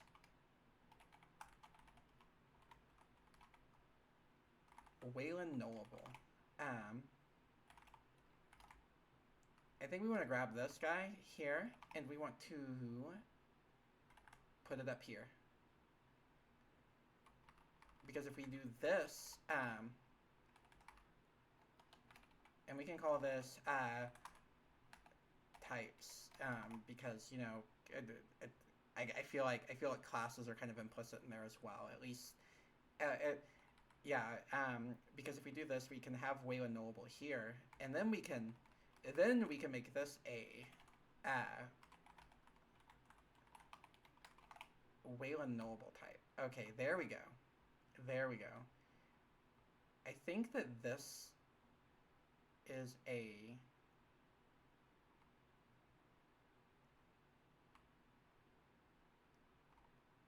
guy that does not exist. I think.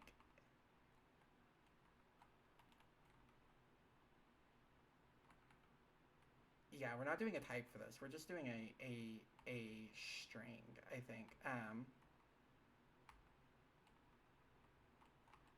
Is that what we're doing?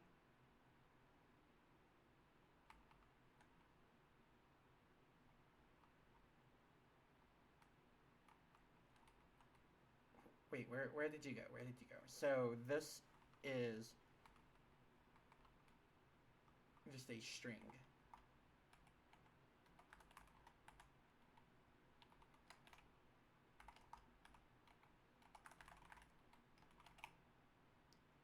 And then,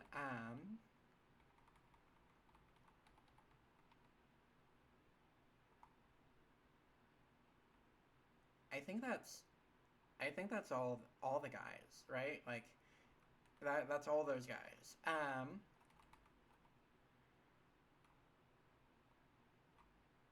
We're doing arg knowable p.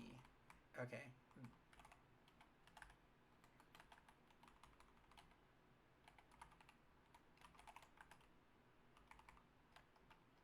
And what does this do? What do you do? You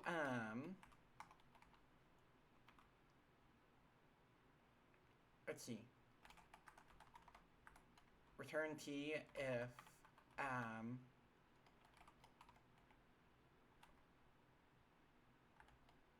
Wayland arg I think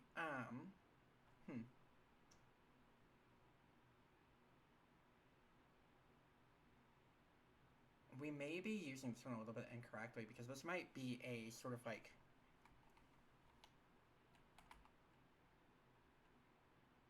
is this going into the reader? Let's see. Can we go to reader arg.lisp?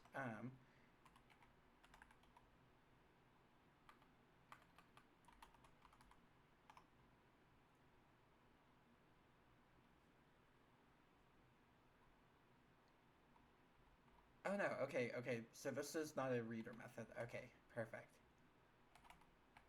So I think,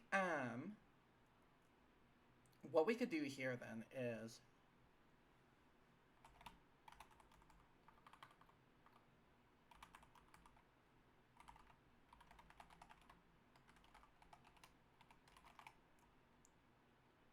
and then, I don't think we need a second argument here. We can just do something like this. If we go to here in protocol, and then we go to this guy right here.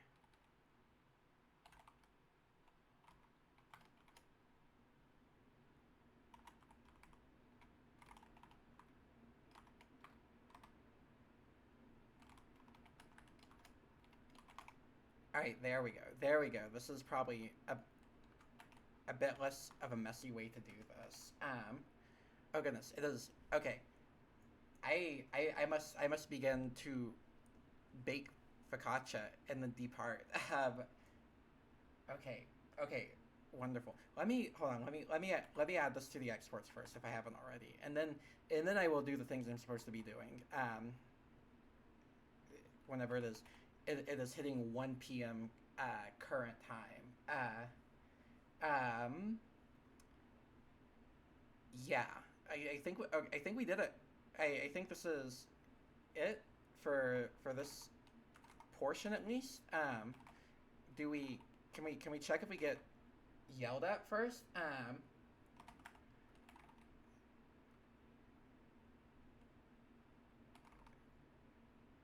Variable undefined variable and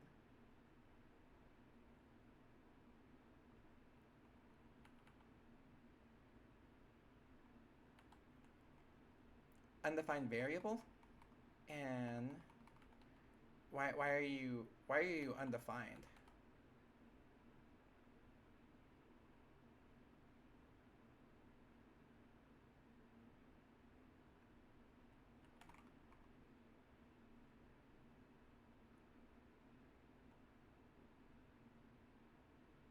Huh. Okay, that's weird. Um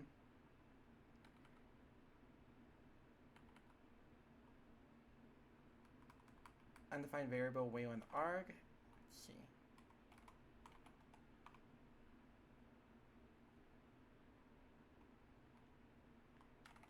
Oh, okay.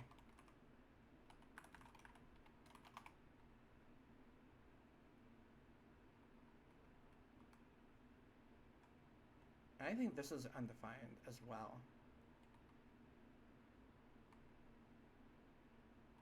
Yeah, because we want to call this a Wayland, like a Wayland nullable. Whenever we are doing the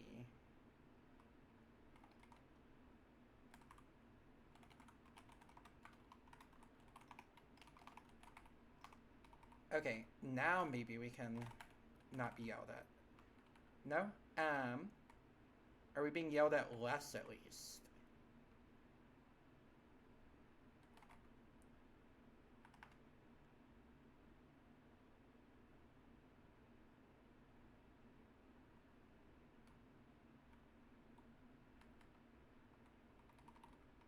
Oh, okay, that's silly. That's silly. Okay. So we're on the hunt for one more, I think, warning.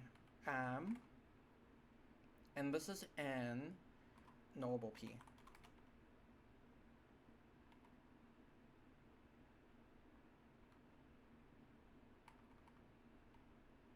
I think? No?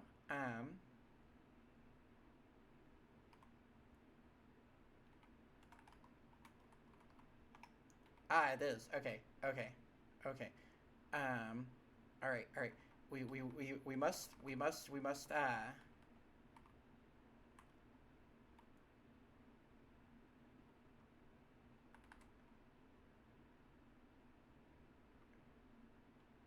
So that is the class, right?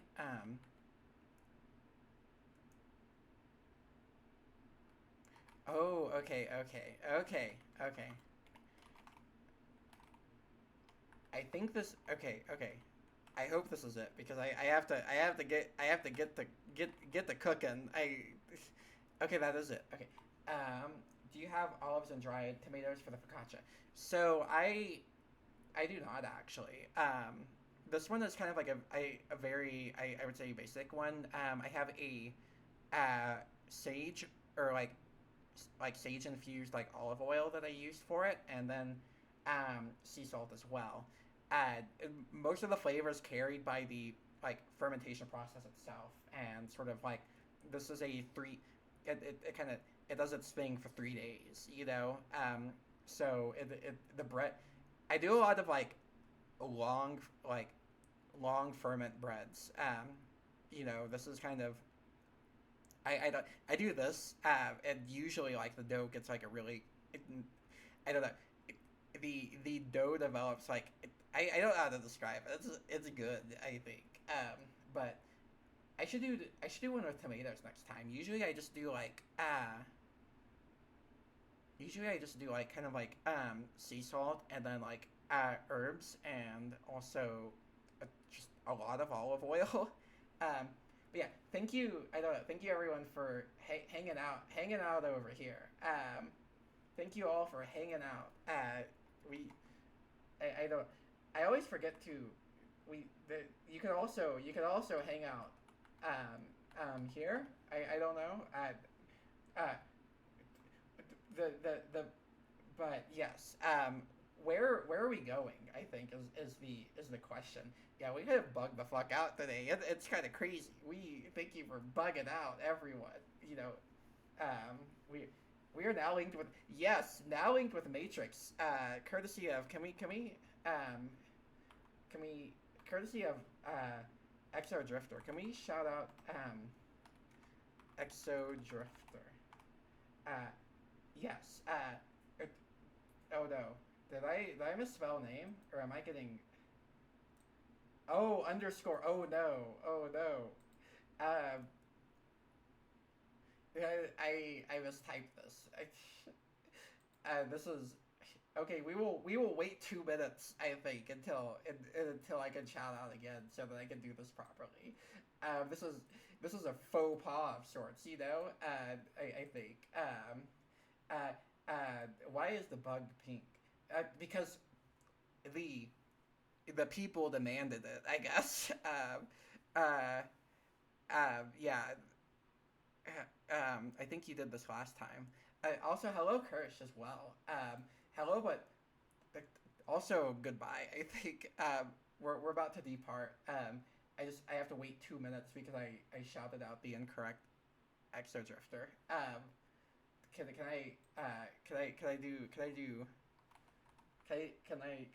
I do it yet? I haven't been keeping track of time. I probably should have been doing that. 44 seconds. Okay. We're in the final stretch. I guess. Yeah, we're in the final stretch, and then we will. Then I have to finish baking. Because I must be on my merry way. And as soon as the bread is done, basically I must be on my merry way. But I don't know. Thank you everyone. Thank you for existing with me. And etc. Oh, 2 seconds. Here we go. All right. We're in the final. We're in the final phase. Let's go. Has it been 2 seconds yet? All right. Shout out Exo Drifter. Yes. There we go. All right. There we go. Hello, Niche Penguin. Hello and hi. But yeah. Shout out Exo Drifter for Matrix. Shout out. Thank you. This is. Yeah, Niche Penguin. Were you aware that we had commands? Were you aware that we had commands? Apparently, this exists, right? Blah indeed. All right. We have to enter the we have to enter the we have to raid someone. This is it. This is what we have to do. The question is who. The question is who among us. Who among us? Among us. Let's go to I don't. Who among us? Yeah, this is kind of the case. Wait. These people. Wait. And Exor, since you were both here, I must query. What if they said 6-7 in the Minecraft movie sequel? Wouldn't this be great? That is my query. You know, what if they said 6-7 in the Minecraft movie sequel? But yeah, we are going to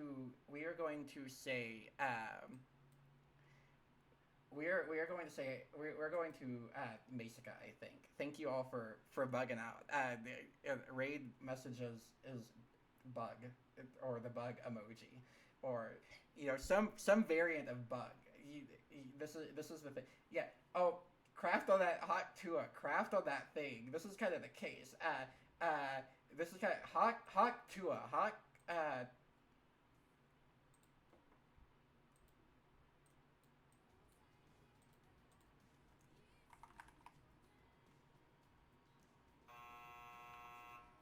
Oh my god.